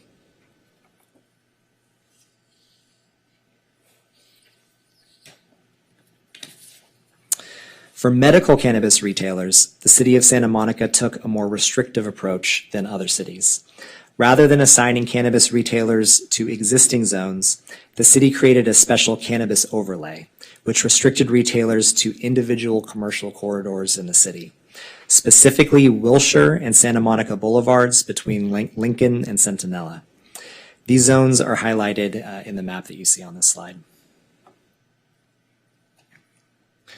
Pursuant to state law, cannabis businesses are also required to fall outside of minimum distances from sensitive uses. Under state code, these sensitive uses include schools, commercial daycare centers, and youth centers. The state mandates that businesses locate a minimum of 600 feet from these facilities. Cities have the authority to reduce or extend these minimum buffers beyond 600 feet, or to recognize additional sensitive uses such as parks, libraries, or other types of facilities. The city of Santa Monica, through its medical cannabis program, established sensitive uses that go well beyond the state defaults. The list of buffers include childcare facilities, early education facilities, family daycare facilities, parks, schools, libraries, social service centers, and other cannabis retailers. Generally speaking, the more buffers a city recognizes, the fewer parcels will be available for cannabis businesses to locate. For this reason, should the City Council wish to expand allowable commercial cannabis activity, the discussion should include revisiting locally defined buffers to confirm there are enough available properties to accommodate the intended activities. Next, I'll go through best practices for establishing business operating restrictions. Common concerns about cannabis businesses are often associated with the categories that you see here: public health, public safety, neighborhood and land use protection, and preventing youth access. The goal of a well-designed regulatory program is to impose operating restrictions that mitigate these issues to the greatest extent possible. The City of Santa Monica, through its existing medical program, has adopted some regulations to strengthen oversight in all of these areas. However, there are other regulatory requirements that you may want to consider, which I'll highlight as I go through the next few slides. For public safety, the state of California imposes minimum public safety standards for all cannabis businesses. That includes requiring security personnel on site during all hours of operation, 24-hour video surveillance, third-party alarm monitoring systems, and DOJ and FBI background investigations of all owners prior to licensure. There are additional restrictions that the city could impose. Some best practices not currently required by the state include mandated motion sensor lighting, 24-hour security patrol even when the businesses are closed, and annual audits or inspections to ensure ongoing compliance with state and local law. State public health requirements include third-party testing of cannabis goods, product labeling and dosing standards, potency limits, daily purchase limits, and prohibitions on public consumption.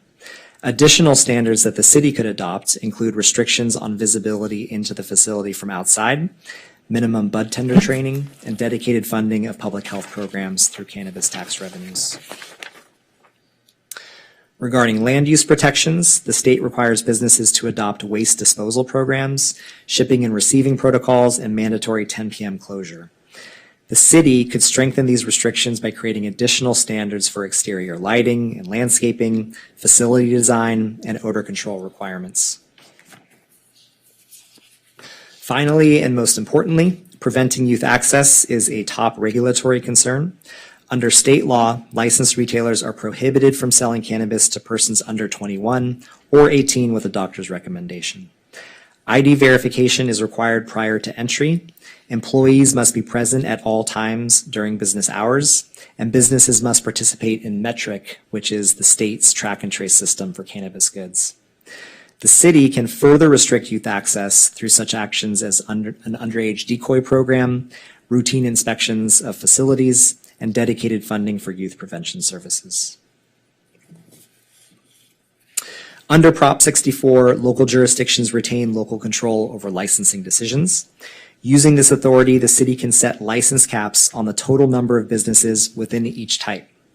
Nearly all cities choose to set license caps on retail. The typical benchmark normally falls somewhere between one retailer for every 10 to 20,000 residents. For Santa Monica, that translates to somewhere between 5 to 10 retailers, depending on current population estimates. However, there is no mathematical formula, so ultimately this is a policy decision for the City Council. Other local factors may also influence the preferred number, such as out-of-city visitors, that may create additional demand on local retailers. Finally, revenue generation is a common area of focus for cities. There are two primary ways to generate revenues from cannabis businesses, which are identified on this slide. Santa Monica has already adopted the first method through voter approval of Measure HMP, which established tax rates for all cannabis business types. Pursuant to Measure HMP, tax rates may be set by the City Council by resolution, up to a maximum of 10% of gross receipts for all business types. By default, retail rates are currently set at 3% of gross receipts for adult use cannabis and 2% of gross receipts for medicinal cannabis. In addition to business license taxes, cities can adopt annual cannabis regulatory fees. Fees are intended to offset the cost to the city for regulating commercial cannabis activity locally. Across California, annual regulatory fees typically range from $10,000 to $30,000 per year, depending upon the level of oversight that's preferred.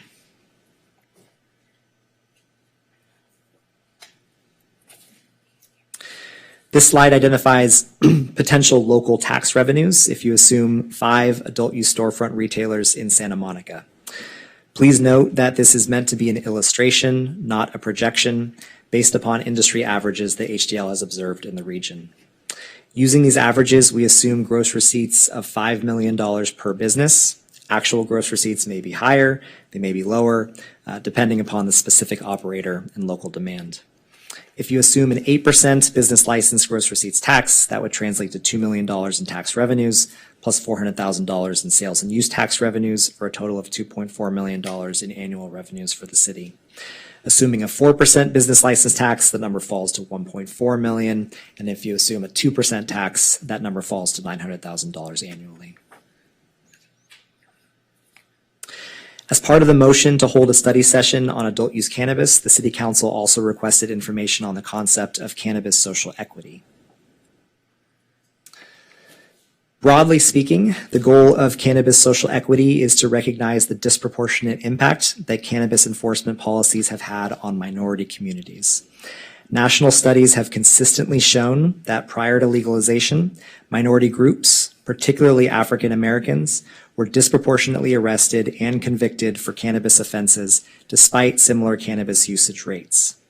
A cannabis conviction can lead to permanent loss of property, disqualification from employment opportunities, reduced earnings potential, exclusion from public benefits such as housing assistance or student financial aid, and have other long-term negative impacts.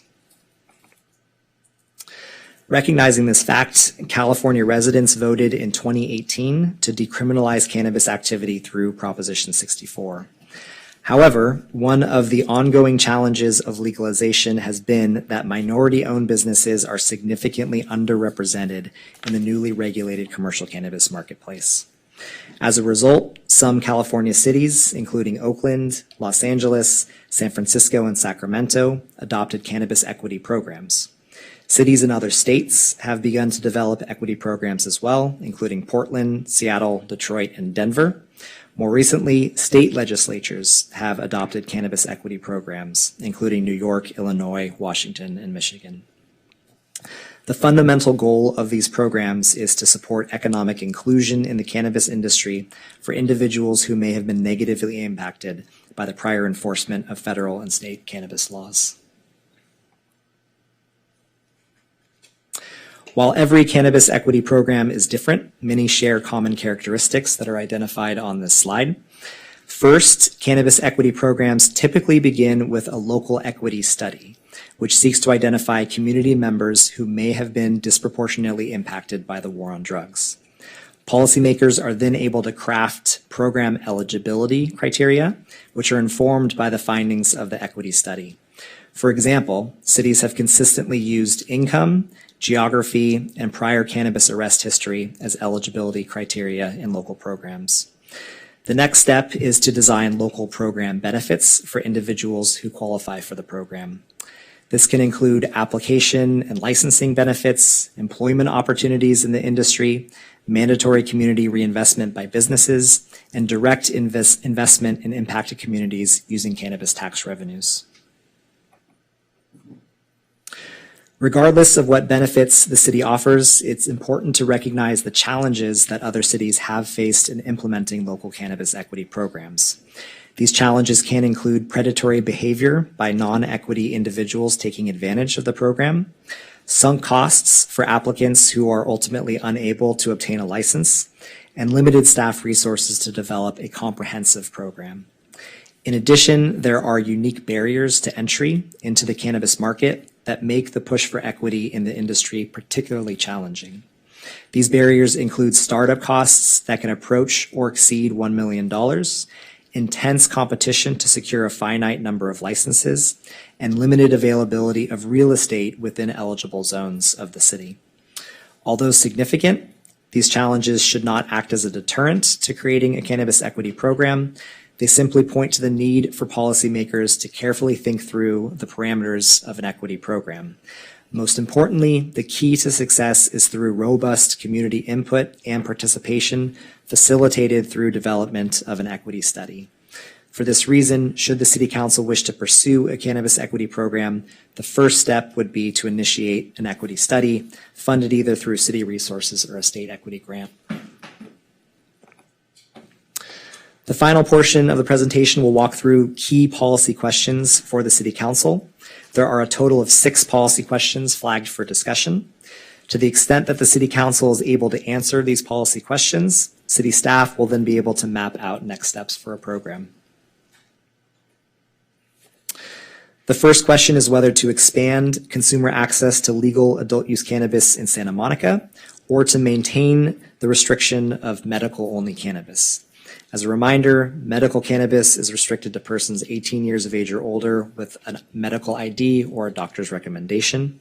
Adult use cannabis may be purchased by any person 21 years of age or older with a government ID.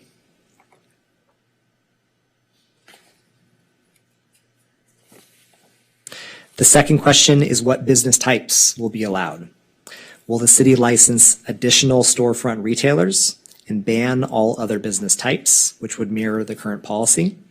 Will the city allow for new consumer-based activities, such as non-storefront delivery businesses or consumption lounges?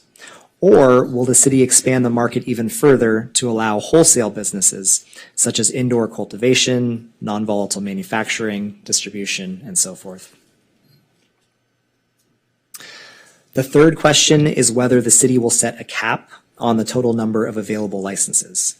Apart from a few exceptions, nearly all cities in California set a cap on the total number of available retail licenses. For other business types, the record is more mixed, with some jurisdictions setting a cap, others allowing an unlimited number. Keep in mind that particularly for retail, setting a cap will mean that the city will receive more applications for licenses than there are licenses available. This often results in intense competition to secure one of the retail licenses, which creates legal risks to the city. The fourth question is whether to only allow the 2 existing medical businesses to expand into the adult use market or to allow new cannabis businesses to open in the city. The fifth question is which zones will the city council allow cannabis businesses to operate? Most cities allow cannabis businesses to operate in standard commercial or industrial zones. Some cities allow retailers to operate in mixed-use zones. Other cities will create cannabis overlay zones that target specific areas where cannabis businesses can locate. The sixth question is which public facilities to recognize as sensitive uses and the minimum distances to require as buffers for cannabis businesses. Most cities default to state minimum, which is 600 feet from schools, daycare centers, and youth centers. For medical cannabis businesses, the city of Santa Monica recognized additional buffers, which are not mandated by the state, and you can see that on the right side of this slide. For informational purposes, we have included sample maps under 2 scenarios. The first scenario assumes that the city maintains its existing list of medical buffers and allows cannabis businesses to locate anywhere in non-residential zones of the city. Under this scenario, cannabis businesses would be eligible to locate in all of the areas that you see in green. The second scenario assumes that the city utilizes state default buffers and similarly allows cannabis businesses to locate in non-residential zones. Under this scenario, the eligible green zones increase significantly. To conclude the presentation, I'd like to highlight 2 key policy questions for future City Council discussion. The reason these questions are flagged for future discussion is because they require further analysis to present a full menu of options to the City Council. Regarding cannabis equity, the first step is to complete a cannabis equity study. Without an equity study, it is extremely difficult to define what cannabis equity means to the local community. There are 2 ways to fund a study, either through state equity grants or through local funding. State equity grants are made available annually through the Governor's Office of Business and Economic Development, also known as GoBiz. Historically, the state has offered up to $75,000 per request for an equity study. Alternatively, the city could fund the study through the general fund. The second question identified for future discussion is the method of application selection. If the city decides to issue licenses to new cannabis businesses and sets a cap on the number of available licenses, the city will need to develop an application selection process. The process could be designed around merit, equity, first come, first serve, lottery, or some other hybrid approach. In order to provide maximum flexibility in designing this process, HDL recommends that the city design the application selection process after the regulatory ordinance has been approved. This allows City Council to focus on other key policy decisions during the ordinance development process involving business types, land use, and other more fundamental policy questions. With that, I'd like to thank City Council for allowing me to present. I'll turn it back over to City staff for discussion, and I'll also leave policy questions on the screen behind you for reference. Thank you. Okay, thank you very much. Just so everyone knows how we're going to do this, because we have a lot of ground to cover here and I want to stay focused, we're going to do questions. Questions only. I have mic control. I will turn you off if you venture into comments. We're going to do questions. And then what we're going to do is we can have a generalized discussion, and then we're going to go through the list, and we've all been provided with a hard copy of the list of policy questions, and we're going to go through them one by one and vote. So that's how we're going to do this, because we do need to stay focused. We're doing good time-wise. Let's stick to that. We have questions from Councilmember Torosis. Thanks, Ajay. Really appreciate it, and thanks, staff. Do you have any specific words of warning or recommendations for us? We know that this industry has been fraught with litigation in a variety of different ways, and specifically in how smaller local jurisdictions have set up their programs. Do you have any advice for council as we're thinking about whether or not to set up a social equity program? If so, how? That's my first question. Sure. The challenges related to social equity are not as much related to risks to the city. That stems primarily from the application review process. If it's a competitive process, who do you select, how do you select them, and how do you field appeals? For social equity, there are two primary challenges in implementation. So this is after the equity study has been completed, after community engagement has been completed, which really serves as the foundation for the program. And those two challenges are, first and foremost, people trying to manipulate the program who may not otherwise qualify. So using the benefits or the eligibility criteria to try to qualify or possibly partner with someone who qualifies but may not actually own or operate the business. The second challenge is program effectiveness. What we've seen is that programs that don't tackle equity from every possible angle haven't been as successful. If you only address fee waivers, or you only address access to licenses, or you only address technical assistance, or only direct grants, or only loans, or only a few of those, oftentimes what will result is applicants who can't make it all the way through the process. So to be successful, it really has to be all-encompassing and provide a full option of benefits to fully support equity applicants. Thanks. And then second question, do you have any, just based off of your work with other cities, recommendations around an RFP process versus like a threshold process and a lottery in terms of us being subjected to legal challenge? For competitive application processes, so setting aside equity programs, we frequently recommend a multi-layered process that allows for some vetting, quality assurance, and concludes with random selection or a lottery. The advantage to lotteries is that they reduce the risk because it's very difficult to challenge a lottery. And as long as you ensure that the participants in the lottery were vetted and are of a certain quality, then you can trust that the random selection will still choose a good operator. We have also found, however, that very few jurisdictions choose to use that process.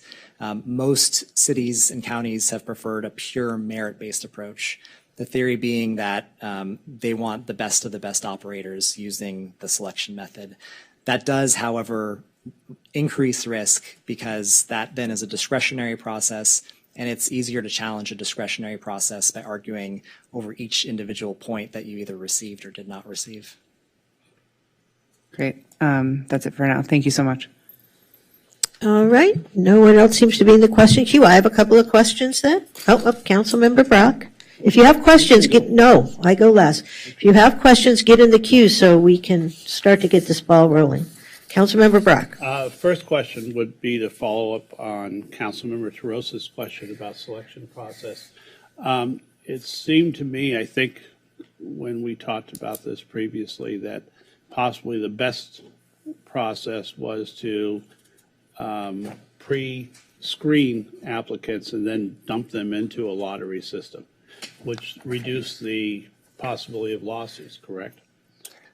In my opinion, it reduces the risk of lawsuit, yes. Okay, and then next question was, I know there are most cities have either decided zones or certain areas that have come up. Costa Mesa did something different, and I was wondering, in your experience, how has it worked there? Because they haven't put a limit on. They've just said, here's their zones that are available, and the market decides. Now, Mike, I know Costa Mesa is a different city than we are, but how is it working there? That's a great question. I don't have as much familiarity with Costa Mesa to be able to explain their entire process and level of success. I am aware that they did not set a cap. When you don't set a cap, the limiting factor becomes property, right? And it's my understanding that their property was fairly limited. So although there's not a hard cap on licenses, there's sort of a de facto cap based upon the number of properties that are available for businesses to operate. But success, it's hard for me to speak to just because I don't have enough. Well, I was more concerned success versus the possibility of either overpopulating an area like I think Wanimi may have, right? They have a green street or something where there are businesses next to each other, and I think that worked for a while, but is now starting to dissipate because Ventura and Oxnard are, from what I understand, are now legalizing in their cities. That's the reason why most cities have chosen to place a cap. It's primarily out of a concern for overconcentration of businesses.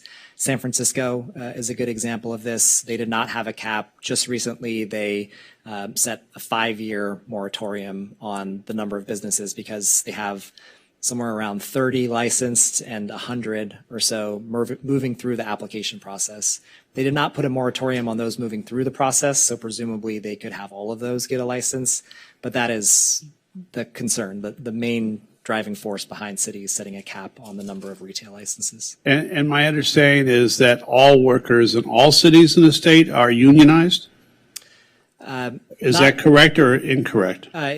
Technically not correct, but close. The state requires all cannabis businesses to sign a labor peace agreement with a bona fide labor union. But in practice, that has meant that all cannabis businesses have been unionized, essentially. Can the city require that the labor peace agreement include so many diverse hires and that all employees of all cannabis businesses in the city that are retail also be unionized and pay union wages?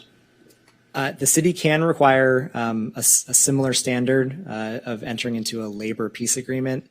I have not seen a city just explicitly require unionization. Is there? I don't think we can under federal law. Under the NLRB, we cannot require any business to be unionized. But to answer Thank you. Your second question, some cities have attempted to require businesses to hire more diverse groups from certain areas of the city. How is that going? It's hard to measure because I don't know how effectively it's being tracked and enforced. The policies are in place, but it takes time for cities to develop the processes to actually track. Tell me, West Hollywood, if you go back to I think one of your first, you don't need to go back, but one of your first slides showed retail and showed cannabis lounges. West Hollywood has opened 2 lounges, I believe. Tell me about unique issues that might stem from having on-site consumption. So there's 2 categories. There's regulatory concerns, and then there are just policy and outcome concerns. Regulatory concerns relate to the fact that the state, although it allows for on-site consumption, does not have robust regulations in place for on-site consumption. It simply states that retail businesses can allow for consumption, only 21 years of age or older, can't be visible from the public, and that's about it. So cities bear the brunt of the burden in establishing the regulations, and different cities have used different models. Was there a law going through the legislature to mitigate that or allow it? I thought I saw something a couple months ago. Where did that bill end up? There are a few bills pending. They're primarily clarification on very specific issues, like whether or not someone can be served a meal in the facility, those types of issues. But unlike the other cannabis business types, there are not robust state regulations. From a policy perspective, my concerns would be driving under the influence. If someone is consuming on site, they presumably leave the site soon after. How are they leaving the site? I would be concerned about Similar to a bar or restaurant. Very similar serving to a that. bar or restaurant. Some differences, though, with cannabis, which stays in your system longer, harder to detect as well. Secondhand smoke, primarily for employees who are working on site, if it's allowing for on-site consumption. Odor would be a concern. Retailers, that's not normally an issue, but for consumption lounges, it would be. There are some pretty fundamental issues that would need to be addressed regulatorily. That's good to know. Thank you on that. And I may have more, but not yet. Mayor Pro Tem Negrete.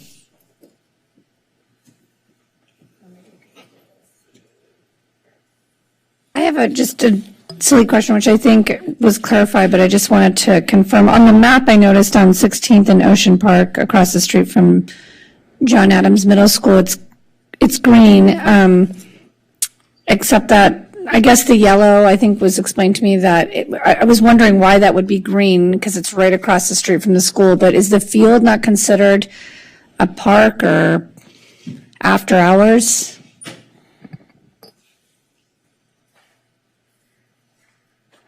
These maps would need some fine tuning as we go through the process. We identified all the sensitive uses we could. I think there's some fine tuning that has to happen with the buffer distances from parcel lines and the totality of the site. But these were mainly for illustrative purposes for kind of the overall scale of where businesses could be allowed. But just out of curiosity, does a field like sort of delete does it count from the school building? No, if it's school property, it would count from the parcel itself. Okay, so maybe that's just a mistake. There's probably things that could be better Fine-tuned. Okay, Yes. Thank you.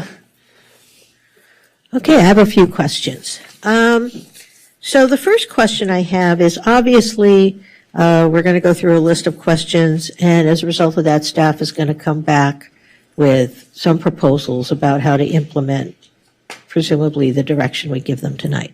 But in the meantime, we have these two medical outlets, one of whom is already operating, the other of whom I'm told is going to be operating soon.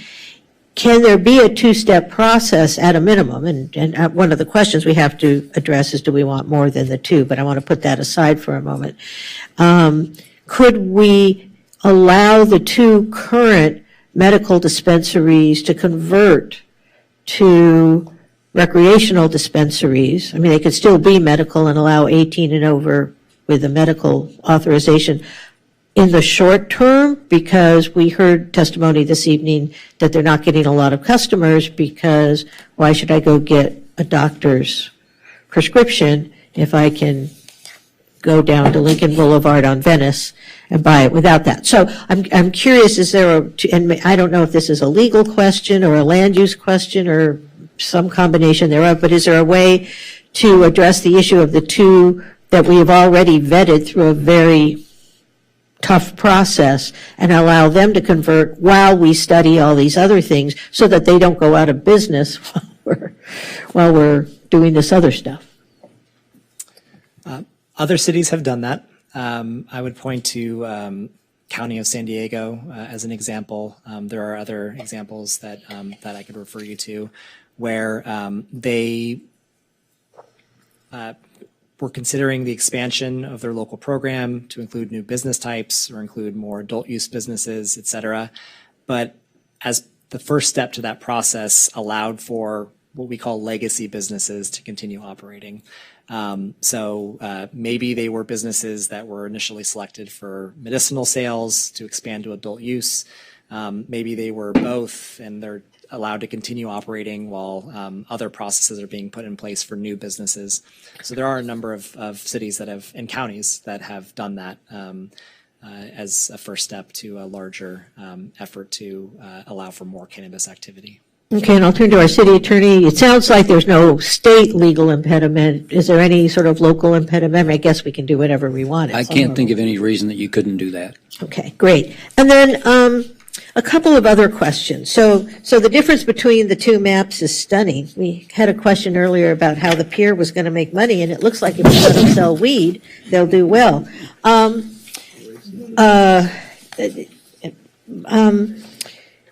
Can we, from a land use perspective, and I don't know, Mr. Martin or Ms. Tanamori, maybe this is for you, rather than, because what we did with the medical marijuana was we said, here are the zones where you can do it. And I think that turned out to be perhaps not the most satisfactory process. Is there a way to avoid what was referred to as the concentration of businesses? So maybe if we go with a more permissive map, but one of the restrictions we do put is businesses within certain distances of each other. I mean, we did it with restaurants. You know, for example, on Main Street, you could only have 2 restaurants per block, that sort of thing. Is that a potential way to look at this rather than that 600-foot buffer within a sensitive use, to use sort of more traditional land use tools about, you know, 1 cannabis outlet per block or something like that? I think this council would want to think carefully around maintaining the state minimum requirements around the sensitive uses as a baseline. That's just a suggestion I would put forward. We do have the model. You referenced the restaurants where we had set in those times a limitation on the number of businesses within a certain section or block or series of blocks. For restaurants, that's what we did. We set a cap. So there was being respectful of the state imposed, and we could still impose our own, but maybe additionally sort of take, because the problem with the buffer is you either have no spaces or you have a lot of spaces. And it seems to me that, and obviously I don't want to prejudge where the council's going to land up, but maybe that's a technique. There's nothing impeding us from using that technique. Is that right? Would that be a safe way of saying that? Correct. You know, one of the options is that there would be a distancing requirement between cannabis businesses, say 1,000 feet between businesses. So that's going to automatically limit how many there can be. Okay, great. And then the other other question I have is, so alternate uses. You know, we obviously, our current law allows for the 2 medicinal retail outlets. Can you clarify for me the non-retail uses? Can a outlet be both retail and non-retail? In other words, you buy it at the storefront or we deliver, sort of like restaurants do now? Or is it exclusively storefront versus exclusively delivery?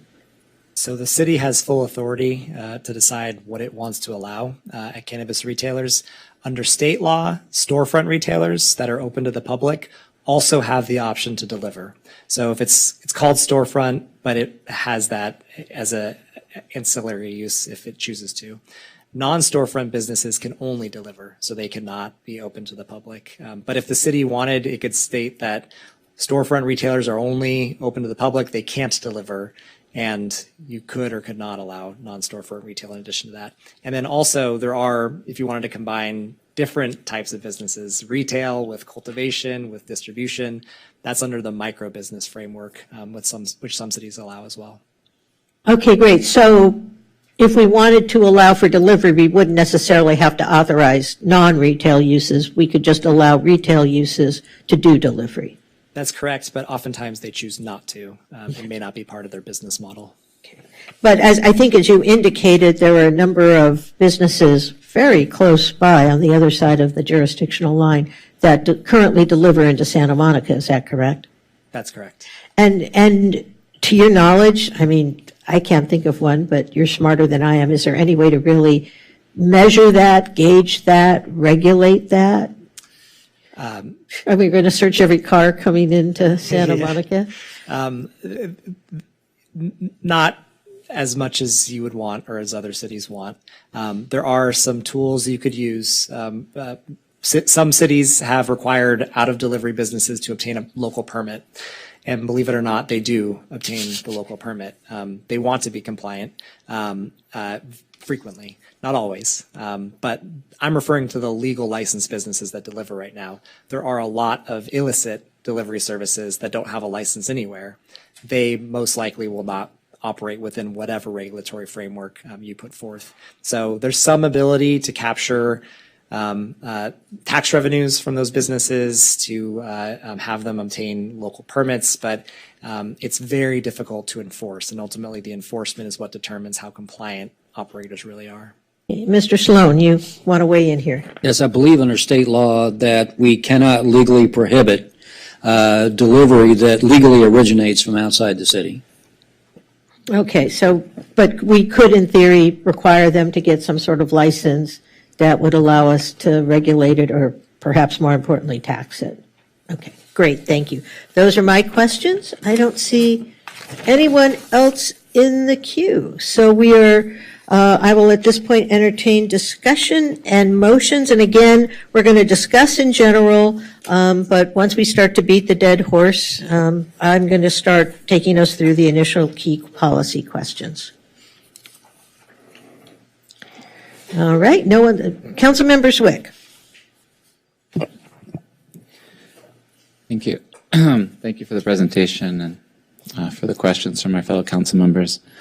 In doing the research that I was able to do going into this, it seems like the risk we run is being 5 years down the road and not having any operable retail businesses and not generating any tax revenue from this if we were to over legislate where and when and how these come into place, especially now in the market. I'm hearing that a lot of people, the cannabis business is not what it was. A lot of businesses aren't, in fact, even making money. A lot of people that get licenses aren't able to get their stores off the ground and even get them going.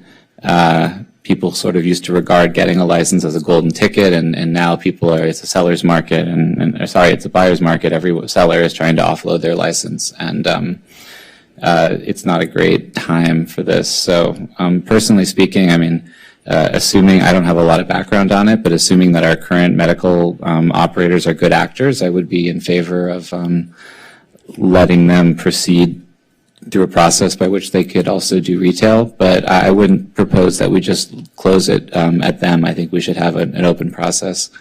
I do think, again, when you talk at all about setting a cap on something, you are inherently going to then create competition that the city is going to be forced to adjudicate. It's going to take staff time. It's going to expose us to litigation. I'm nervous, frankly, about setting any cap.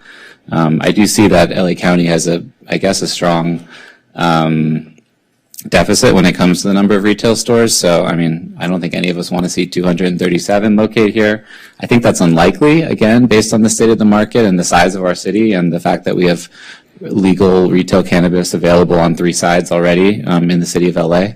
So I would just advocate for a rather permissive structure. If we all agree that this is something that should be allowed in our city, let's not overregulate it so that it doesn't actually happen. Finally, looking at these 2 maps, it does seem like the first one is overly restrictive. The one thing that seemed included in this map, I think, was a 600-foot buffer with other licensed cannabis retailers, and that seems reasonable. I don't think anyone wants a block full of cannabis stores. It's more fun if there are also restaurants nearby. So that's it for now. All right, Councilmember Brock. Okay, so answering some of the questions, I guess, it has my starting comments. Yes, we should do legal adult use cannabis retail, and that should include delivery as well, both from those retailers that locate within our city and send notices to our neighboring cities' retail stores asking them to switch their tax from LA to Santa Monica when they deliver in Santa Monica. that would include like Herba, Rose Collective, Medman, Cookies. I don't even know how many more there are, but I see from the earlier presentation that there is a lot. So yes, they should be paying sales tax to Santa Monica. The existing medicinal retailers should be allowed to convert. I don't think that's a real problem. I think they should be allowed to convert to retail, both the one that's open, as long as they follow the regulations we established, and the one that's planned further up the street. The map, I would agree with Councilmember Zwick that to some extent the market should determine it. I think we can easily put in a requirement that you can't have 2 or 3 cannabis stores per block. I think I originally thought the lottery system was good, but now I'm looking at it and going that really during the application process that the Planning Commission and City Council probably should make the final decisions, and we should have the option to close an application period before it gets overrun. So, I think when I thought about this a few months ago, I thought about possibly 6 potential locations in the city. But I don't know. I agree actually with Councilmember Zwick that putting a cap on that right now will lead to more competition, the more possibility of lawsuits, and the more frustration among the retailers, and I think more frustration among our staff and City Council as well. So what did I miss?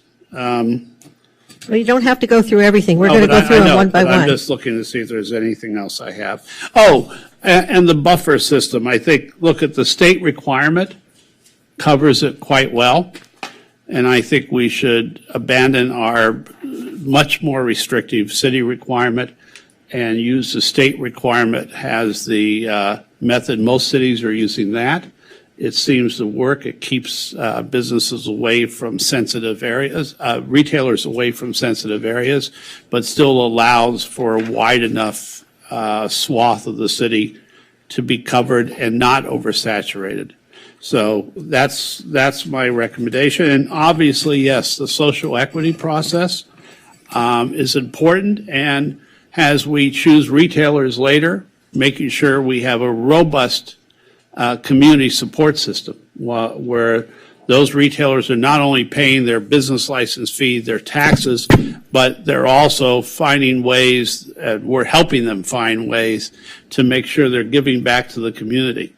And I think that's an important part of our decision-making process. Thank you. All right, Councilmember Torosis. Great, thanks. So I think what colors my comments is the fact that this industry has been kind of rife with corruption, as we've seen in a series of pretty public reports on this. So I think everything that I'm thinking about is from A, the equity framework, but then B, how do we minimize any risk to the city and any negative implications of doing this in the city. So I think that first and foremost that people in communities who have been disproportionately harmed by the war on drugs and over-incarceration should absolutely have an opportunity to benefit from our legalization of cannabis. And at the same time, we need to make sure that while those folks benefit and we have opportunities for economic mobility, that the workers and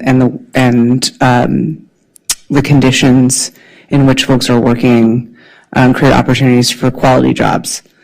But I'm also, it's obvious to me that we need to make a little bit of money in order to operate a robust social equity program. Because like Ajay said, and like I'm pretty familiar with this from my day job, we need to make sure that we have help with permitting with loans and grants and technical assistance and mentorship, et cetera, and that is not free.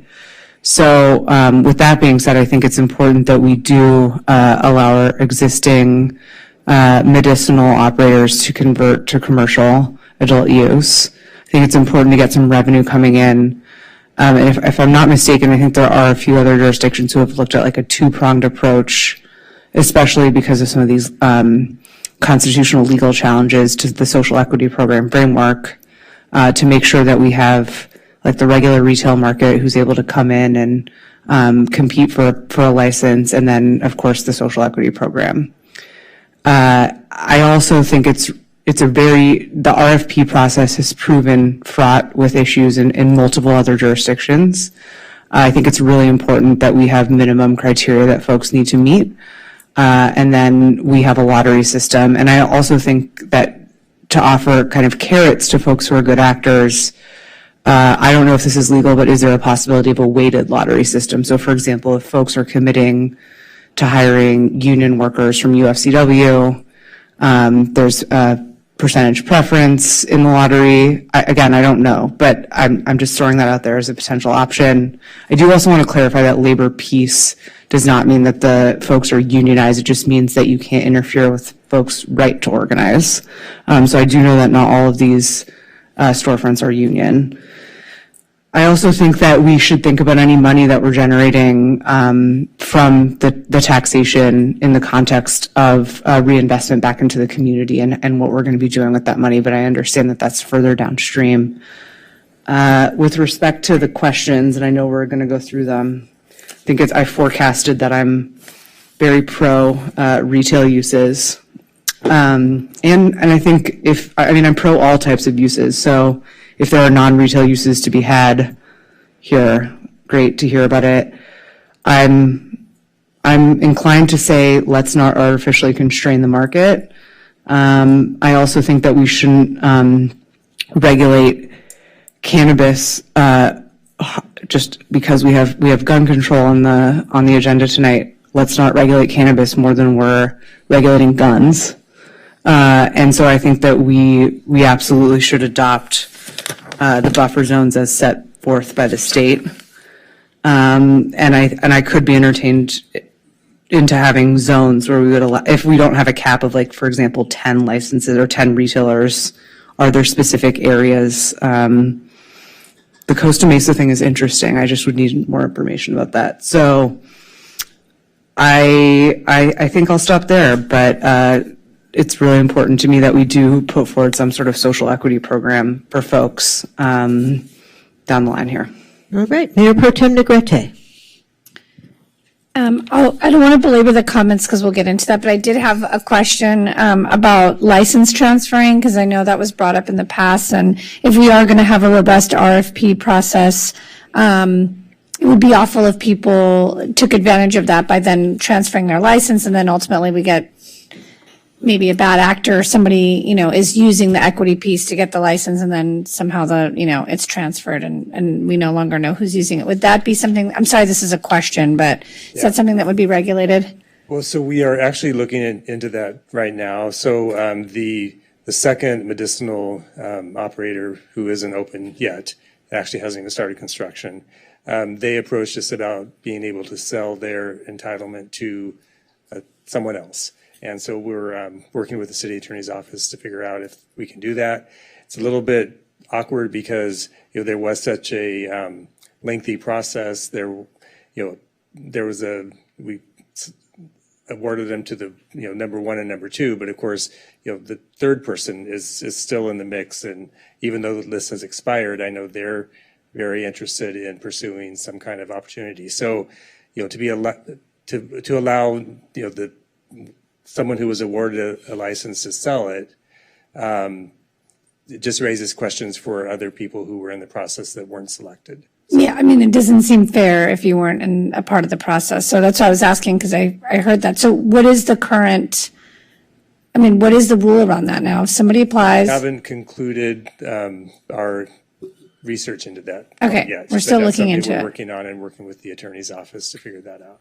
Okay, thank you. Okay, I just have a couple comments and then we'll start going through this.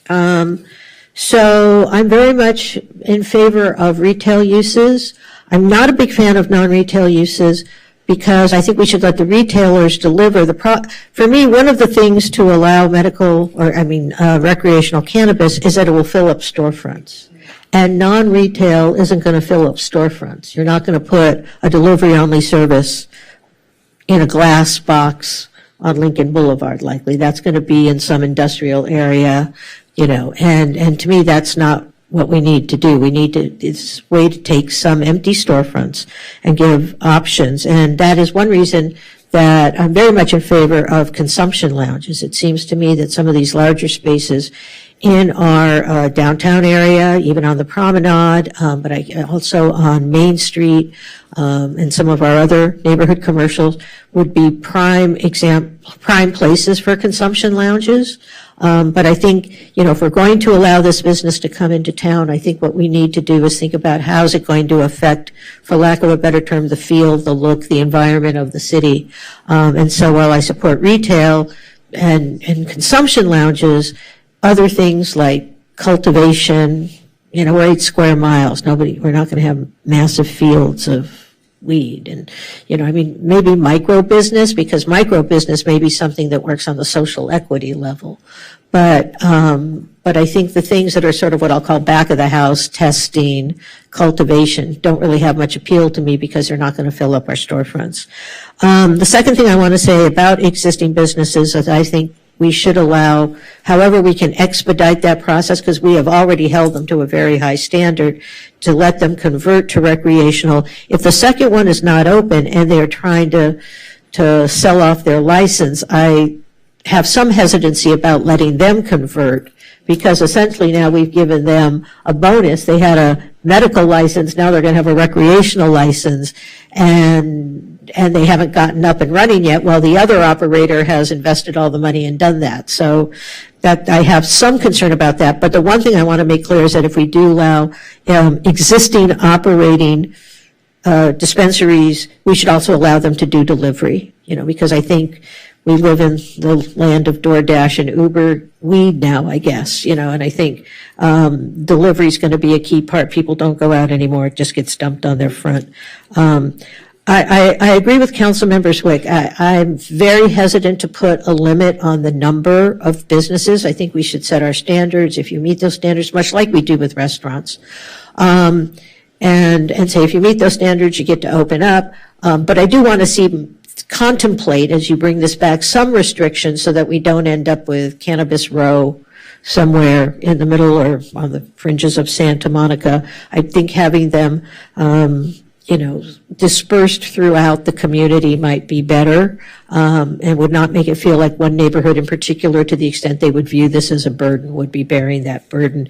Because my concern is that if we don't put a cap on the number and we don't restrict it, these businesses are going to likely go where the storefronts cost less, right? And they're not going to go, maybe they will, but probably most of them will not go on Montana. They might go on Pico. And I don't want the residents, and I could be wrong about that, but my concern is that I don't want any particular neighborhood to bear the burden of these businesses to the extent they view them as a burden. Some of the residents may say, yippee, I want this, but I think we need to be sensitive to that. I very much against any discretionary process.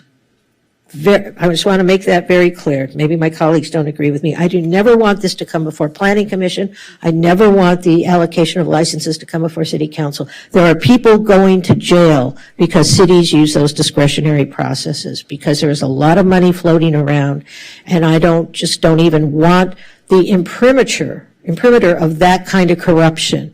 Now, I'm not saying it would be corrupt, but that has become just an incredibly corrupt process in so many jurisdictions, and I just want to stay away from that. So whether it's we don't have a limit at all, we set the standards, people come in like a restaurant, say I've met the standards, I'm opening up, or we do a lottery. I'm agnostic to some extent about that. I kind of favor don't put a limit on it, because I don't think this is, as Councilmember Zwick said, I think people used to think this was the golden ticket. I'm not so sure I think people will want to come to Santa Monica. I don't think thousands of people will want to come to Santa Monica, but I want to stay away from any discretionary process, because without casting aspersions on anyone in this community, I just don't even want there to be the sense that the corruption that has permeated this industry is here in Santa Monica.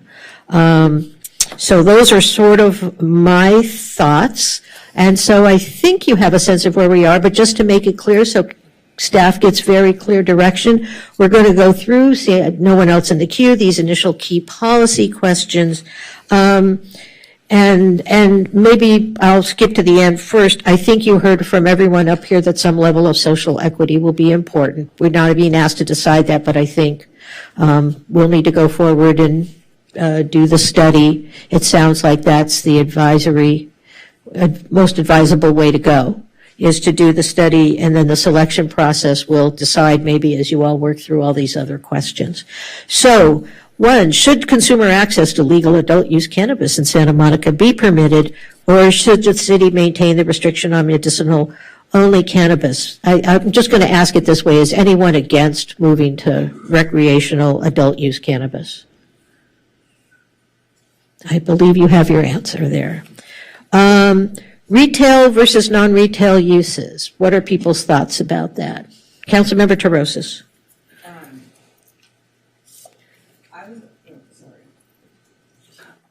I agree with you, Mayor Davis, that we do want to fill up storefronts, but can I just get a clarification that if the non-retail uses are still taxable, correct? So, I mean, we're generating revenue in the city. I think I'm fine with both of them. Okay, Councilmember Zwick. Yeah, I think on that question, just to expand, I appreciated your point, Mayor, on the ghost kitchen version not being perhaps delivery, not being perhaps very useful, but allowing delivery for retail makes sense. But yeah, there are a lot of, potential industrial uses. I would assume most of the cultivation and otherwise would be in warehouses, not, great green fields these days. So, there's a potential, I assume, in certain parts of the city. I'm not really sure, but I'm not inherently opposed. All right, Councilmember Parra.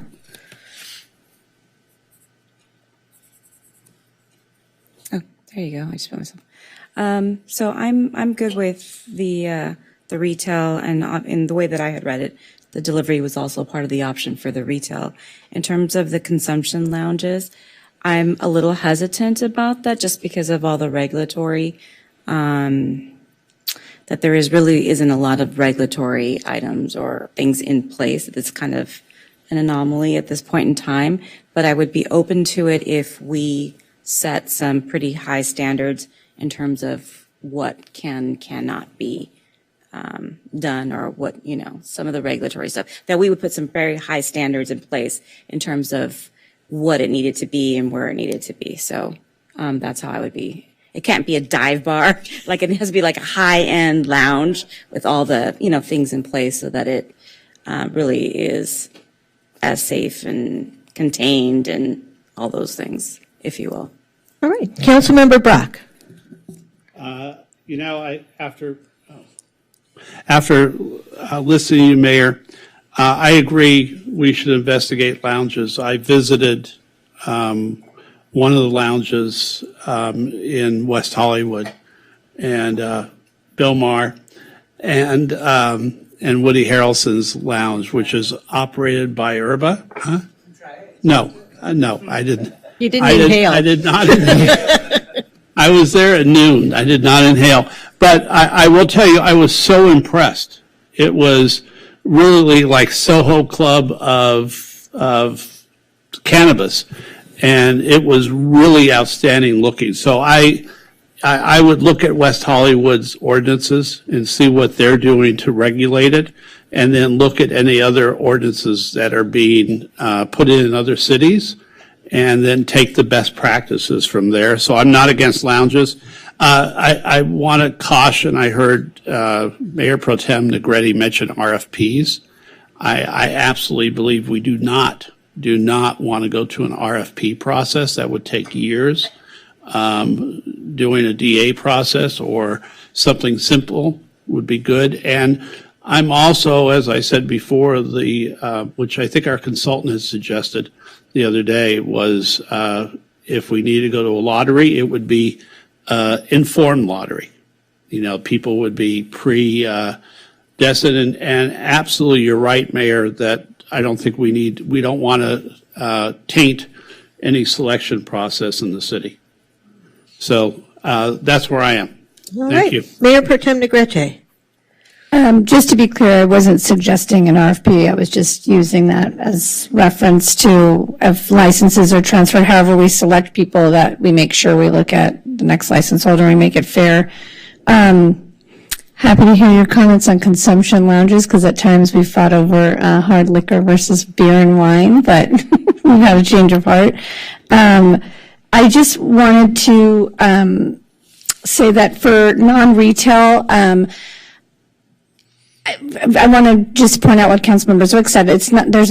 People don't grow in fields, and they're in small contained areas. You can grow quite a bit. So I do think that it's actually less expensive. I have personal experience within my own family, like sometimes to be a small grower, and that's actually sometimes an easier entry point, I think, for some, maybe to not have a storefront and deal with everything, all the constraints around having to, deal with a small business owner and having multiple employees and whatnot. So I think we shouldn't exclude that, because there are some buildings around certain areas of Santa Monica that maybe aren't, they're less expensive, and they're not ideal for a storefront, but maybe they're ideal for just a delivery service or something else. So I'm not opposed to non-retail. And I'm really just ready to go through the questions, to be honest with you, and we can go into it then. Well, so let me see if I can summarize where we are on this particular one. I think you've heard from council that actually it sounds like people are interested in examining at some level all the various uses, both retail and non-retail. And please jump in if I mischaracterize what you said. I think that we definitely want the retail uses to be able to do delivery. So that should be part of it. I think with regard to consumption lounges, what I heard from Councilmember Parr, and I agree with her, is I think there need to be tightly regulated, particularly concerned about things like secondhand smoke, odor from the lounges, that sort of thing. So there might have to be, I don't know what the right term is, but building code, restrictions about whether they need a separate HVAC system or something. I don't know what it would be, but we certainly don't want to create a situation, for example, in a mixed-use building where you have a consumption lounge on the ground floor or maybe that'll be an attraction for people living there. Again, I don't know. And I do think, even though no one specifically mentioned it, but I did, and I think it goes with our social equity, particularly the idea of micro businesses, because I think that vertically integrated business probably goes to Councilmember Zwick's point. You can tell I do not grow weed at home because I'm thinking of fields of weed.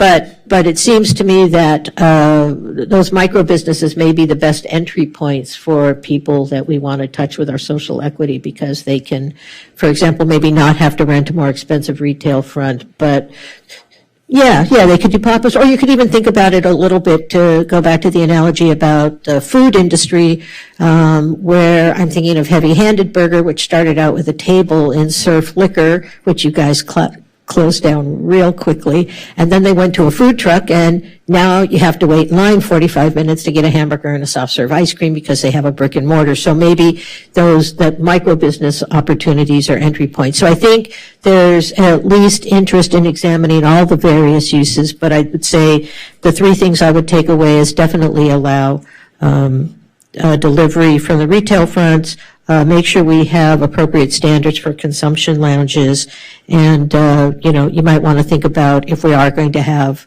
non-retail, where that might be. Fair enough, everyone?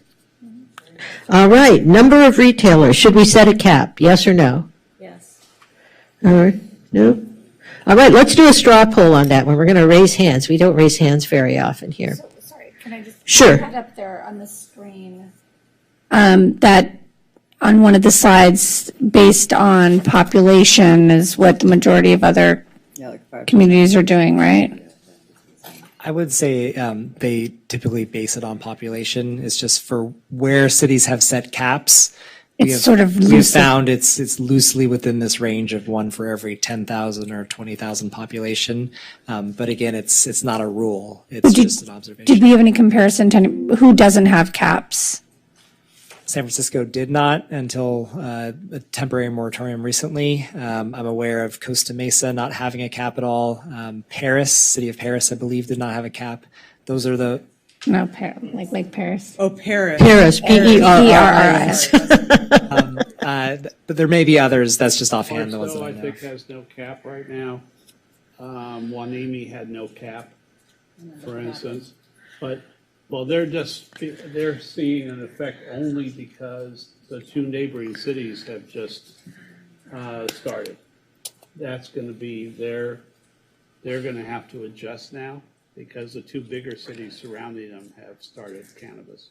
So setting caps are not permanent. You can always remove them. That's correct. Right. But I also don't want to give you the impression that just my personal knowledge of cities and what they've done is Right. the full story. There may be other cities that I'm just not referencing right now. Well, how about this? Maybe I don't want to overburden staff on this one. If we're not in unanimous agreement about the question of caps, it seems to me maybe there's two ways. Let me ask you this, Councilmember Parra. If we were to do caps, do you have a preferred method for how we would decide within that cap who might get the license? Thank you for asking that question. You know, I went through this process with City of Culver City, and mind you, it was a couple years ago, but it was crazy. The process was crazy. The amount of people that went through was crazy. Mind you, like Councilmember Zwick said, I mean, it's not the golden ticket anymore. But again, do we really want to set ourselves up with 100 people applying and then can't pull it back? I would rather put a cap and start from there and see how it goes and then open it up. We can always open it up in a year. We can always open it up in 2 years. But I would rather be a little bit more restricted up front and then pull it back. So I'm fine with 6 to 8 max, but no more than that. But I'm happy to talk it through with you guys and see where you're at. Well, how about if we ask staff to do this without because it sounds like there's no absolute formula, X number of people, and obviously, what if we did this to say staff would come back with proposed limitations that would restrict the numbers, whether naturally or legally? And that natural restriction could be, for example, 1 outlet per block or that sort of thing, or it could be a cap. Councilmember Torosis.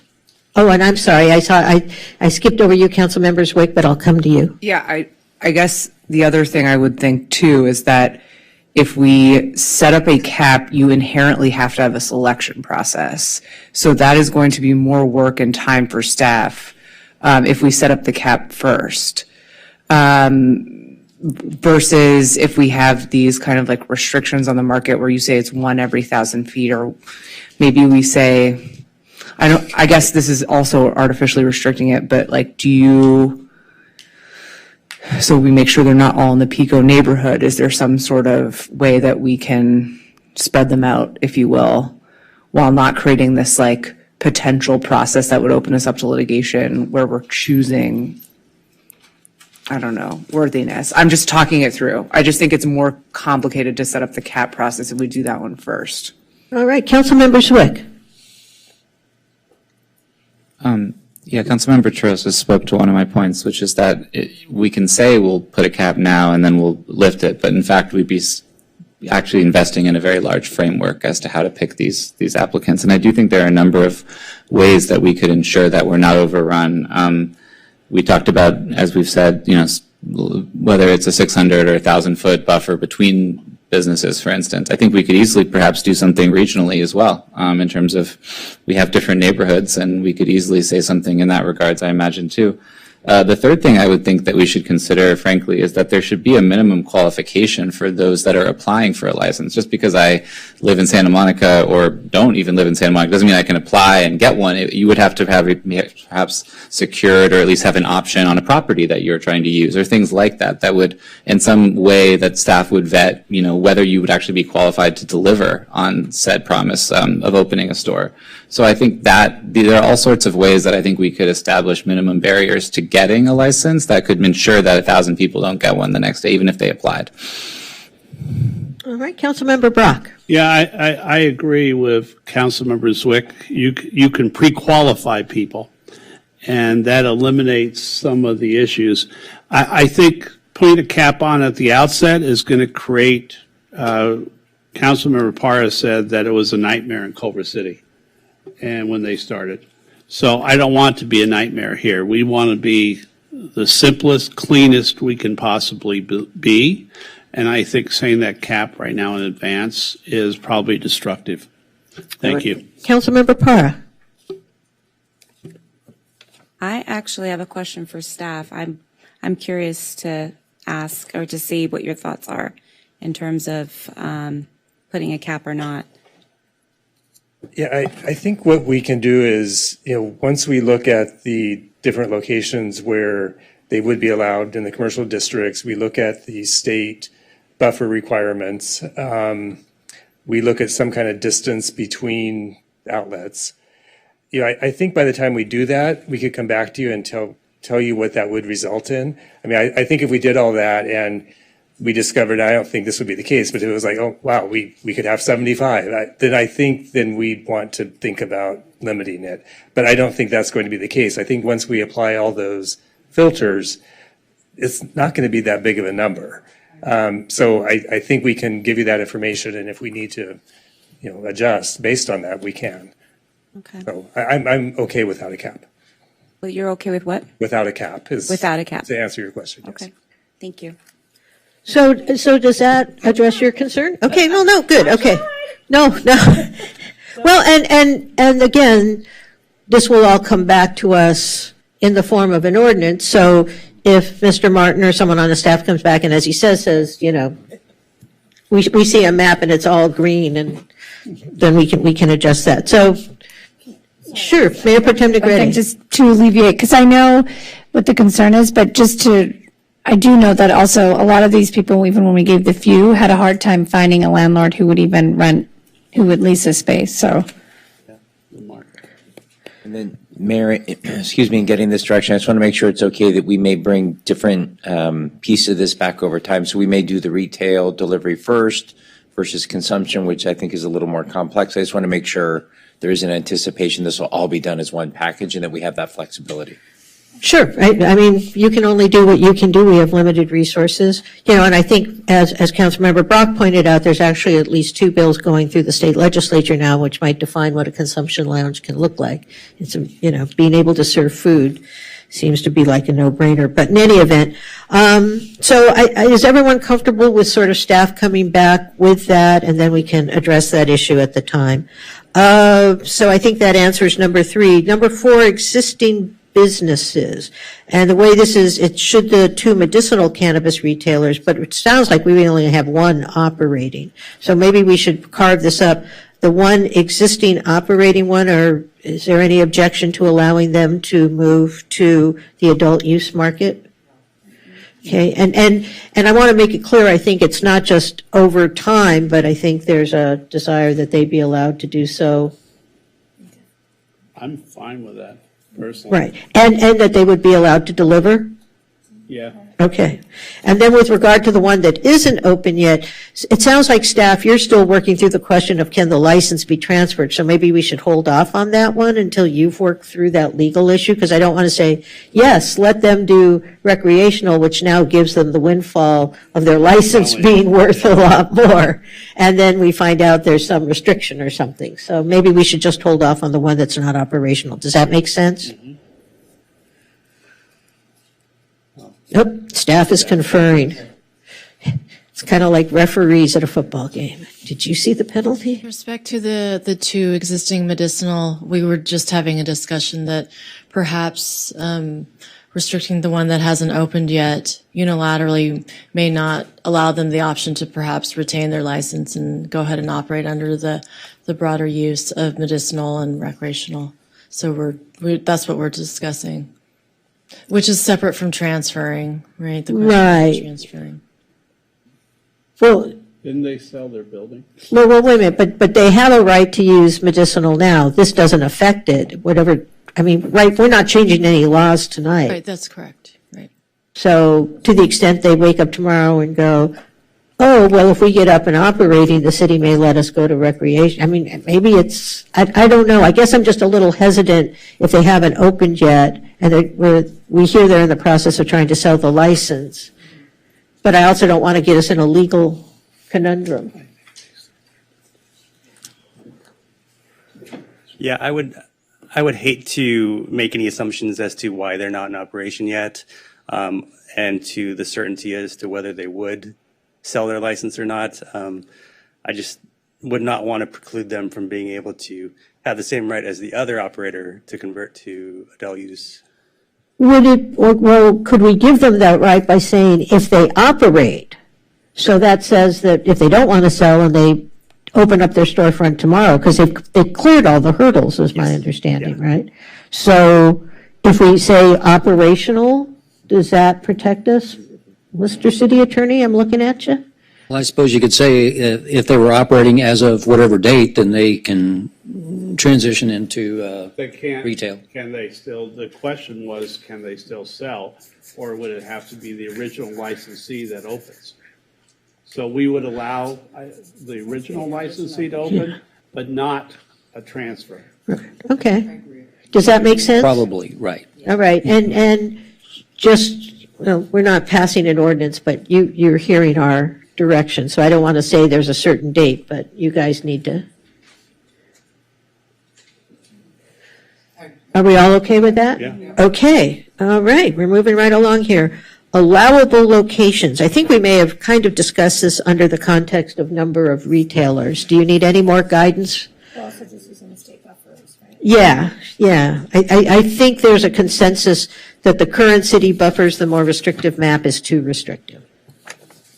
Now, that may mean, again, we've talked about other restrictions that may not lead to this map, but I'm holding up the less restrictive map. So you guys will work on that. Okay. Buffer requirements, I think we kind of covered that already. Councilmember Zwick. Sorry, I would just say that, I mean, among the restrictions that I guess a prior council offered, the one I would suggest we retain is the one between operators. And that plus the state recommendations. I don't know. Right. Or it may be, I mean, should we give staff the flexibility to say buffer or one per block or whatever? I'll let you guys figure that out. How does that sound? Were we all okay with that? Okay, we talked about social equity, and I think we've talked about the selection process. That puts me at the bottom of the page. Does anyone else have any comments they want to give to staff before? Councilmember Parr, are you still in the queue, or can I take you out? Sorry. No, not a problem. Just want to make sure I don't skip over you inadvertently. Staff, do you have sufficient guidance, or is there some additional information you need from us? All right. Thank you very much. We look forward to continuing on this journey. Yes, and it is, as Mayor Pro Tem Negretti points out, 11:31, so I will entertain a motion to move to continue past 11. I'll move that we continue past 11. I know that's a shock. But Just as long as people keep their comments, concise. I'll agree. All right, okay, so I'm going to say moved by Brock, seconded by Terosis. We'll do it by a voice vote. All those in favor? Aye. Any opposed? Any abstentions? Great. I think that takes us to the 16 items. Am I correct about that, Madam Clerk? That is correct. All right. Okay, so the first is 16B, and it's request of council members Terosis, Councilmember Zwick, and Mayor Davis that the council direct the city manager and the city attorney to within 60 days draft an ordinance for council adoption to restrict the sale of guns in Santa Monica and propose additional gun owner responsibilities. This ordinance should be based on best practices from other jurisdictions, stakeholder engagement, and consultation with subject matter experts. All right, Councilmember Terosas, why don't you kick this one off? Yeah, so not to belabor the point, but I think that we heard from several public speakers today. We also know that Santa Monica has been already looking at this based off of best practices from other jurisdictions, but I do want to say that, we've seen these mass shootings close to home in Monterey Park and Half Moon Bay this year. I think it's important, and there's empirical evidence that cities that have additional restrictions on the sale of guns and just safety restrictions make it such that the surrounding community is safer. And I think that people probably know this, but we do currently sell guns at Big Five Sporting Goods in Santa Monica. To my understanding, they've been grandfathered in. And it's also my understanding that Santa Monica has not yet adopted safe storage laws to require safe storage in the home and in vehicles. We don't require loss and theft reporting. Culver City, Redondo Beach, Beverly Hills, and West Hollywood city councils have adopted some form of this, as well as potential additional restrictions as to where guns can be sold in their cities. And then I believe that some of us are aware that San Jose became the first city in the nation that actually requires gun owners to pay a yearly fee and carry liability insurance. And then those fees that are levied and collected, and in fact, they're levied and collected by a nonprofit foundation in San Jose, then reinvest that back into the community with community-based programs that focus on reducing gun violence. So I think that we have some additional work to do to be the best, gold standard here. In speaking with our city attorney, I do want to give him and his office credit that they've been thinking about this and working on this. So hopefully it's not unreasonable that we're asking for some additional ordinances to come back in 60 days, but that is what the motion contemplates. All right, Councilmember Zwick, do you have anything to add? Sure. I'll be brief as well, but I'm fully in support. Obviously, I believe that this is an issue that we in Santa Monica are generally in agreement on, that we want to be limiting guns getting in the hands of people, whether it be our youths or those contemplating suicide or any number of other issues. And I think that we've seen now the Supreme Court and others have made it more difficult in some ways to restrict the use and carry of guns. But as Councilmember Terosas pointed out, there are a lot more legal avenues at our disposal to make sure that we are being as safe as possible, make sure that guns are being secured so that they don't get into the wrong hands if in a car or in a household. The number of school shootings, the number of accidental discharges. We've heard about some of those stats today. It's incredibly disturbing. Guns are a great scourge in our community. And I thank my council members for supporting this, and I thank the city attorney for making sure that we're doing all that we can do on this issue. Thank you. And I'm not going to add to that. I think Councilmembers Terosas and Zwick summed it up. Councilmember Brock. I had one quick question, and Big Five is grandfathered in, so we can't touch Big Five? Is that what you said, Council Member? Mr. Sloan, do you want to address that? Yes, they currently have a right to sell, so if we were to take away that right, that's a property right that we may have to pay for. And are there any other potential? Now, there are some things we might be able to do. For example, could we restrict display of guns there? Would they have to be secured in a back room, that sort of thing, only brought out on request of a customer? There's some things like that we can do. Okay. Are there any other parts of this that might prompt lawsuits? Oh, that's always possible, but this will be pushing it, the cutting edge, so.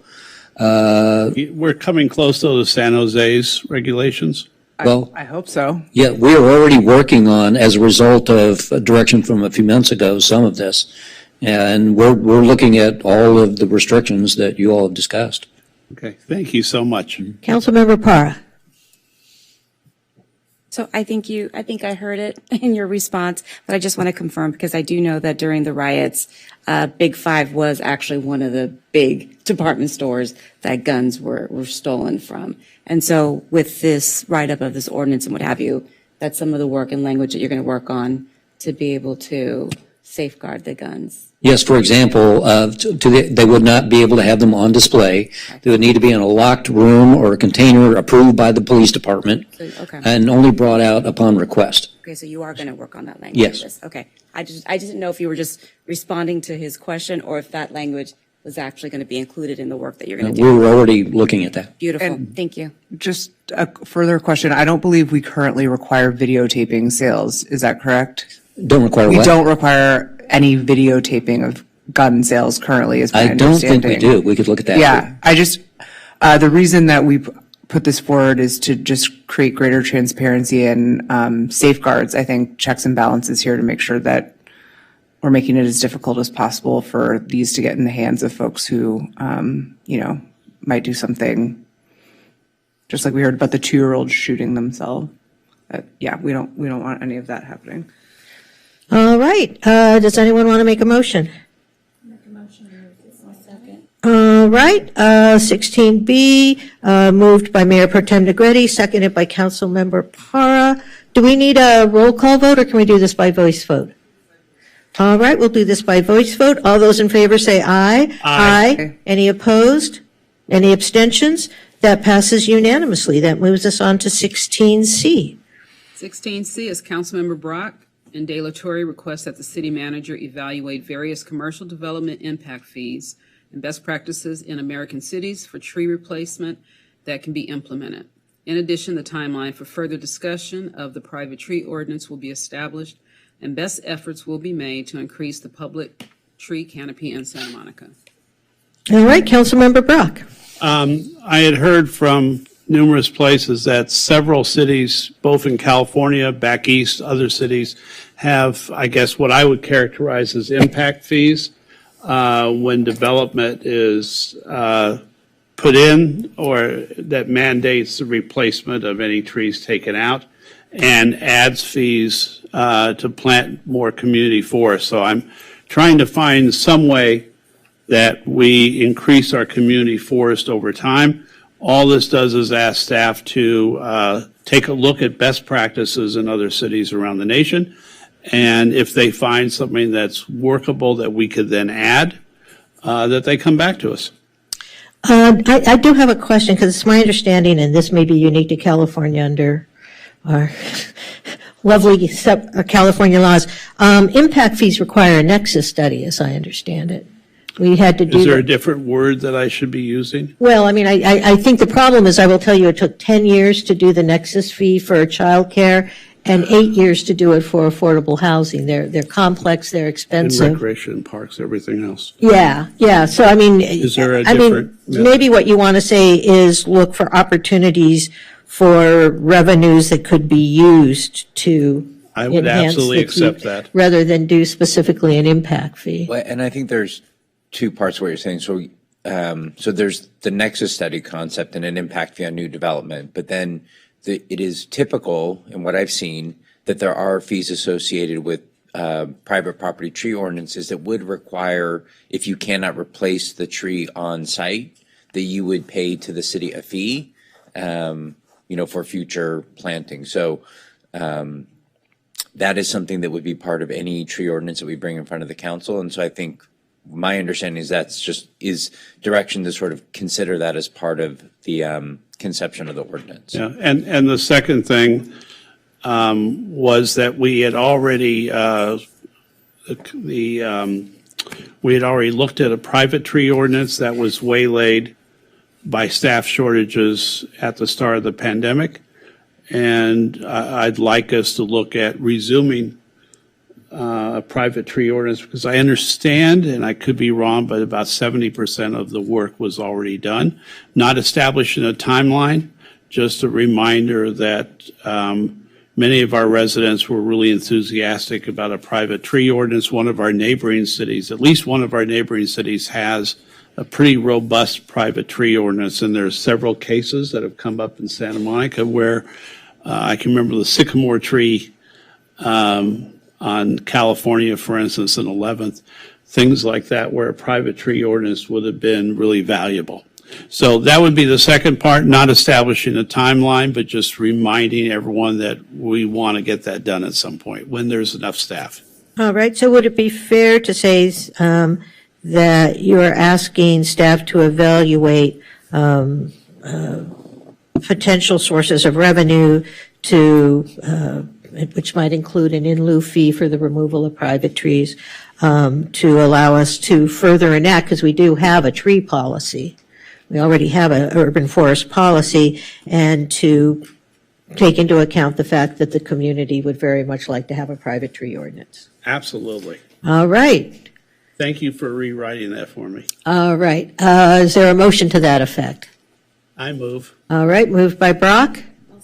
Seconded by Para. We can do this, I believe, by voice vote. All those in favor? Aye. Any opposed? Any abstentions? All right, that passes unanimously. 16D. Request of council members Brock and De La Torre that the city council direct the city manager to provide an update via an information item to be published on the city's website regarding bicycle and pedestrian improvements installed on 17th Street from Pico to Wilshire, known as the Safe Streets for 17th Street and Michigan Avenue project, upon completion of the project. Do you want to take over, Councilmember Brock? I want to make a couple of declarations as part of this, if I can. I didn't mean, I asked staff to sort of rewrite this a couple of times, and I started with one thing that was maybe too restrictive, and then after reading this after I said yes to it, I realized it was way more than I wanted. So we had residents who were frustrated about the bike lane. I will reiterate that I was for this bike lane from, I think, 2011 forward, and voted for it a couple of times along with the Michigan Greenway project as well. Not against the bike lane. I was concerned at the end. By the way, we had a public forum at the corner of 17th and Broadway about 6 weeks ago where residents had a chance to tell our Department of Transportation, our mobility coordinators, et cetera, what they liked and didn't like about the project. Staff, to their credit, has implemented many of those changes already. And one of the last things I was upset about, I understand, last Thursday while I was putting this in, staff solved that problem. So all I really wanted was in a month, 2 months, for staff to come back, no study, no major report. It could just be a city manager info item, just saying, hey, the project was done, and we think we've allayed almost all of the resident concerns. The last big concern I had, which they've shaved back, were the butterflies. And I know they're now called something else. I think former Councilman McEwen said they're Dutch crossings. It's a Dutch intersection. Dutch intersection. That there was a concern that I was afraid that people, even when they were going slow, making that right turn, might cross the line and go into the other part of the intersection. So that's all I'm asking for. So it was, and I think that should be for every project the city does. If it affects the public, there should be something that says, hey, we learned this lesson, or it went perfectly, and that's it. Madam Clerk, can you put up the PDF I sent you? Yeah. Thank you. Councilmember Swick. Well, I mean, I'm fine to have the city manager speak to us in a few months about the project at the beginning of a meeting. It just, that doesn't seem like what was requested here. So, I mean, if that's the revision, then, I mean, there's no deep problem with it. I would say that the request to, as it states, find ways to enhance vehicular movements while not compromising bicycle and pedestrian safety, I feel like there's an inherent contradiction that speaks to, I think, a lot of the frustration in the community, that is the fact that enhancing vehicular movements inherently endangers bicycles and pedestrians. The Dutch crossing, the the design as it has been approved on national and international levels are designed to make a tighter turning radius in order to make cars slow down. If cars are finding it unsafe, they're going too fast. And we can't be looking at how to, essentially enhance vehicular movements through this intersection because that would compromise bicycle and pedestrian safety. And while I appreciate your revisions to the motion, Councilmember Brock, I will point out that the only people I've received messages from who are endorsing this are titling their emails, "Please remove and stop new bike lanes." So I'm nervous about a motion like this, especially when the people who are writing it are saying, we're not against bike lanes, we just prefer them the way they were before. And the truth is the way they were before was unsafe because green paint doesn't save the lives of bicyclists and pedestrians. We need concrete barriers. And even earlier today when we were studying the Pier Bridge, you said, could we not have a little barrier here in case a car, just wants to run over, where it's supposed to go and endanger pedestrians? Well, that's what this is. It's a little barrier to protect people from vehicles when they're bicycling or walking. So I don't see why we would want to in any way try to make it easier for cars to turn more quickly when what we're really trying to do is protect lives. So thank you. Councilmember Brock. Okay. So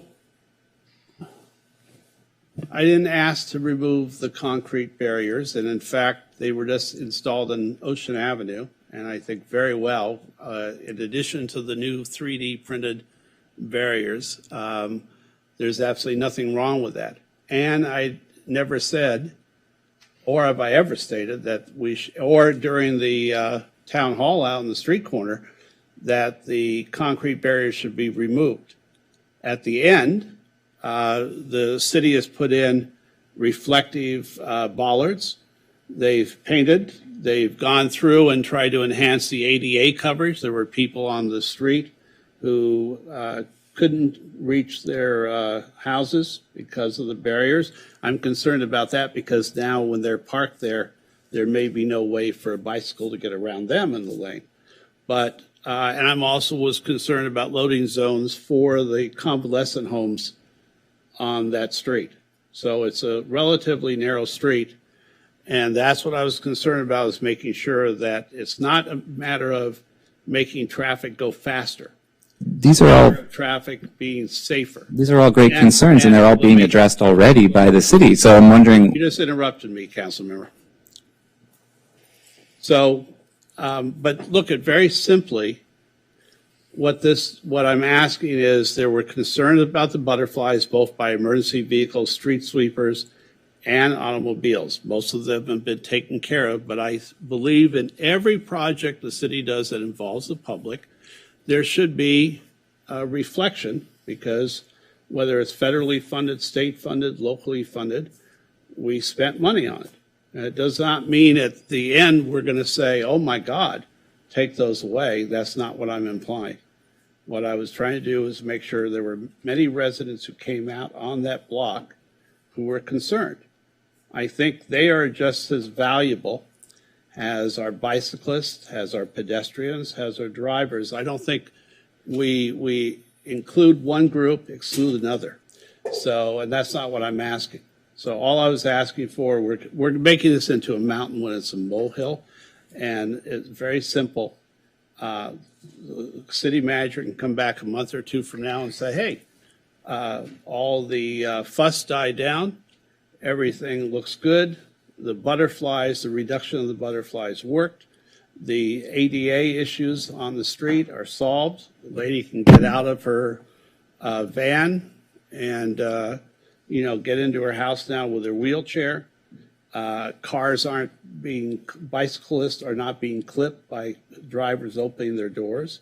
And in fact, we heard from someone earlier that maybe some bushes should be put on those sidewalk things. So I think there's always things we can improve as we move forward on the 20th Street. And part of this was that the contractor that was chosen took so long. I know it was raining, but it seemed like it took just an exorbitant amount of time. So that's all I'm asking. All right, would you mind, Councilmember Zwick, if I went, and I'll then turn it over to you? So I oppose this, even in its, I guess, modified form. And I oppose it for a number of reasons. And the first one is, we've already done the information item. What is up there is from the city website. And it's a description of what the project is. And if you'll scroll down, can you scroll down, Denise? It talks about the changes that were made. And it says that they're going to further communicate modifications and distribute a flyer to residents and post educational signage along the project in the upcoming weeks. And it gives you it tells you where to go to look for even more information. So I think we've already done this. I am concerned about even suggesting that every time we do an infrastructure project, we have to start distributing large amounts of information to the public.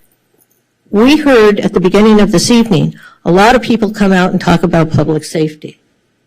And we all know we live in a limited resource environment, and we will always live in a limited resource environment. So we always have to ask our question, do we want our staff sitting there saying, this is what we did, and this is why we did it, even though you've had 4 council meetings about it, and it's been in 6 staff reports? Or do we want, which means we're going to have a lot of people doing that kind of thing, or do we want to spend our money in the ways that our people want us to spend money?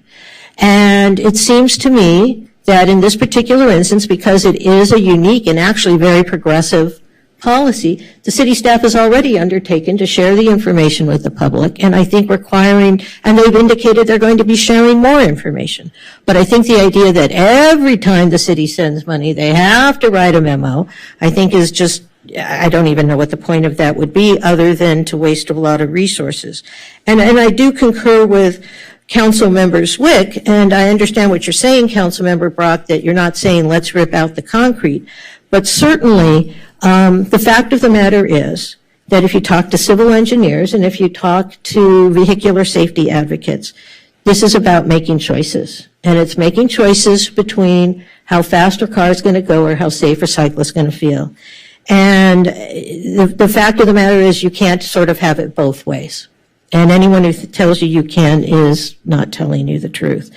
I will say that I've heard since those lanes went in, not only from parents who say for the first time I feel safe taking my kids cycling around town, I actually hear from drivers that they feel more safe. Because I think anyone who drives a car in this community, there is always that fear in the back of your mind that you're going to have a horrible, I don't even know what word to use because accident isn't the right word, an incident where your large 3-ton vehicle comes in contact with an unprotected pedestrian or a cyclist. And so as someone who does drive down 17th Street now very frequently because of the existence of those barriers, I feel that it actually makes the street safer not only for cyclists but for drivers because I now know that's the cyclist space, I have my space, and we have the barrier between us. And I've heard from other people that they feel the same way. So while I don't want to impugn the intention of this particular item, one, I think it's unnecessary because staff is already doing everything that I see it asking in terms of sharing information and has promised to have more details are coming soon and they'll be available. And two, I don't want to give staff the impression that every time we do an infrastructure project in the city, we have to go back and then justify it. And three, I just think given the input we got from the community on this, we're being asked in this, whether we view it that way or not, about whether or not we're going to support not only this pro-cycling infrastructure, but other cycling infrastructure. And I do not want to send any message in way, shape, or form that we have any interest in curtailing our bicycle action plan and that we want to enthusiastically go forward. So I will be voting no on 16D. Councilmember Zwick, thank you for letting me go. Of course. And I'll turn it back over to you. Yeah, I see there's two parts to this motion as written, and Councilmember Brock may say that it's not what he wants to do now, which is great, but I'm going to have to go by what he wrote. So the first half asks for information that has already been given and is already on the city website. The second F asks very explicitly for the city manager to consider the costs, impacts, trade-offs, and possible funding sources associated with modifying the design of the intersection at Broadway and 17th, i.e. adjusting the configuration of the corner islands that will enhance vehicular movements while not compromising bicycle and pedestrian safety. Councilmember Brock may no longer stand behind that, but that's what the motion says, and I'm trying to make it very clear that one cannot enhance vehicular movements at this intersection without compromising bicycle and vehicle safety. And it's very clear that there were a number of loud voices that were not used to this new infrastructure. But as a council, the fact is we're supposed to be doing what's in the public interest. And the people who might live right there do not own that street. The streets are meant to safely convey people who drive, people who walk, people who bike from one place to another as a matter of public good. And it's not a public good to have unsafe streets. So I can't support this either because one half, again, is already done, and the other half either is contrary to what is good practice or is now retracted, and therefore there's nothing left in the motion. All right, I'm going to skip over you, Councilmember Brock, because you've already spoken twice. I'm going to turn it over to Councilmember Taros. If you could let me have 1 minute, No, what solve this. Well, no. Because I'd like to pull the item. All right. Does anyone have any objection to Councilmember Brock pulling the item? No. All right. Then if the item's pulled, we can end the discussion right there. All right. That takes us on to 16E. Item 16E is request of Councilmember Brock and De La Torre that the City Council ask the City Manager to estimate the cost of 4 public service officers for the City Council to consider at the June 27, 2023 City Council meeting. The City Council should enact additional budgetary measures to address clean and safe initiatives, which include safety and security downtown. Councilmember Brock? Looking at our downtown, I was trying to find a somewhat inexpensive way to add more safety and security. I think public safety officers are a good measure to downtown. I'll be bringing it forward in the budget next in 2 weeks with trade-offs already brought forward at the same time. However, at the moment, what I wanted to know was how much it would cost to see if it was even feasible. I believe the City Manager has that answer. I do, so I want to make sure that council has ample time to consider this item if you approve it. So we've looked at the cost of 4 public safety officers. We've assumed sort of the mid-range of the 5-step range. And so a total cost of 4 would be about $422,212. That's fully loaded. 212. And can you just explain what these people do? Public safety officers? Are they armed or not? They are not armed. Civilians. The motion's just asking for that cost estimate, or is it asking something else? That's for a cost estimate. Okay. Which I just got. So do we need to have any further discussion on this item, or can we move on? We can move on. All right. So we now have the answer.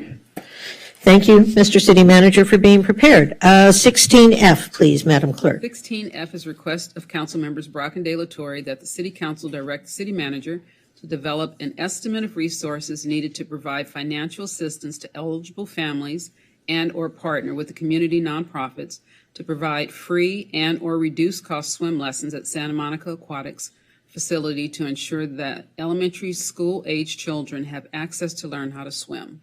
Councilmember Brock. And I'd like to modify this as well.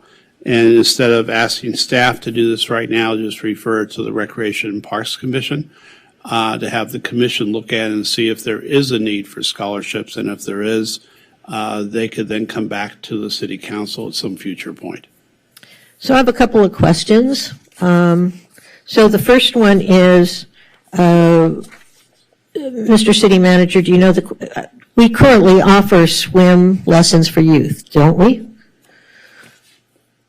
So let me run through what we currently offer as background. So according to staff, we have 252 city-taught Learn to Swim courses, and one course includes 8 30-minute lessons, so it's approximately 2,000 lessons.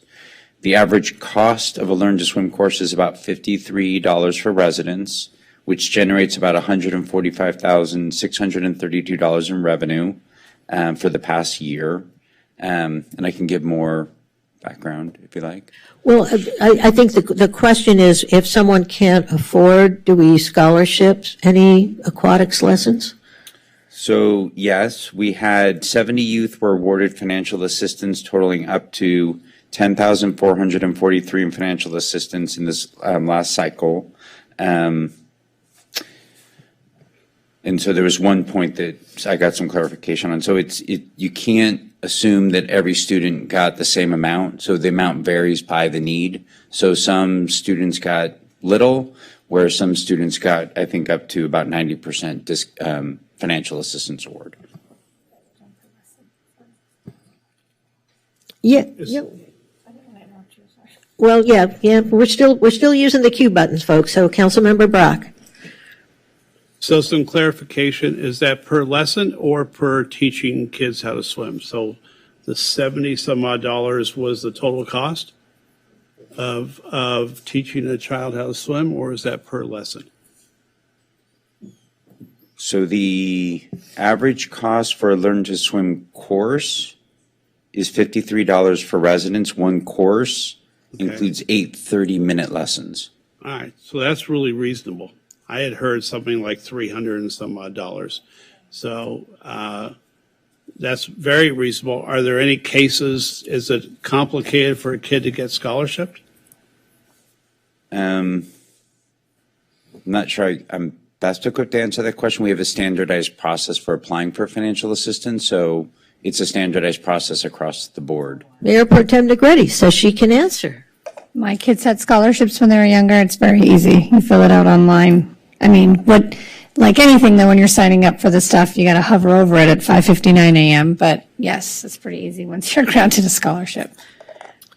So I'm going to put myself in the queue. I'm going to be opposing this, not because I want kids to drown in pools, but I did call the CDC and ask them at what age kids were most vulnerable to drowning, and they said it was ages 1 through 4, that the vast bulk of kids who drown, which sadly means that teaching kids to swim at age 8 will probably not solve the problem you may be trying to solve. We also know, anyone who's been on this council, and you should know from Rec and Parks, is that upsetting the apple cart at the swim center and trying to inject more demand into what is already a very sensitive situation, I think.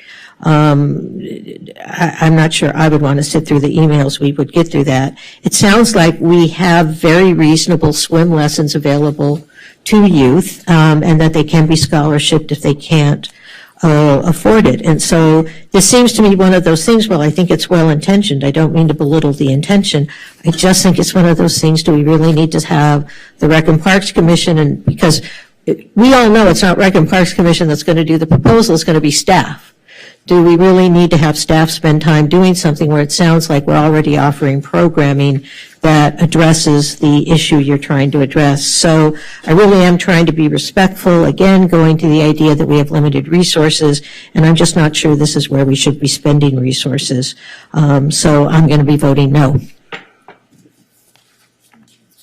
Can I? Yeah, you're in the queue, Councilmember Brown. Sorry. So look at this. This had been something that had come up in Recreation and Parks Commission years ago. We had allotted our extra money 2 years in a row to provide extra swim lessons. I think we had Swim with Heart provide lessons to kids. I was also, it came back home to me at Nick, and I always pronounce his name wrong, Gabadonde.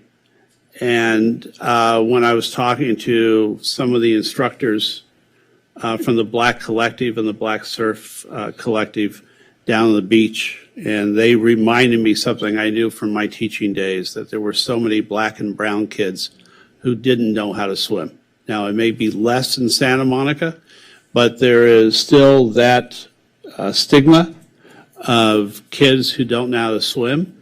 And someone suggested to me today that really what they need in Santa Monica is ocean safety, water safety for the beach.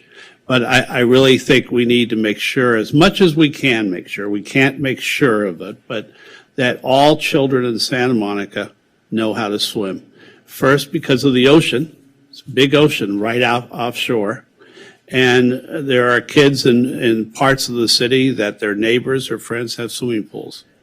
Now, and whatever we do, whether it's an education program to remind parents that their children should be able to swim, that may be all that's needed. A public education program saying there are scholarships available, there are ways to teach kids how to swim, but it was a matter for many years of equity.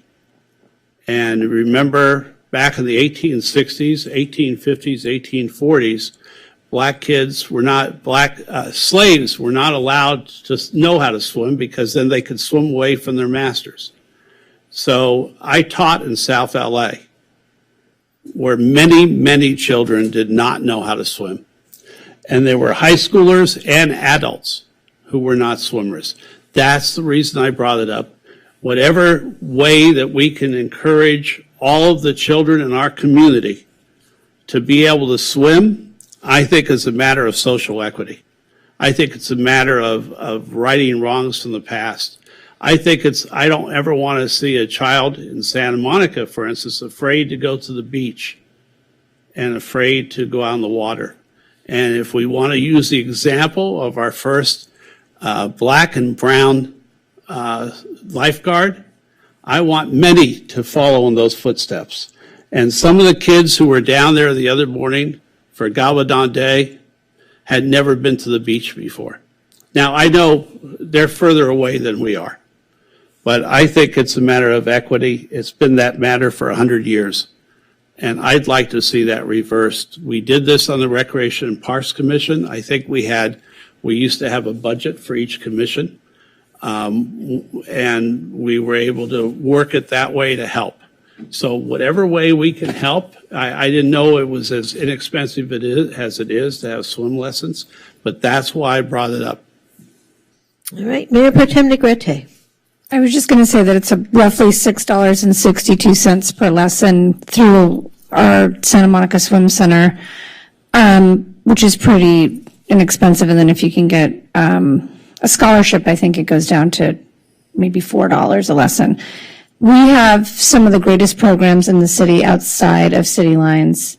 And as a mom who's been a mom for 20 plus years, I can attest to some of the amazing programs and the diversity that are on our beaches. My kids are brown, they surf, they swim, they've been swimming since they were toddlers. That might have been something a long time ago. I don't think it's an issue here. I also think Marion does an amazing program. The Surf Bus is an amazing program.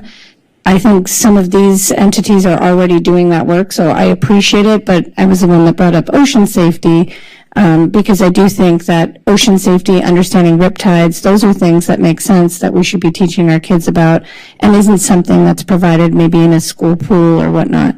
But I just want to be mindful that there are great efforts made at our beaches locally with multiple organizations that are doing that work, which is why we have one of the most diverse surf teams. John Adams Middle School, my daughter's on the surf team, and it's representative of many different ethnicities. So just wanted to point that out. All right, so Councilmember Brock, are you making a motion? Yes, I make a motion to approve this with any amendments that people want to add, but I think it's important. No, Councilmember Zwick, I'm sorry, I didn't see your name. Can I ask, is there a second? I mean, we can still discuss, but is there a second? I can second it, but I don't think I'll be supporting it, not because I don't agree with all of the sentiments that Councilmember Brock just stated. I think it's a very noble sort of purpose, and I think everyone should be learn to swim, hopefully even earlier than the states, but it's something that I would want for our community as well. I just, when I hear from the city manager as to what we offer and the fact that even with that price, one can then apply and get an even lower or potentially close to free lessons. I'm not sure what we're asking for exactly at this point, though I do agree with the sentiment. All right, so we have a motion by Brock, seconded by Zwick. We'll do this by voice vote. He moved the item, so I think it's the item as listed.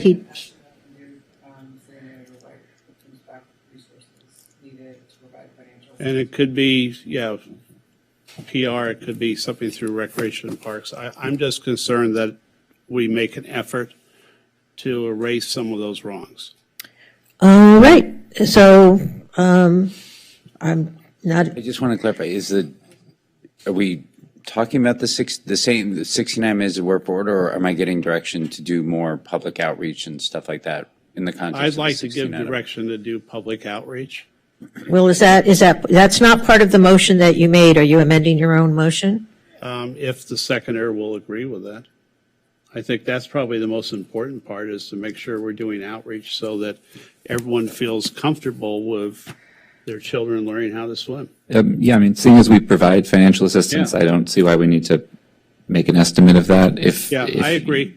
If you would like to say that the city should do public outreach, I guess we should cost that out or see what we're doing. I'm not sure. Can I ask a question? Don't we already do public outreach? I mean, we don't necessarily send Seascape to every home now, but no, we don't. I will tell you that I get all sorts of alerts from the city. I know parents in the school, and maybe Mayor Pro Tem Negretti is more familiar with this, but I know when my son was in school, they distributed a lot of information about all the city's recreational programs, and in fact specifically mentioned Learn to Swim. So I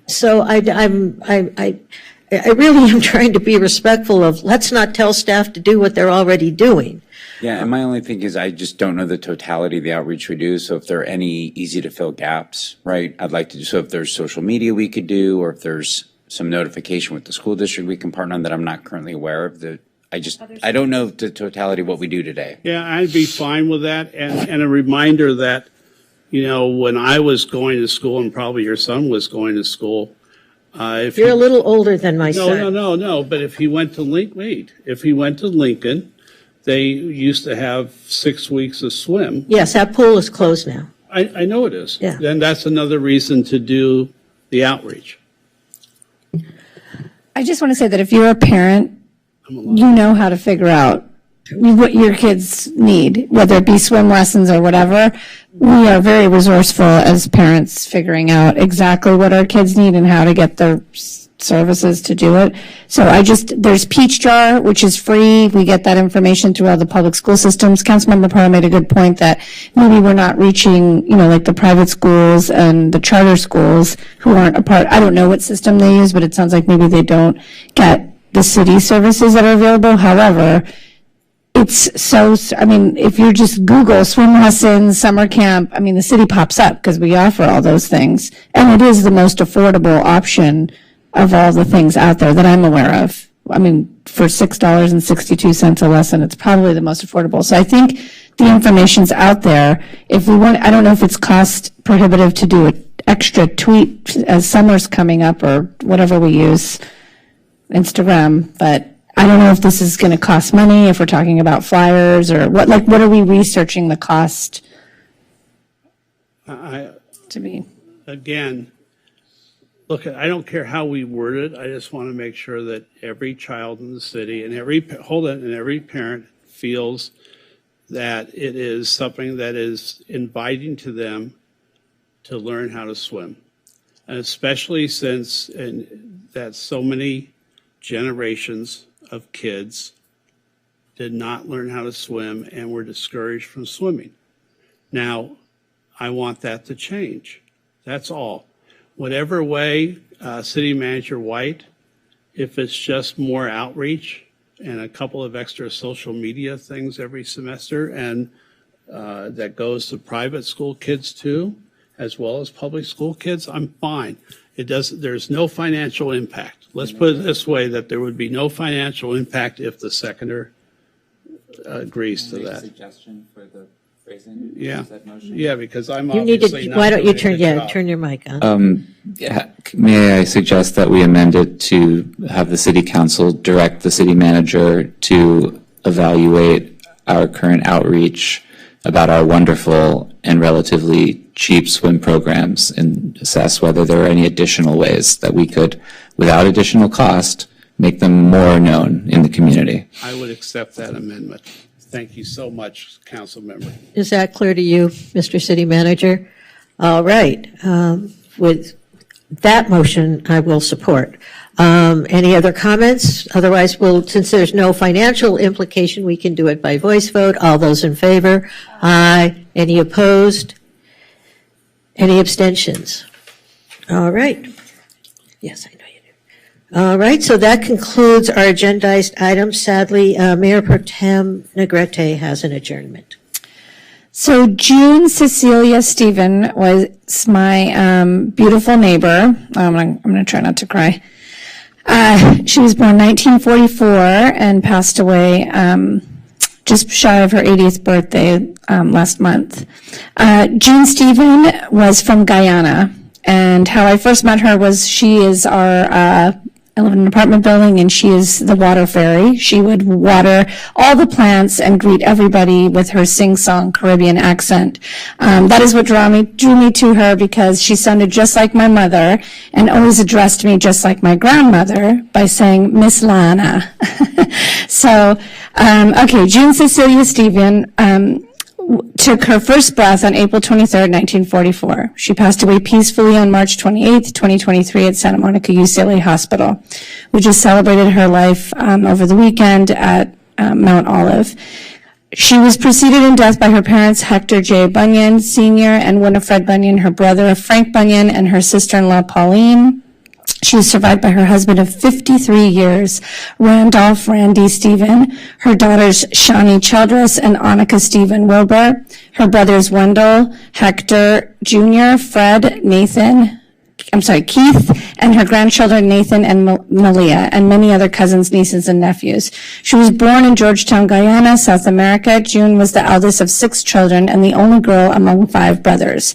She attended Broad Street Government School, followed by St. Joseph's High School, where she successfully obtained her General Certificate of Education in 1961. In her academic studies, June also participated in many musical activities. She started her piano training at the tender age of 6, and following her graduation, she continued to study piano. She subsequently attained a high level of success as a pianist under the tutelage of Mrs. Lynette Burnberry. June left Guyana in early 1969 to join her then fiance Randy Stephen in Los Angeles. They were married in May the same year. Randy was not the only one waiting her arrival in California. So was the Lutheran College, who had offered June a position prior to her arrival in the United States. This offer was due in part to June's impressive shorthand writing and typing skills. She was known to type as fast as 100 words per minute. Following her time in Cal Lutheran, she embarked upon a career in human resources, and she also worked at Papermate from 1970 to 1975.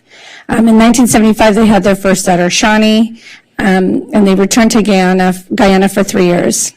When they came back in 1978 to Santa Monica, where they had their second daughter, Annika.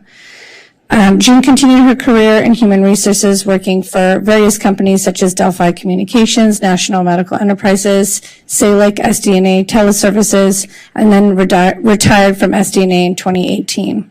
That allowed her to spend more time in activities she loved, like reading her Bible, observing daily devotions, and delighting many of us in our apartment building as well by singing and playing the piano, practicing yoga, speed walking, sewing, crocheting, baking, and playing wood games. If you lived anywhere in Sunset Park, you were probably graced by June's huge smile and presence, walking either to the YWCA or to Mount Olive. To know June was to know her faith. She gave thanks to God for all the blessings in her life. And she found peace and assurance that God is in control. June used her musical talents to give glory to God when singing in the choir and playing the piano at First AME Church by the Sea in Santa Monica and Mount Olive Lutheran Church over the years. In recent months, she played pre-service music for those persons arriving ahead of Mount Olive's 9 a.m. Sunday service. June truly looked forward to this pre-service time at the piano, making a point to be there as often as she could, health permitting. June unfortunately suffered from cancer. She had beat it and come home, and then unfortunately cancer won. Possessing a loving, compassionate, generous, and gracious spirit, June greeted everyone she met with a cheerful smile and a kind word. She was a loved friend who took great joy in being of service to others. She will be remembered for her outgoing nature, along with her sense of humor and her sharp wit. She always made time to recognize friends and family members, often calling them on their birthdays to regale them with a rousing tradition of her version of the Happy Birthday song.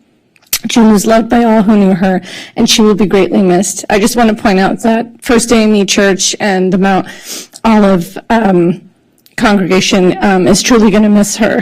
Her piano skills were beyond. Her kids all went through the Santa Monica schools. My kids know her as the Fairy Garden Waterer, but I think everybody in Santa Monica will miss her sing-song accent, her tenacious wit, her smile, and she walked everywhere in Santa Monica, and she will be missed.